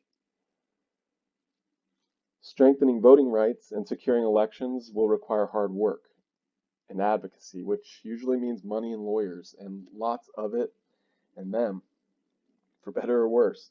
And election litigation, as I've come to find out, is a beast of its own. Remember, I'm a data protection lawyer and not an election lawyer. This happened by accident. And knowing the importance of these cases, these election cases, and the expedited schedules for resolution makes this fight for democracy very difficult without experts. So if you see something, say something. If you're involved in helping advocate for voter rights and you see something, or you run for local office and you see something that you don't think is right, reach out to me. I may not be the person to help you, but reach out to somebody that has more knowledge than you do. I perhaps would have done better in the litigation had I sought out an election law lawyer early in the process, but that wasn't in the cards for me. I hope it will be for you if you ever find yourself in such a bind. And here's the bonus lesson. Might already know this one, but for those of you that get into politics, local or otherwise, or find yourself for whatever reason speaking to the press, do not blindly trust them. Usually they're not interested in telling your story, or sometimes not even the true story, and they are often interested in telling their own version of the story for their narrow reader base. And I can't hate them for that. They are making a living, that's their job, but do not trust them blindly. It will do more damage to you than good. I would bet on that. So thank you so much, and I'm happy that I had this opportunity to do this, even if it was virtual. I really appreciate all of you that stuck it out and made it this long. Thank you so much. I appreciate you. If you have questions, please reach out to me. And as you can see here, my own lawyer on this case, who is also not an election lawyer on the left there, Brittany, is another Sublime Law attorney, and she's here with me on the left there at DEF CON 27 Voting Village. And we will return. So if you see us, make sure to say hello. We will definitely stop into the voting village and try to gain some additional knowledge as the years go on. So thank you all, and have a great and fantastic rest of your summer. This year, we're compiling audience feedback on the Voting Village speaker track. If you have comments or feedback on any of our speakers' presentations, please reach out via Discord or send an email to votingmachinevillage@gmail.com. Further details can be found on Discord or via Twitter @votingvillagedc. Our next speaker is Philip Stark. Philip Stark is Professor of Statistics and Associate Dean of Mathematical and Physical Sciences at the University of California, Berkeley. He studies inference and uncertainty quantification in physical, biological, and social sciences. He also sits on the Board of Advisors of the U.S. Election Assistance Commission and on the EAC's Cybersecurity Subcommittee. Methods developed by Dr. Stark for auditing elections, called risk-limiting audits, are in law in 6 states and in pending federal legislation in the United States. Hi, I'm Philip Stark. Thank you for coming to this virtual talk. I'm going to talk about testing ballot marking devices. This is joint work with an undergraduate student, Ron Shi, who visited Berkeley for the last year and did some research with me. Why do we need to test ballot marking devices? Well, they can print votes that differ from what the voter saw on the screen or heard through the audio interface. The idea of voter verifiability is not really refined enough to capture the security properties that we need in a voting system. In particular, the ability to catch an error and spoil the ballot and request another opportunity to vote isn't enough to make ballot marking devices safe voting technology. For example, recent research by Bernard et al. Showed that only 7% of voters notice errors that ballot marking devices have introduced into the printout. Now, in effect, the security properties of paper are undermined by using ballot marking devices to mark the paper. There's a problem with the BMD security model in general. It basically makes voters responsible not only for their own errors, but also for the overall security of the system. But they don't give voters the tools they need to do that job. In particular, there's no way for a voter to present any other party, including an election official, with evidence that a BMD misbehaved. So if a voter complains to a local election official, there's no way for the election official to know whether the complaint reflects an actual malfunction, a voter error, or a cry of wolf trying to undermine trust in the election. As a result of that, error or malfeasance could change a lot of votes without raising any kind of alarm. So a number of proponents of BMDs claim that they have a number of benefits, such as preventing overvotes, warning about undervotes, and eliminating the possibility of ambiguous marks. I think that there's problems with those arguments. In particular, they assume that ballot marking devices function correctly, and there are many recent examples of failures on a wide scale, including in the state of Georgia, Northampton, Pennsylvania, and in Los Angeles. Precinct count optical scan systems can also protect against overvotes and undervotes. In fact, that's required under VVSG 1.0. So how can we figure out whether ballot marking devices actually worked adequately in a given election? We need to know that whatever errors occurred weren't numerous enough to change the outcome of any contest in the election. 3 different approaches have been proposed to testing ballot marking devices. One is pre-election logic and accuracy testing, where you look at a machine before election day, run some test patterns through it, and verify that it prints the right thing. Another approach is passive testing, where you look at something like the spoiled ballot rate and try to detect anomalously high rates of spoiled ballots as a possible signal that the machines are misbehaving and voters are catching it. And the third approach is parallel or live testing, where testers periodically throughout the day, on election day or during early voting period, will mark some ballots but not cast them and verify that what's marked on the printout matches what their intent was. And the point of our research is to show that none of these, in fact, can work in practice. Now, how much testing do we really need to do? And that depends on how big a problem would make a material difference. And I have argued a long time that a sensible threshold for materiality is enough to change the reported winner of one or more contests. That is, we'd like to have high confidence that whatever errors occurred, they didn't alter who won.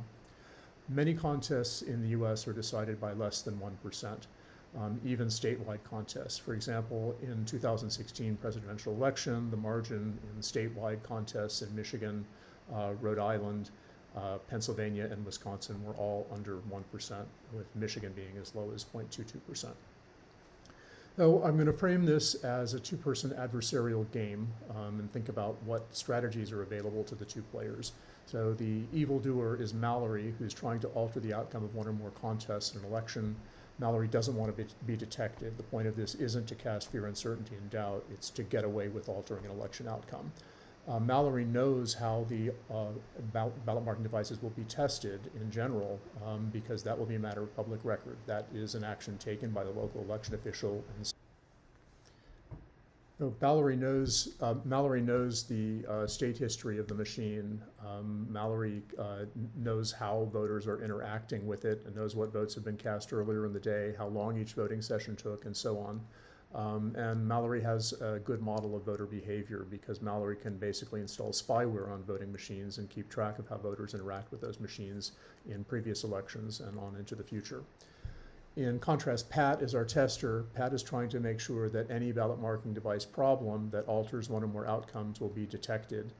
In contrast to Mallory, Pat has to obey the law, has to protect voter privacy. Pat doesn't know which contests Mallory will attack, nor the strategy Mallory is going to use to attack them. So this is a very asymmetric problem. All right, so because the threshold for materiality depends on the number of votes that it takes to alter an election outcome, it's important to keep track of how big or how small elections are in the United States. The median turnout by county in, in 2017, not 3017, oh, sorry, in the 3017 US counties that there are in 2018 was a little under 3,000 voters. There are fewer than 43,000 voters in more than 2/3 of US jurisdictions. And in 73% of states, more than 50% of counties have fewer than 30,000 active voters. That is, the median size of turnout in a county is 30,000 voters or fewer. In 92% of states, that number is 100,000. That is, more than 50% of counties have fewer than 100,000 active voters.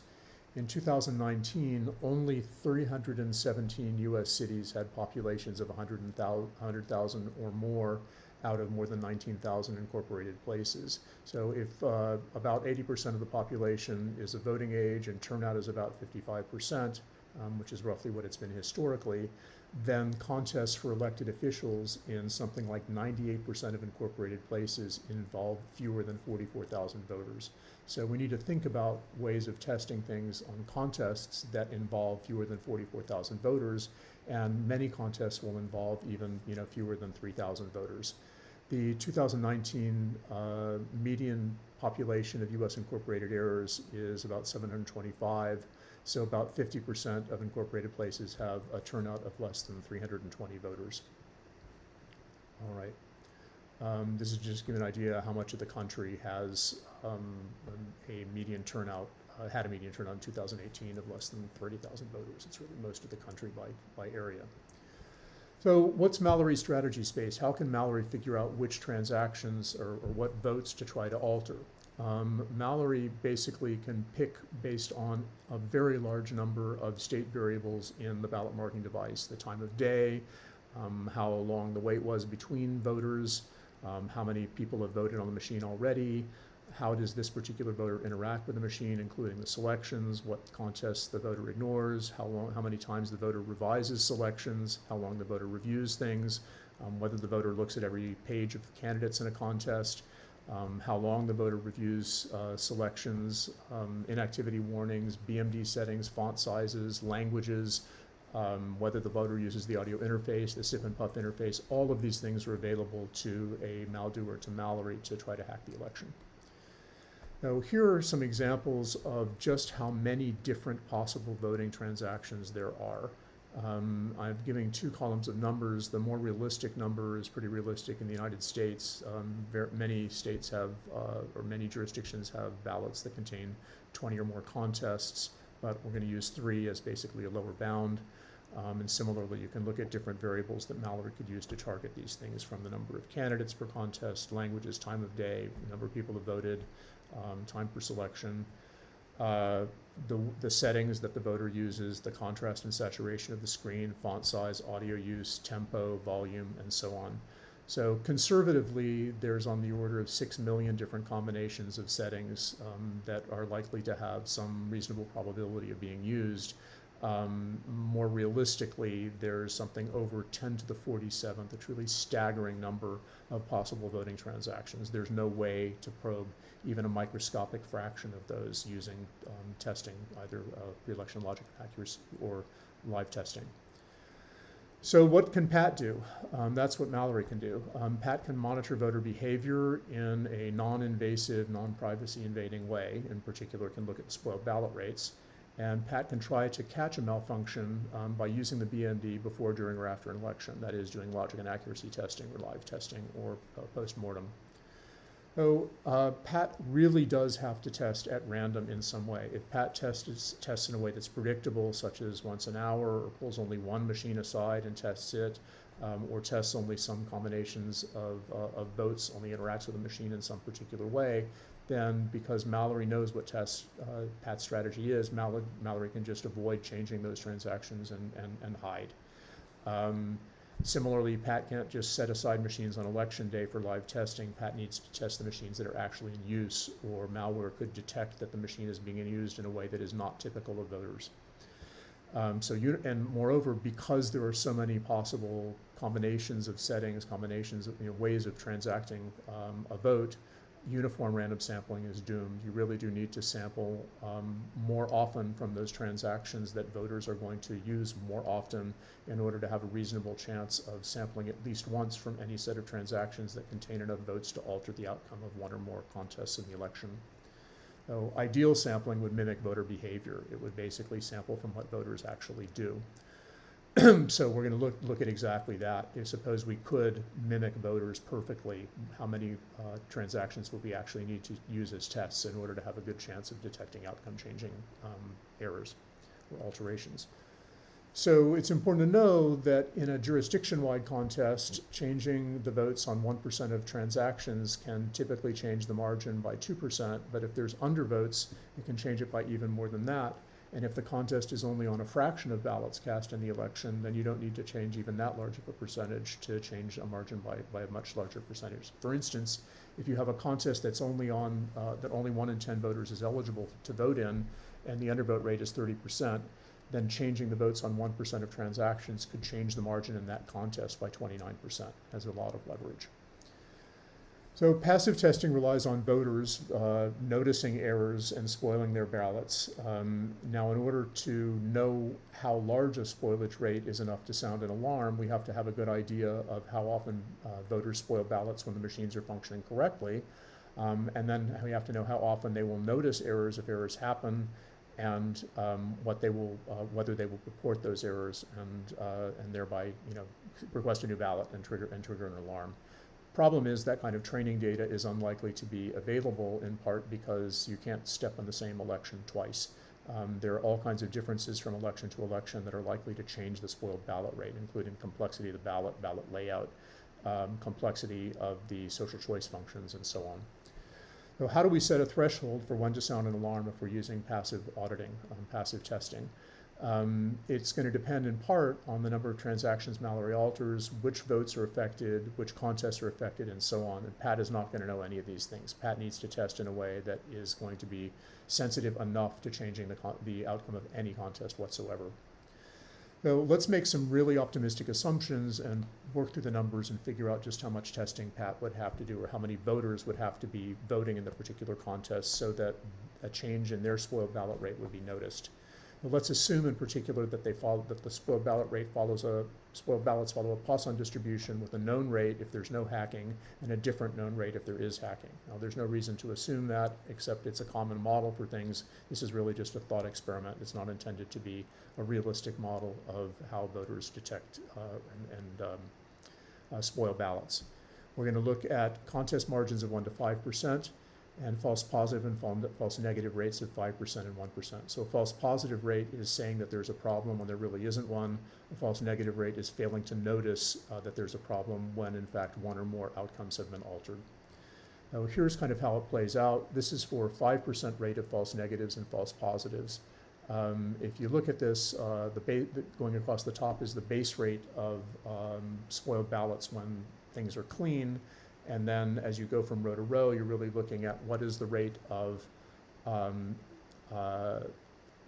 errors in the printouts that would be required to reverse a margin of size 1%, 2%, 3% on to 5%. The detection rate we're assuming is either 7% or 25%. 7% is consistent with what Bernard et al. Found in their study of actual voters in an experiment that wasn't an actual election. So if you look at this to have a 5% false positive and false negative rate, you'd need on the order of 500,000 ballots or more for a realistic rate of voters detecting errors and spoiling their ballots to protect against altering a contest with a margin of 1%. That number goes down as the margin gets wider, but as I've already argued, there are a very large number of contests that are decided by 1% or less, important contests. If we make a more stringent threshold of requiring only a 1% rate of false negatives or false positives, then we would need on the order of 1 million voters or more in the contest in order to be able to detect an alteration to 1%, to enough ballots to reverse a margin of 1%. So let's think about how big this number, 500,000 or 1,000,000, is in the context of actual elections. And so I'm going to use California as an example. 41 of California's 58 counties had fewer than 100,000 voters in the 2018 midterm election. So passive auditing would not have worked for any of those.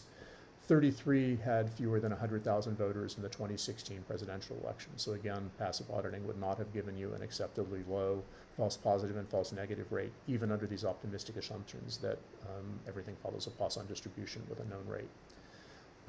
So passive testing couldn't have protected contests with margins of 3% or smaller in those jurisdictions that have 100,000 or fewer voters.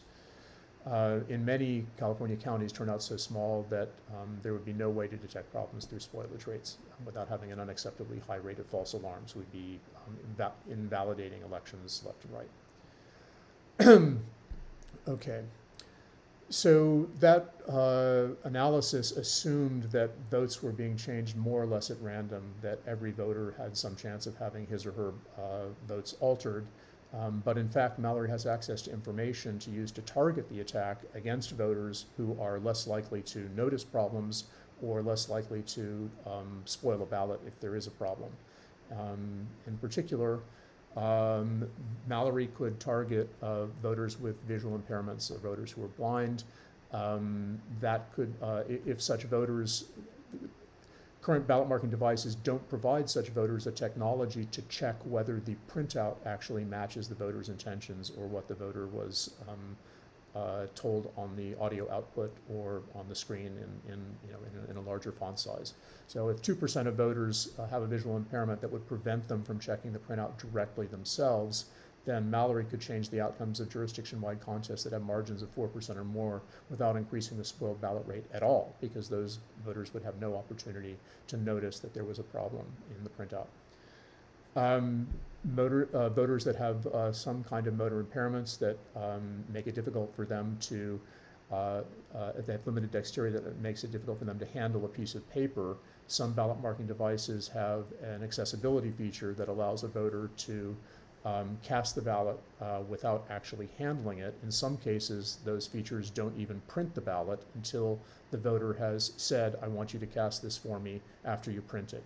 So because that doesn't even give the voter the opportunity to look at the piece of paper, the ballot marking device can cheat with impunity on ballots like that. So if there are enough voters who are using this autocast feature, then relatively wide margins can be altered without any possibility of detection. Languages other than English, voters, if a voter is looking at a ballot on screen in one language but then printing it out in English, the voter might be less likely to check the printout if the voter is not so comfortable in English. Moreover, if a voter who is clearly a native foreign language speaker reports a problem with a ballot, it might be the case that some poll workers would be less likely to believe that the voter actually detected a problem with the device and rather more likely to believe that the voter made a mistake. There's all kinds of things that Mallory can monitor to try to target the attack by looking at how much attention the voter is paying, whether the voter is in a hurry, whether the voter is reviewing selections, and so on. All right. So there are other problems with passive testing. Among them, it becomes a really easy way to raise a FUD attack, fear, uncertainty, and doubt, by simply asking voters to spoil their ballots more often, casting doubt on the election. All right, so let's look at these oracle bounds now. Suppose that instead of relying on voters to run the tests, we're going to try something like parallel testing, active testing, or logic and accuracy testing, where we input test patterns and look at what comes out. So if we had perfect knowledge of voter behavior, that is, if basically Pat could pick voters at random and look over their shoulders while they vote and see whether the printout matched what the vote was presented on the screen or in the audio output, that's kind of a best case scenario. That doesn't involve Pat having to figure out the distribution of voter transactions with the BMD. So even under those circumstances, it takes a fair number of votes in order to you have to spy on a fair number of voters, have to look over the shoulder of a fair number of voters to have a reasonable chance of noticing a problem in the election.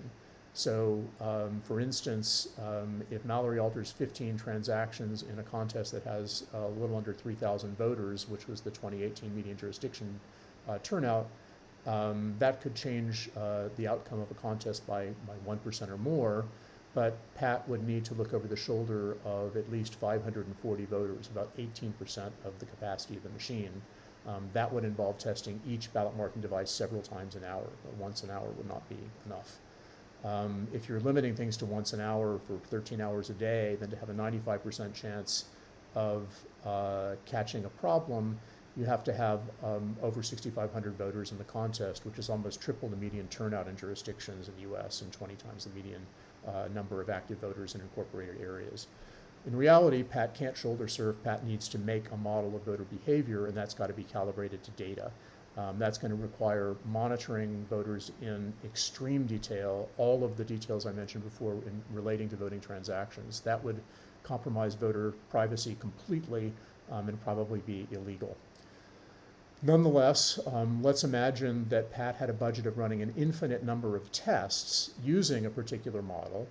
How many voters would Pat need to observe in order to get a model that was accurate enough to detect an alteration to some fraction of the votes? So to have 99% confidence of detecting a change to 0.5% of the votes, even if Pat could conduct an infinite number of tests in order to model behavior well enough to detect things at that confidence level, would involve monitoring 3.75 million voters in excruciating detail.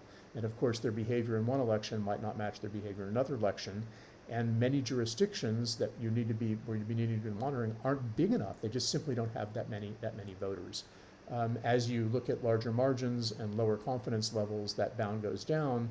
But even from 95% confidence of detecting alterations to 5% of the votes, you'd have to observe more than 1 million voters. And these are very, very conservative bounds. If you had a test limit of 2,000 tests to conduct, then the number of voters you would need to observe, you need to have an even more accurate model. You would have to observe even more voters. So the message here is you really have to monitor 1 million voters in excruciating detail, at least, in order to have a reasonable chance of picking up outcome-changing errors. All right, so the situation is really not very good. I mean, it's actually worse than this. Even if you were able to do that much testing, if you find a problem, the only remedy is a new election. You have no idea which transactions were altered, what the right outcome should be.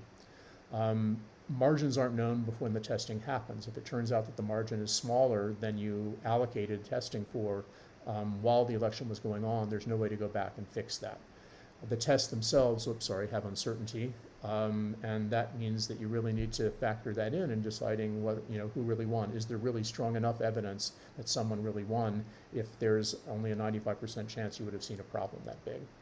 Moreover, this is going to require new systems, extra hardware, additional staff, and additional training. So this is a very expensive proposition, even if it could possibly be mounted. So our conclusion is that as I mentioned before, while BMDs are widely touted as helping some groups of voters, in fact, BMDs pose an ideal vector for disenfranchising those very same groups of voters because they will interact with the machines in specific ways. In short, there doesn't really seem to be a way to rescue the trustworthiness of elections if you're casting most of the votes on ballot marking devices or a substantial fraction of votes on ballot marking devices. And prudent election administration would involve minimizing the number of voters who use ballot marking devices, really reserving them for their accessibility benefits, where those accessibility benefits really do help particular groups of voters. Thank you very much for your attention. This year, we're compiling audience feedback on the Voting Village speaker track. If you have comments or feedback on any of our speakers' presentations, please reach out via Discord or send an email to votingmachinevillage@gmail.com. Further details can be found via Discord or via Twitter @VotingVillageDC. Our final presentation is from Stephanie Singer. Stephanie Singer is a consultant and data scientist at Verified Voting and has assembled, analyzed, and explained data for private business, public agencies, campaigns, and election oversight. In 2019, She joined the faculty of the Hatfield School of Government at Portland State University. From 2012 to 2016, she served on the Philadelphia County Board of Elections, including 1 year as chair, improving communication, modernizing processes, rooting out corruption, and protecting voters' rights. Singer co-chaired the statewide Election Reform Committee of the County Commissioners Association of Pennsylvania and is an active member of the National Election Verification Network.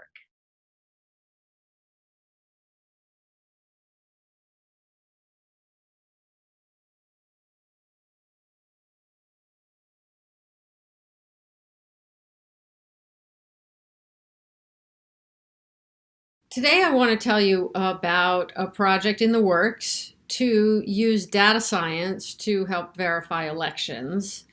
And although this project started in earnest only in October, we are going to have a publicly available version of it up and running at Verified Voting for the November election. But I first started thinking about this project of using data to help verify elections back in 2005. And at the time, I had what seemed to me a pretty simple idea, which was to take the number of ballots cast in each polling place and compare it to the number of voters who signed in each polling place. And just to make sure that the one wasn't bigger than the other, and to use that as a check on elections and on whether an election was fair, whether you can verify. How do you verify that the election was run correctly? Well, I thought it was a pretty simple idea, and it turned out that actually it was a very complicated idea because though the math of it is simple, the technology of it seems simple. It's just subtraction. You have to have the power to get it done. You have to have the power to get the data. You have to have the power to get the data in the right format and to get the data in a time frame that it's useful. Some thanks are in order. I would like to thank the National Science Foundation for funding, and in particular Jeremy Epstein for believing in the project. I would like to thank my team at Portland State, Eric Tsai and Raghu's from Gavarapu, and also the staff and faculty at the Hatfield School at Portland State University. I'd like to thank Verified Voting, and in particular Marion Schneider, for supporting the project and having the vision to make it a reality even on a short notice. And finally, I'd like to thank the organizers of DEF CON for fulfilling a lifelong dream I never knew I had, namely to be active in the chat of my own presentation. So thanks to everyone.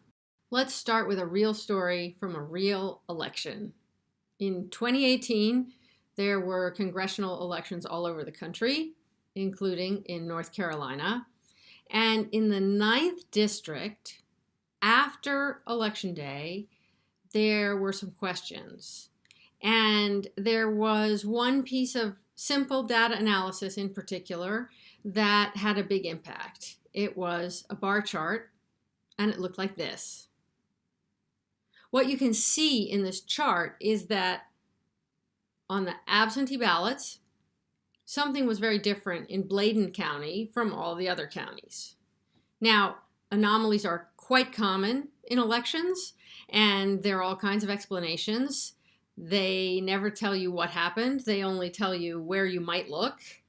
And it's perfectly possible, just from looking at the graph, that there's a reasonable explanation. So, for example, maybe the Republican candidate grew up in Bladen County, lived in Bladen County, and was a contributing citizen in Bladen County for a long time and had made a lot of relationships and had done better there for real, concrete, idiosyncratic reasons.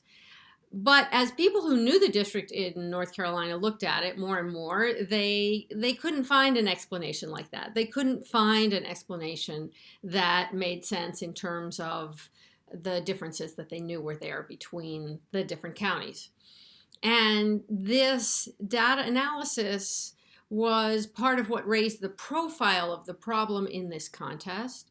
And it eventually, an investigation was done. The Democratic candidate pushed for an investigation. And when the investigation was done, then they found that, in fact, someone had cheated on the absentee ballots in Bladen County. And they found enough through this investigation.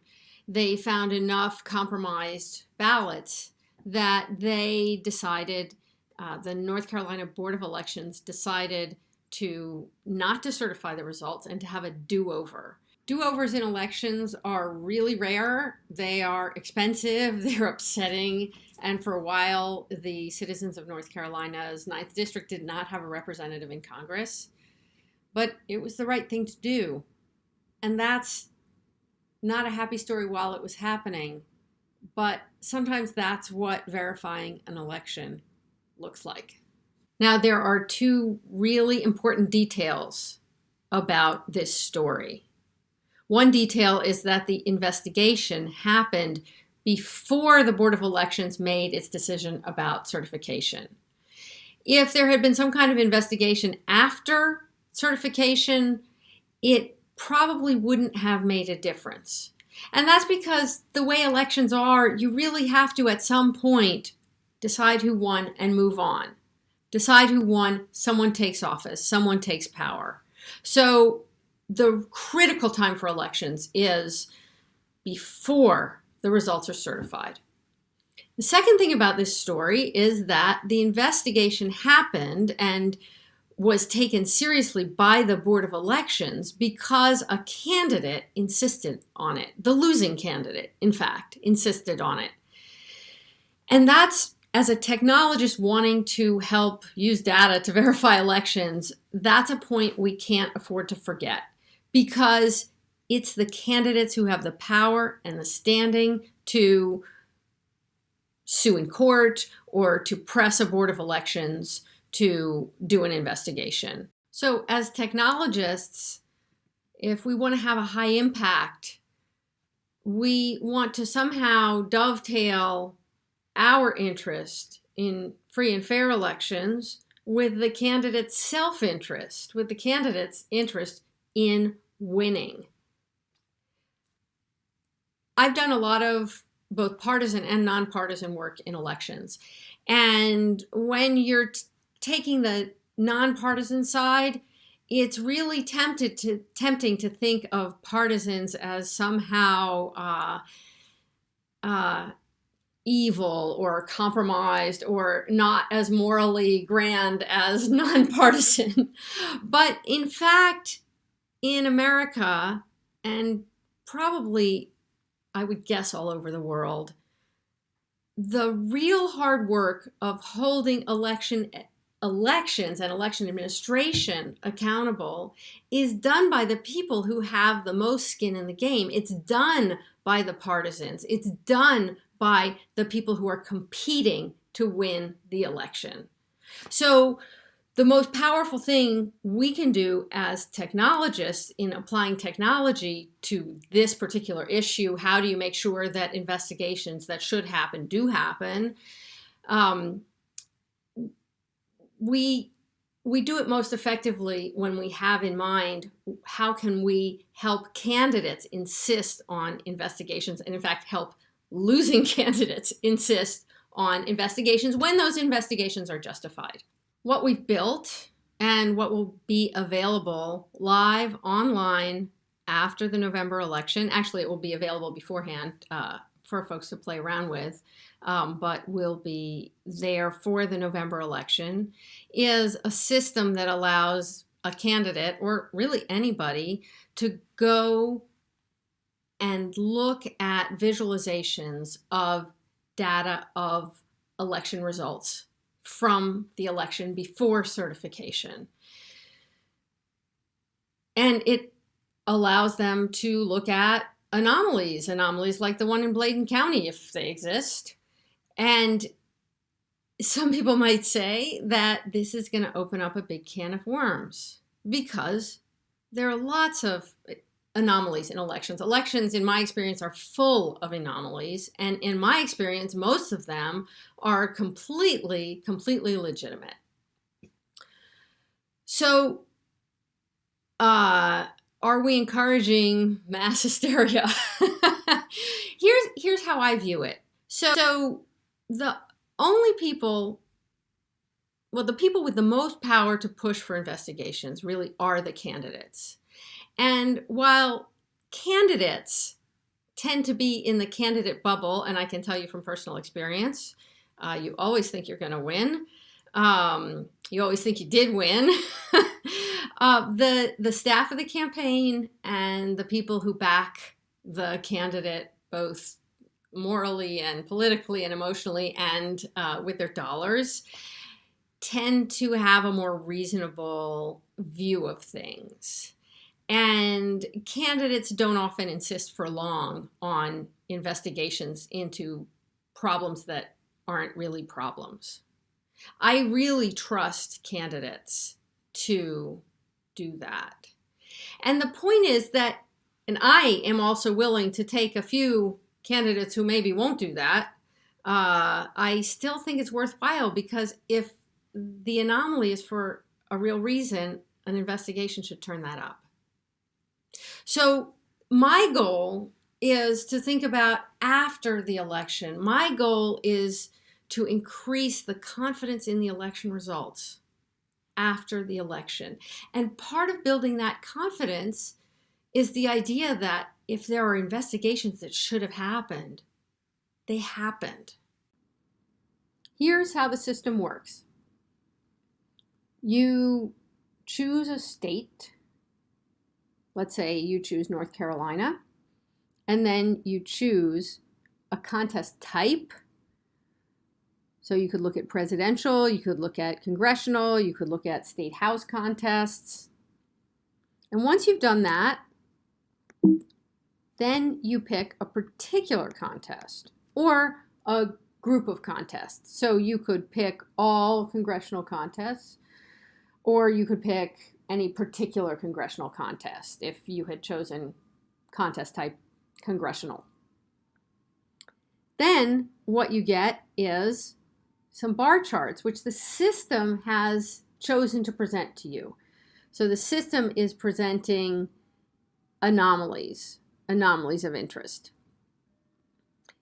And if you ran this on the North Carolina 2018 data, the system would show you as one of the most anomalous charts and most interesting charts, the Bladen County anomaly. So if you look at the top chart, it's in a slightly different order. Bladen is on the left because it is the anomaly. And if you compare it to the original chart that was published by the political science professor and campaign consultant in North Carolina right after the election, you see that's the chart. It's absentee ballots, accepted absentee by mail ballots, and it's by county, and something anomalous happened in Bladen County. So that's a case where the anomaly really makes a difference in the outcome of the contest. And you can see that actually that it's an important anomaly. If you look underneath the bar chart, you can see it says votes at stake 110, margin 900. This is a measure of how much impact this anomaly has on the margin. So if indeed it's an anomaly that's due to something that could be undone, then that tells you how valuable it might be to the losing candidate, who in this case was Dan McCready. Another anomaly that the system finds for North Carolina in 2018 is the anomaly chart on the bottom. Here the anomaly is that there seemed to be no provisional votes in Randolph County, whereas there were provisional votes in all the other counties. This is for the 6th congressional district. And it's not that important in terms of the overall votes at stake versus the margin, because you can look and see that the votes at stake, just 25 about, and the margin was about 37,000. So what's going on here? Well, it turned out that there were provisional votes in Randolph County in this contest, and the North Carolina Board of Elections had them, and they were part of the official results, and they were part of what you would see if you went to look them up online through their usual interface. They just hadn't made it into the data file that the Board of Elections provided for download. And I want to point out that while the Bladen County anomaly was known before we did our work, and you have every reason to question whether I reversed engineered the system so it would pop out, this anomaly no one had noticed before, as far as I know. And when we pointed it out to the Board of Elections, they corrected the data file and posted a new one. So this shows that anomaly detection can help boards of elections with their process of continuous improvement. So that's a second application of this work. So that's the bar chart part of the system, where the system chooses anomalies to show you. There's another part of the system which allows you just to play around comparing various counts in scatter plots. So for example, we're still in 2018. This is Florida. If you compare the United States Senate votes cast, total votes in the contest, to governor of Florida, and you compare by county, you get the following chart. And the interesting thing is that you can see that all the counties line up, but one of them is a little bit off, and that county is Broward County. In that county, there was an undervote for U.S. Senate. When people investigated, what they found was that the Broward County ballot was poorly designed. It had a design flaw which made it pretty easy for people to inadvertently miss the U.S. Senate contest. And it resulted in a significant undervote. And you can see that on this chart. Well, I want to end by showing you my absolute favorite scatterplot chart of all time. This is from the Philadelphia 65th Ward by precinct in 2011, my election contest against Marge Tartaglione, the famous Marge Tartaglione. And you can see that there is a real outlier. I mean, that's a serious outlier. That's like 100 votes worth outlier. So if I were Marge Tartaglione, and if the margin had been small, which it wasn't, I would be wanting to know what had happened in that precinct. And even if I just were a person who cared about elections and free and fair elections, I might want to know what happened in that precinct.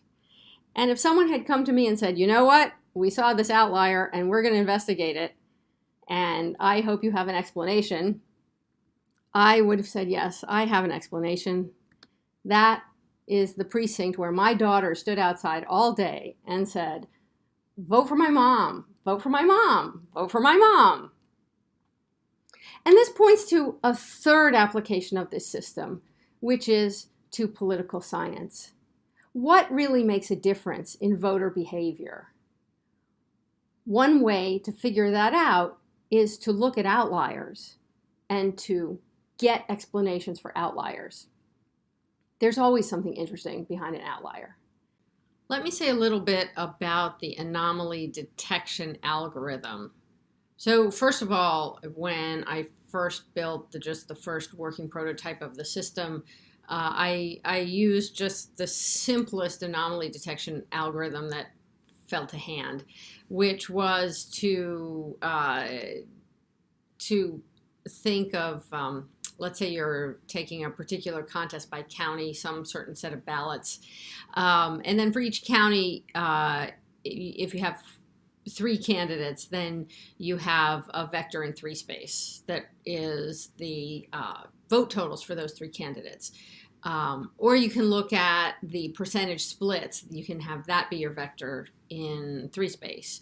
In any case, if you take the vector for each county, you can think of them as points in 3 space. And then you can just, there's a very simple outlier detection thing called z-score. So you can just calculate for each point how far it is from all the other points. And then apply the z-score to figure out what's the outlier in distance from all the other points. So this is, if you think about it in depth, this is the z-score is the wrong thing to use because you don't have a normal distribution and stuff like that. But just throwing it together to see if it worked, I ran it on the North Carolina data, and out came the Bladen County anomaly as one of the most anomalous slices in North Carolina. So that's a pretty good proof of concept. Now we are doing something more sophisticated, and we're certainly interested in doing a variety of different things. So the tension here is between wanting to use percentages because that levels the playing field between counties. Counties are of widely varying size in pretty much every state. Maybe not geographically, but in terms of population. And the same is true even of precincts often, or any other subdivision you might use. So the argument for using percents is that it takes away that variability, which isn't what you want to look at anyway. So on the other hand, what really matters in the end is how many votes are involved. So that feels like an argument for using vote totals and not percentages. And the way we're splitting the difference there is that we are using percentages to identify the outlying point.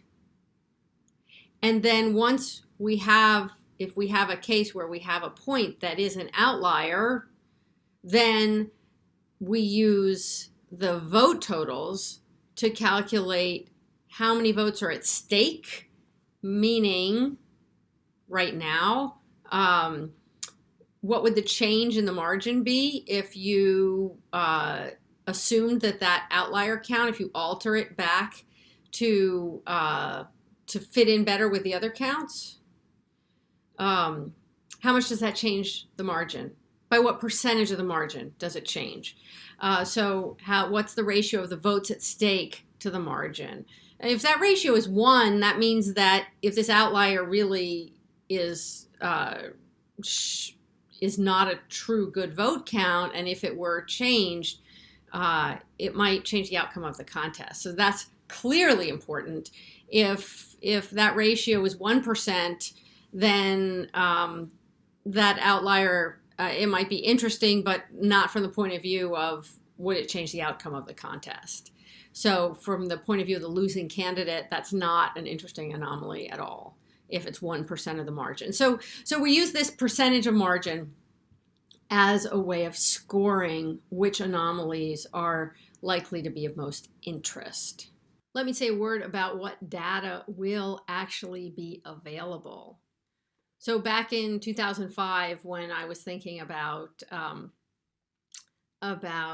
how easy it would be to compare ballots cast to the number of voters checked in at the polling place, one of the most naive things was that I had no idea how hard it was to get election data, never mention to get it in time before certification. I had to actually sue the Commonwealth of Pennsylvania to get voter file data. I had to threaten to sue the Board of Elections in Philadelphia to get election results at precinct level in electronic form.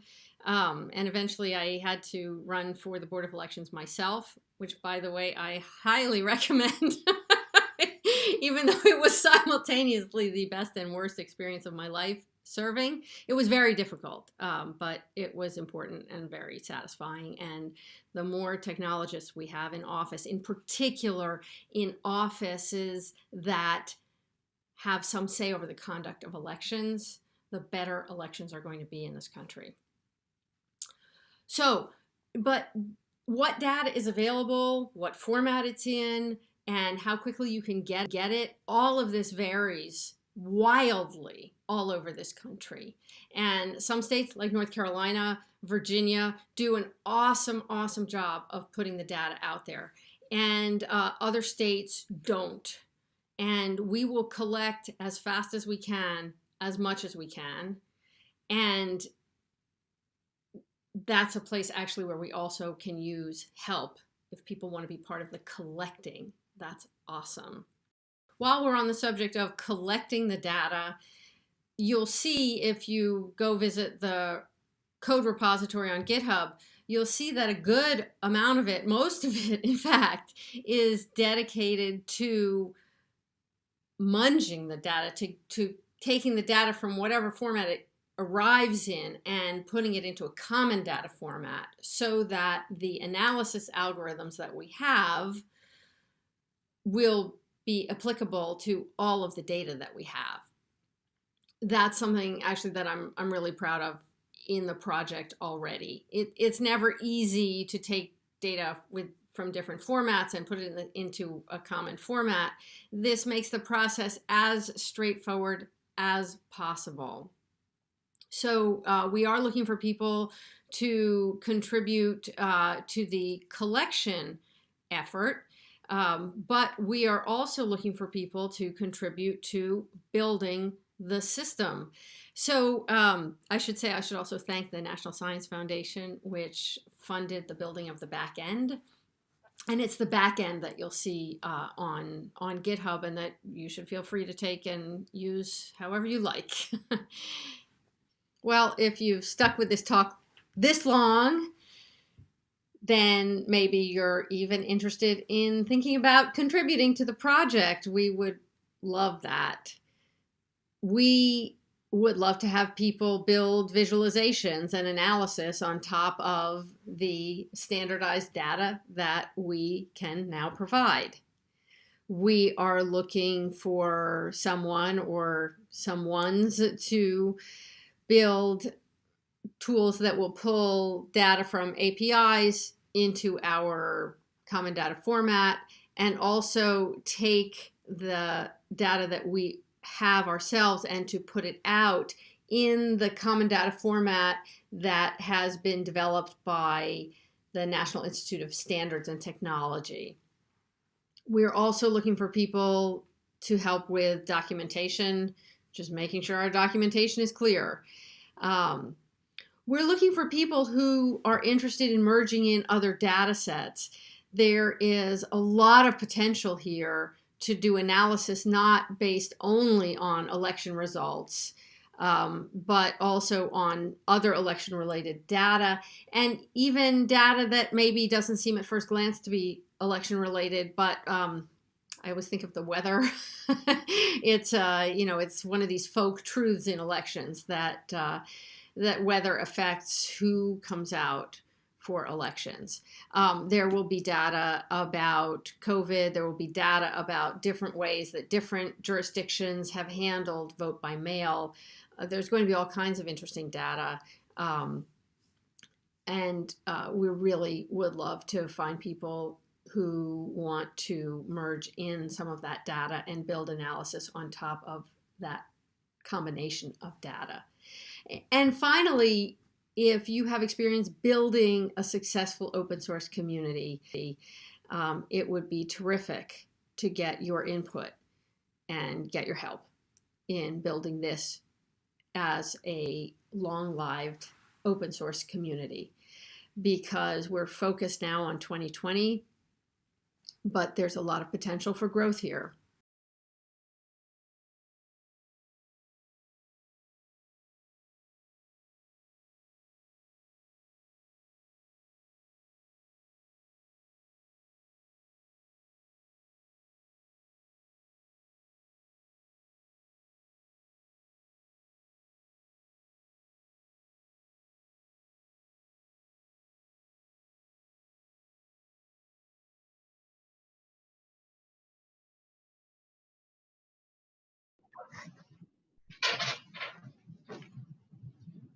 Welcome back, and I hope you have enjoyed the day. DEF CON is always such an amazing experience. Today was a lot more lively. I hope you all agree than yesterday. Yesterday was a lot of facts, a lot of explanation how things work. Today, I really enjoyed when you are in a Discord and you have first 1, 2, 3 typing, and then after that, many typing at the same time. That means you have a lively conversation. As a number of places you see, we already posted that we are going to facilitate the follow-up conversation, follow-up open and record it on the record roundtables so that we can continue those heated topics, because that is a conversation we really need to happen.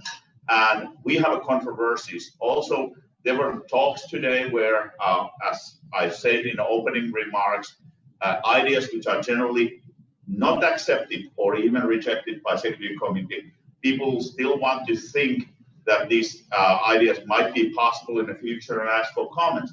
This is our opportunity as a community to help, to inform and educate. Explain why things are not possible, what are things which are possible, what are the things which make it impossible, so that we understand exactly what are the reasons why things cannot happen the way some people want them to happen. Now, before I go to wrap up today, I want to thank you all from the side of our organization who made it possible. Margaret McAlpin has been doing all day yesterday and today, moderation, help you guys around, try to facilitate conversations, but most importantly, do the moderation, because we are actually legally obligated to do a moderation of all our channels.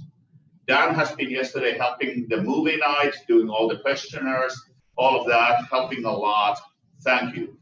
Behind the scenes, Mary, who has been helping and do the introduction of the speakers. She's in California. Thank you, Mary. We couldn't have done it without you. And Andrew is behind the camera, organizing everything. Dan and Mattie, do you want to have a... Yeah, and also our intern Willa, thank you for everything. And also Mary literally can't be helped and thanked enough times for all her help. So I want to give her like 3 more shout outs there. And then Dan? Yeah, really, to be honest, we wish that Matt Blaze had been here, but man, he spends a lot of time behind the scenes. There's so many calls that go on week after week, and it's just great there. Remember to continue to, follow us on @ElectionInTech. We still got plenty of swag and such, so you can go out there and commemorate your experience that way. We look forward to hosting the follow-up roundtables and discussions. I know there was a few times a day I'm like, wow, what? And then even being part of it. So, it's really all about having those conversations. Thank you, Hari. And by the way, if it wasn't for Hari and all of his guidance and hard work and that, you're just phenomenal, man. It's understated what you do for us. And so thank you, Hari, for everything that you do. Thank you. So I haven't checked at all what was today's statistics. I looked about 5 hours ago. We were combined over 2,000 viewers combined over Twitch and YouTube for yesterday's content.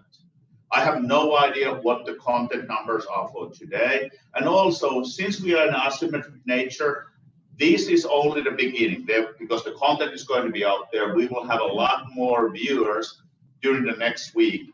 Already now with the 2,000 viewers for yesterday's content, we couldn't have fit that many people to any of the rooms we had in Las Vegas. So by that count already, this is a bigger success than any of the previous 3 years. By how many? And thank you for all participating in and wanting to learn. We are here to help. We are here to educate. We are here to inform.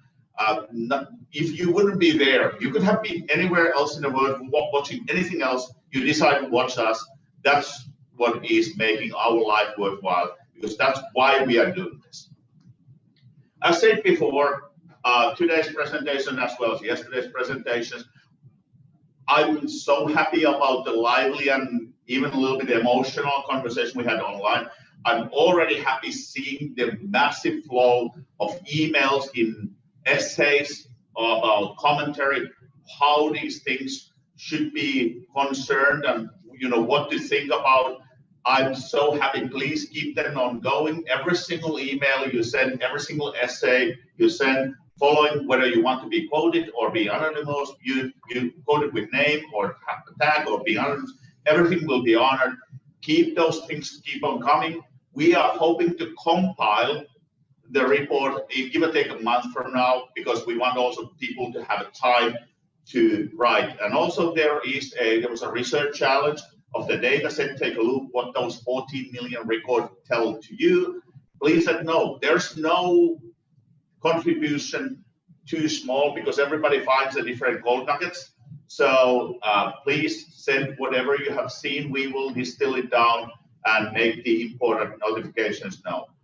We will still keep on going tomorrow. So tomorrow is going to be not anymore speaker track, but we will be in Discord. Please participate if you have ideas. In every single DEF CON, some of the most exciting things happen on Sunday. And I bet you are going to surprise me. Something is going to happen tomorrow, and I have no idea what it is. So I'm excited and waiting for that. Now, as promised before, after thanking you all, we were saying we go to happy hour. And the happy hour in this case means that there is a legendary bar here in Quantico, because we are physically doing this in Quantico. There's a legendary bar in every television series and movie. There's a place where FBI Academy and Marines go, get too drunk, a little bit have a feedback conversation with the fists, and everybody leaves happy.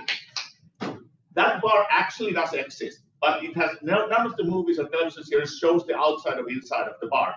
We are actually going to live stream because it's literally 10 minutes walk away. We are going to wrap up and we are going to walk to that bar. And you will see the interesting place there is. So guys, come on here. Let's start a happy hour. Hey, but Hari, as part of the happy hour, we also have to thank Joel Charlotte of lovely Cyberbikes Foundation. Well, absolutely. I mean, these tools. Oh, so this is the happiness. And Matt, this is the happiness. This is the work. Oh yeah, Matt plays too. Matt plays too. Hey, come with on. us in spirit. Come on the screen. Come to the screen. So we are streaming from there. We are going to change to when we start walking to Dan. This is another. These people are from the sauna club. Actually, I think one person is actually even in the sauna. That's awesome. So right now, thank you for participating in DEF CON 28 Safe Mode. Thank you for participating in the voting machine hacking village. We love you all, and as I've always said, DEF CON is not a conference. This is a family meeting of a large extended family. Dysfunctional, that makes the family real. And also the Cyberbikes Foundation, Brian, thank you for having us here because he is providing us the physical place we are. John, Jessica there. Hey. Matt has been making sure that I always have something to drink and I don't drown. Let's do it. We love you all. And now let's start drinking. Cheers. Cheers. Cheers.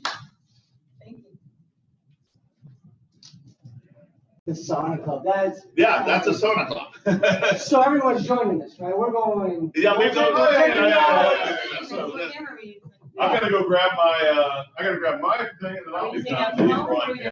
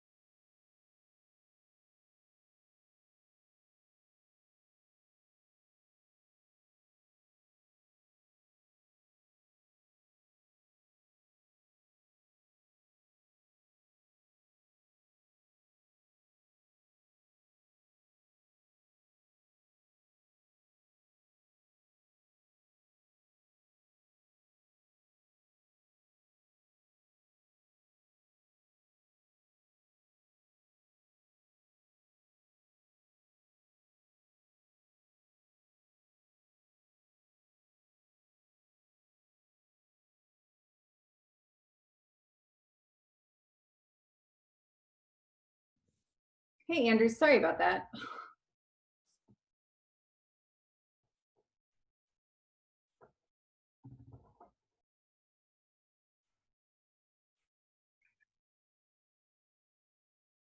Hey, so are they, I didn't realize they were like posting anything.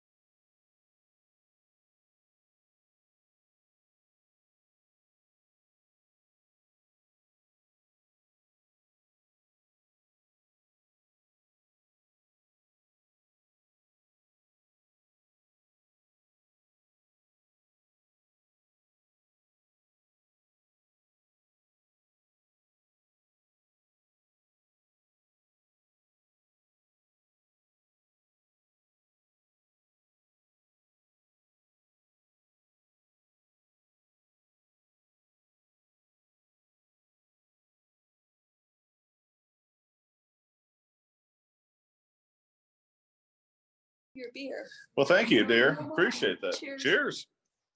All right. So how does this work? So can you, So, so right are there there. people on here? There you are, dude. Let's go in here and take a Yeah. look, man. So let's, you know, Somewhere on the phone? we're sitting here walking around having virtual happy hour. Look, man, we're on live, dude. Oh man, that's cool. You gotta show my command center. Yeah. Gotta show the command center here. Virtual happy hour. Look, man, we're on live, dude. That's so. Oh man, that's cool. This is where I've been the whole time. It's great. Got my computer here. All my passwords for you to see. Yeah. And the most important thing at this point, trying to make it feel like real DEF CON.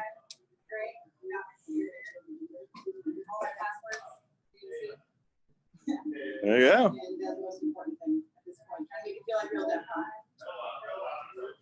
All right. I hear Hari.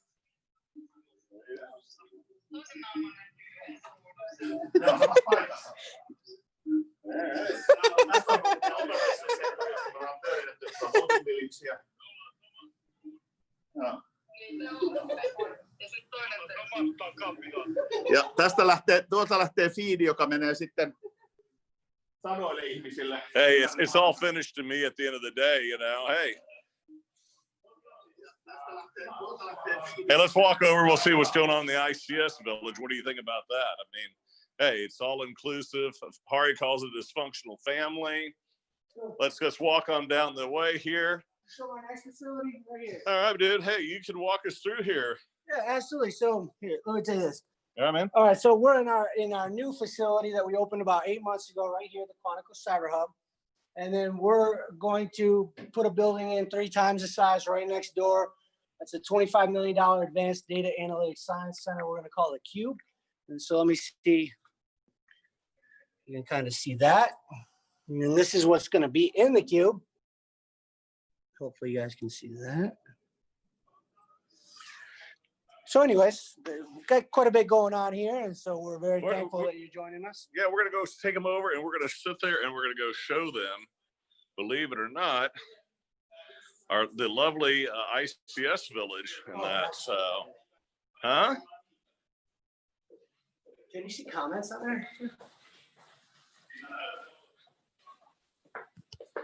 Oh, we got a broadcast. I guess we're broadcasting. Yes. All right. Hey, look. Here we are at the ICS Village, huh? Hello, everybody. Welcome to the ICS Village. All right. Why don't you guys give them a tour real quick, huh? Me. All right. I got you. I mean, you can Well, always. except I'm not supposed to cover the camera, right? So, all right. So here you go.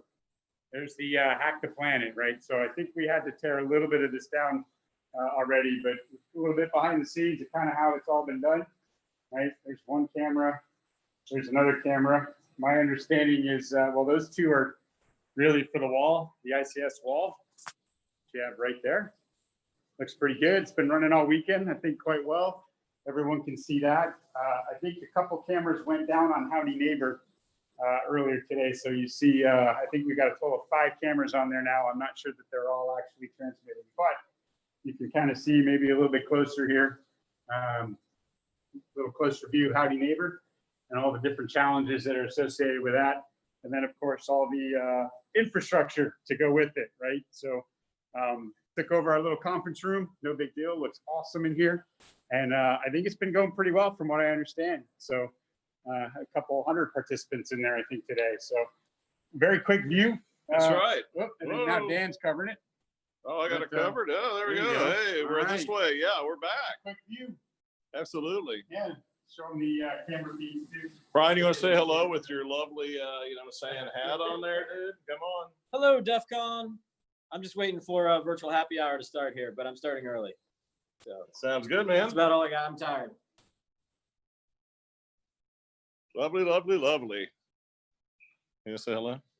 Hey, what's up, everybody? Whole world. Man, it's a lovely facility. It's right here in Stafford, Virginia, outside of Quantico.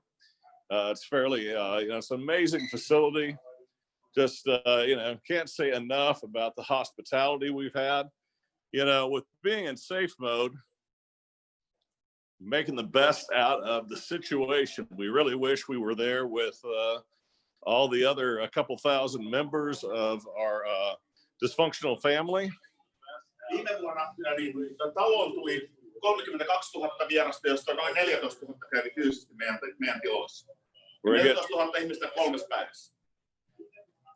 Time for us to there you go. Pub crawl, yeah, DEF CON, go Grim, the best company ever. Join us. So if they want to join you, where can they join you? Here, I guess. Grim.com/co or something. I don't know. Just type in Grim. We're everywhere. All right, Harry, we're ready to go, man. We're ready to go. Let's go. Let's do it, man. We're gonna leave this facility behind. Ei vaan siis te voitte seurata meidän linkkeillä, minkä mä laitoin. Koska nyt se broadcast, mikä menee, niin sieltä tulee koko tää niin pari tuntia, kun me mennään sen baariin. Harry forgets we're not all finished. I have no idea what he's saying right now. Koska itse asiassa kannattaa nähdä se baari sisään. Mä pidän tässä verran aikaa, että näette sen baarin, koska jälleen. Ei vaan, mä panin sen siinä kutsussa. Kutsussa on alla Twitch-linkki ja YouTube-linkki. Ja tää on sekä Twitchissä että YouTubessa, mitä Dan lähettää. I tried. I said, join us. Grim.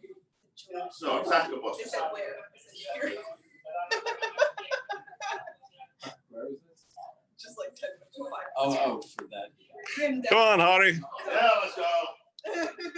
There we go. Tänään. Yeah. Yeah, I'll go to. Yeah. Well, by the way, what's the open container rule here? You're not allowed to have them. Okay. Yes. The answer is no. The answer is no. No open container for you, Harry. Tää on viskiä. Hei. Tää oli hyvä hetki, jos mä tänne läsnä. Tässäkin myös tää kalja, minkä ne toi mulle käteen, niin 12% alkoholia. Tätäkään kannata silleen. Yeah, let's say hello to the Sonic Club. What do you think? Hey. So I actually have a Finnish sauna club. This is actually going now. It's Finnish sauna club, and they're meeting on my mobile phone, so they're just going to walk. I was just saying, please join us in Twitch and YouTube, so I can also be more caring. All right, let's go. Do you want to take it here? Yeah. Hey, we're making this up as we go along. It's half the fun, right?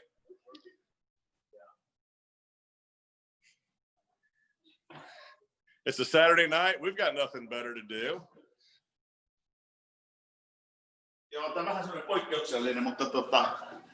All right, so next we are going to the Global Laurel, where they have, in the same building, they have the legendary embassy, the Marine Embassy Cigar Club. So they're in the same building, but we are going to go to the pub side. So pub crawl it is. And during the time of coronavirus, this is an unusual treat. Absolutely. All right. All right, Matt. We're ready to roll?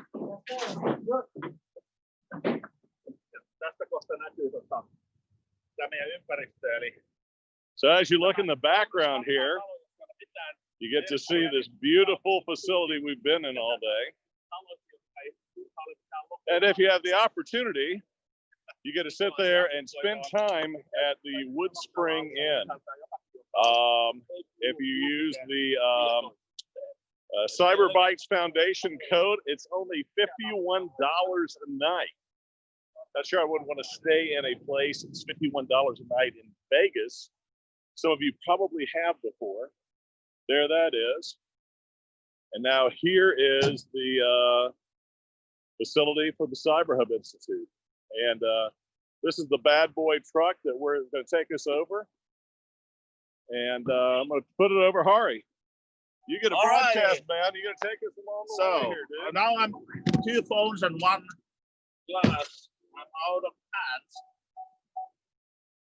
hands. So we are now leaving this happy, gray, unmarked building where we have been spending and running the operations, and moving towards Global Laurel, the legendary bar, which is literally 10 minutes walk away.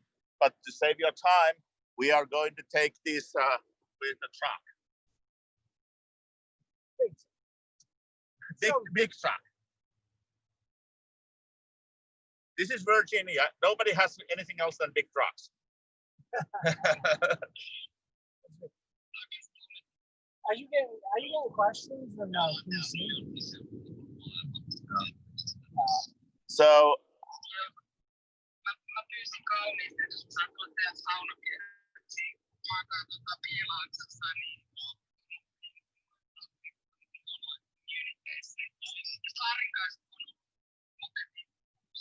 driving was hard in a truck. Yeah, we are driving towards.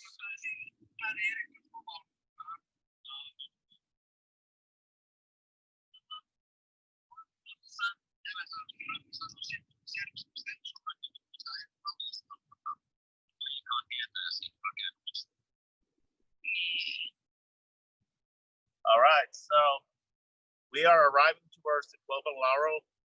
We have this wonderful Quantica Cyber, Quantica Commercial Center logo.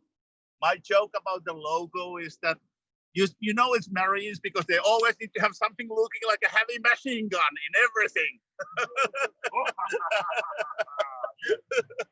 Let's have it. Well, it's Marines. We are also driven by ex-Marines, so. I'm ex-Navy officer. Oh, you're ex-Navy officer, so Mattie used to be in Navy. Sorry for my insult. So now we are arriving to Global Laurel. That's what actually the place looks like. It looks like a church. So you wouldn't actually guess that it is a. Yeah. Oh, it's a great place. It's a great place. This is my favorite place in the whole Quantica, also whole Virginia, I would say. And it literally, the place looks like a church. It's a holy place. They have a good beer. And some good whiskey. And also on the other side, good, good cigars. Now it's time to, for a moment, put our masks on. You put your mask on. Here, Hari, and then I will put my mask on.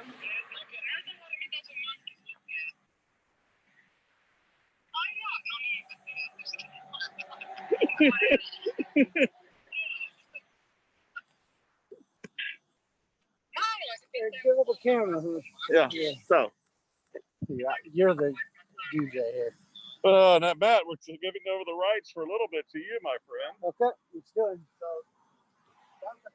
So this is what the actual place you have heard of. Hey, welcome to the Globe and Laurel, man. This is pretty exciting times, man. This is Hari's favorite place. When you come to Stafford, you'll be a part of it. You know, walking into a place, I always wanted to, as a kid, to go into a bank with a mask, but in today's world, we have to make sure that we practice in the safe mode. And this place actually is a marriage retail for all practical reasons. Here you go, Harry. We already have the police officer here at the door.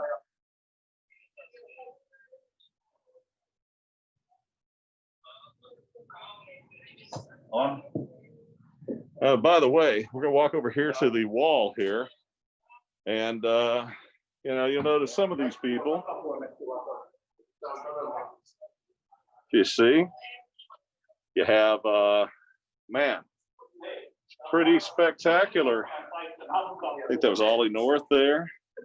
It's phenomenal. We'll continue on down. And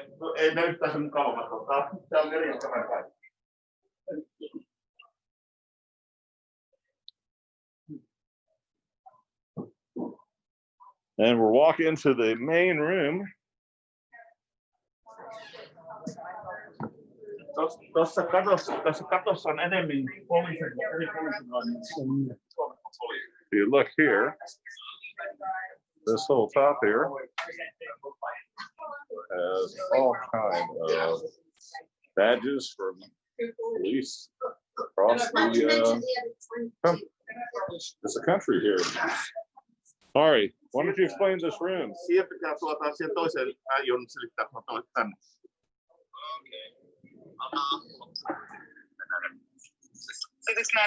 All right. So we're in a Club and Laurel, which is next to where we have been before.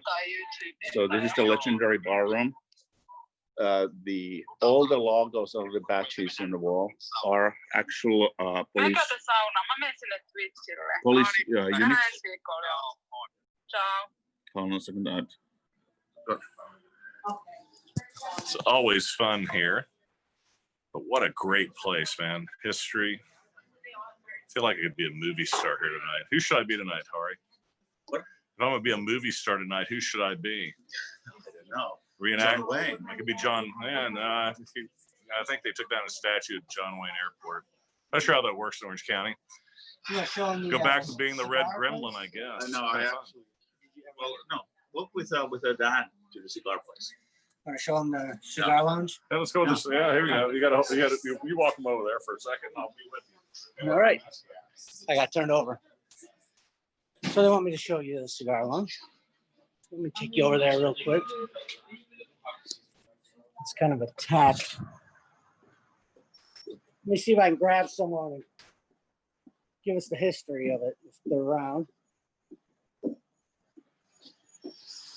Let's see.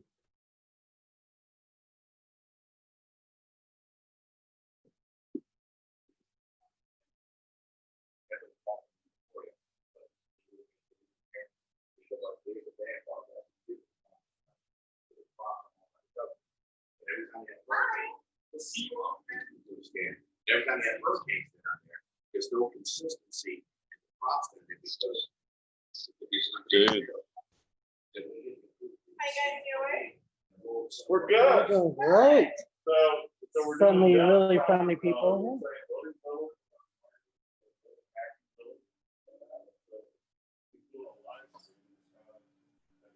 Incredible.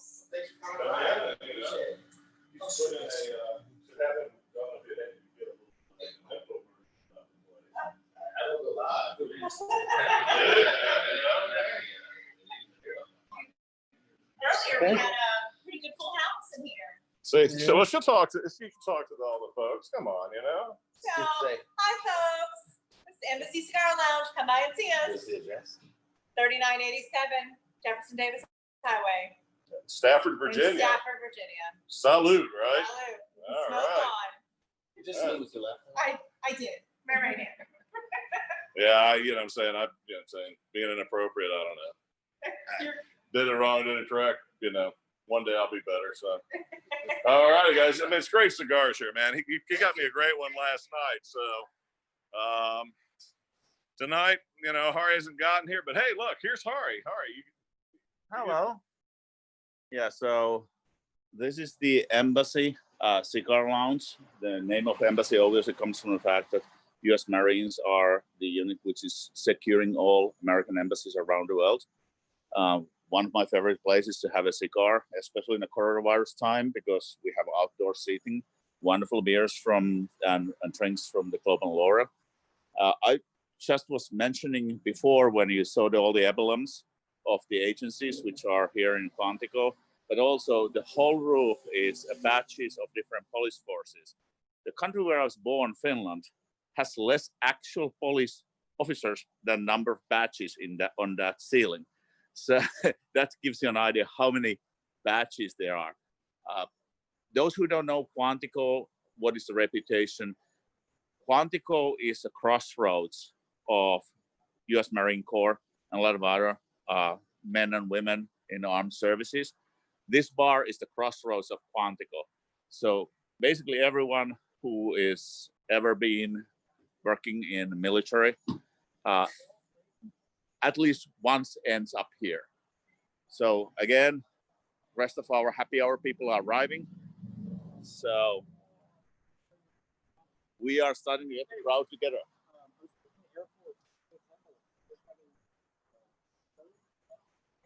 All right.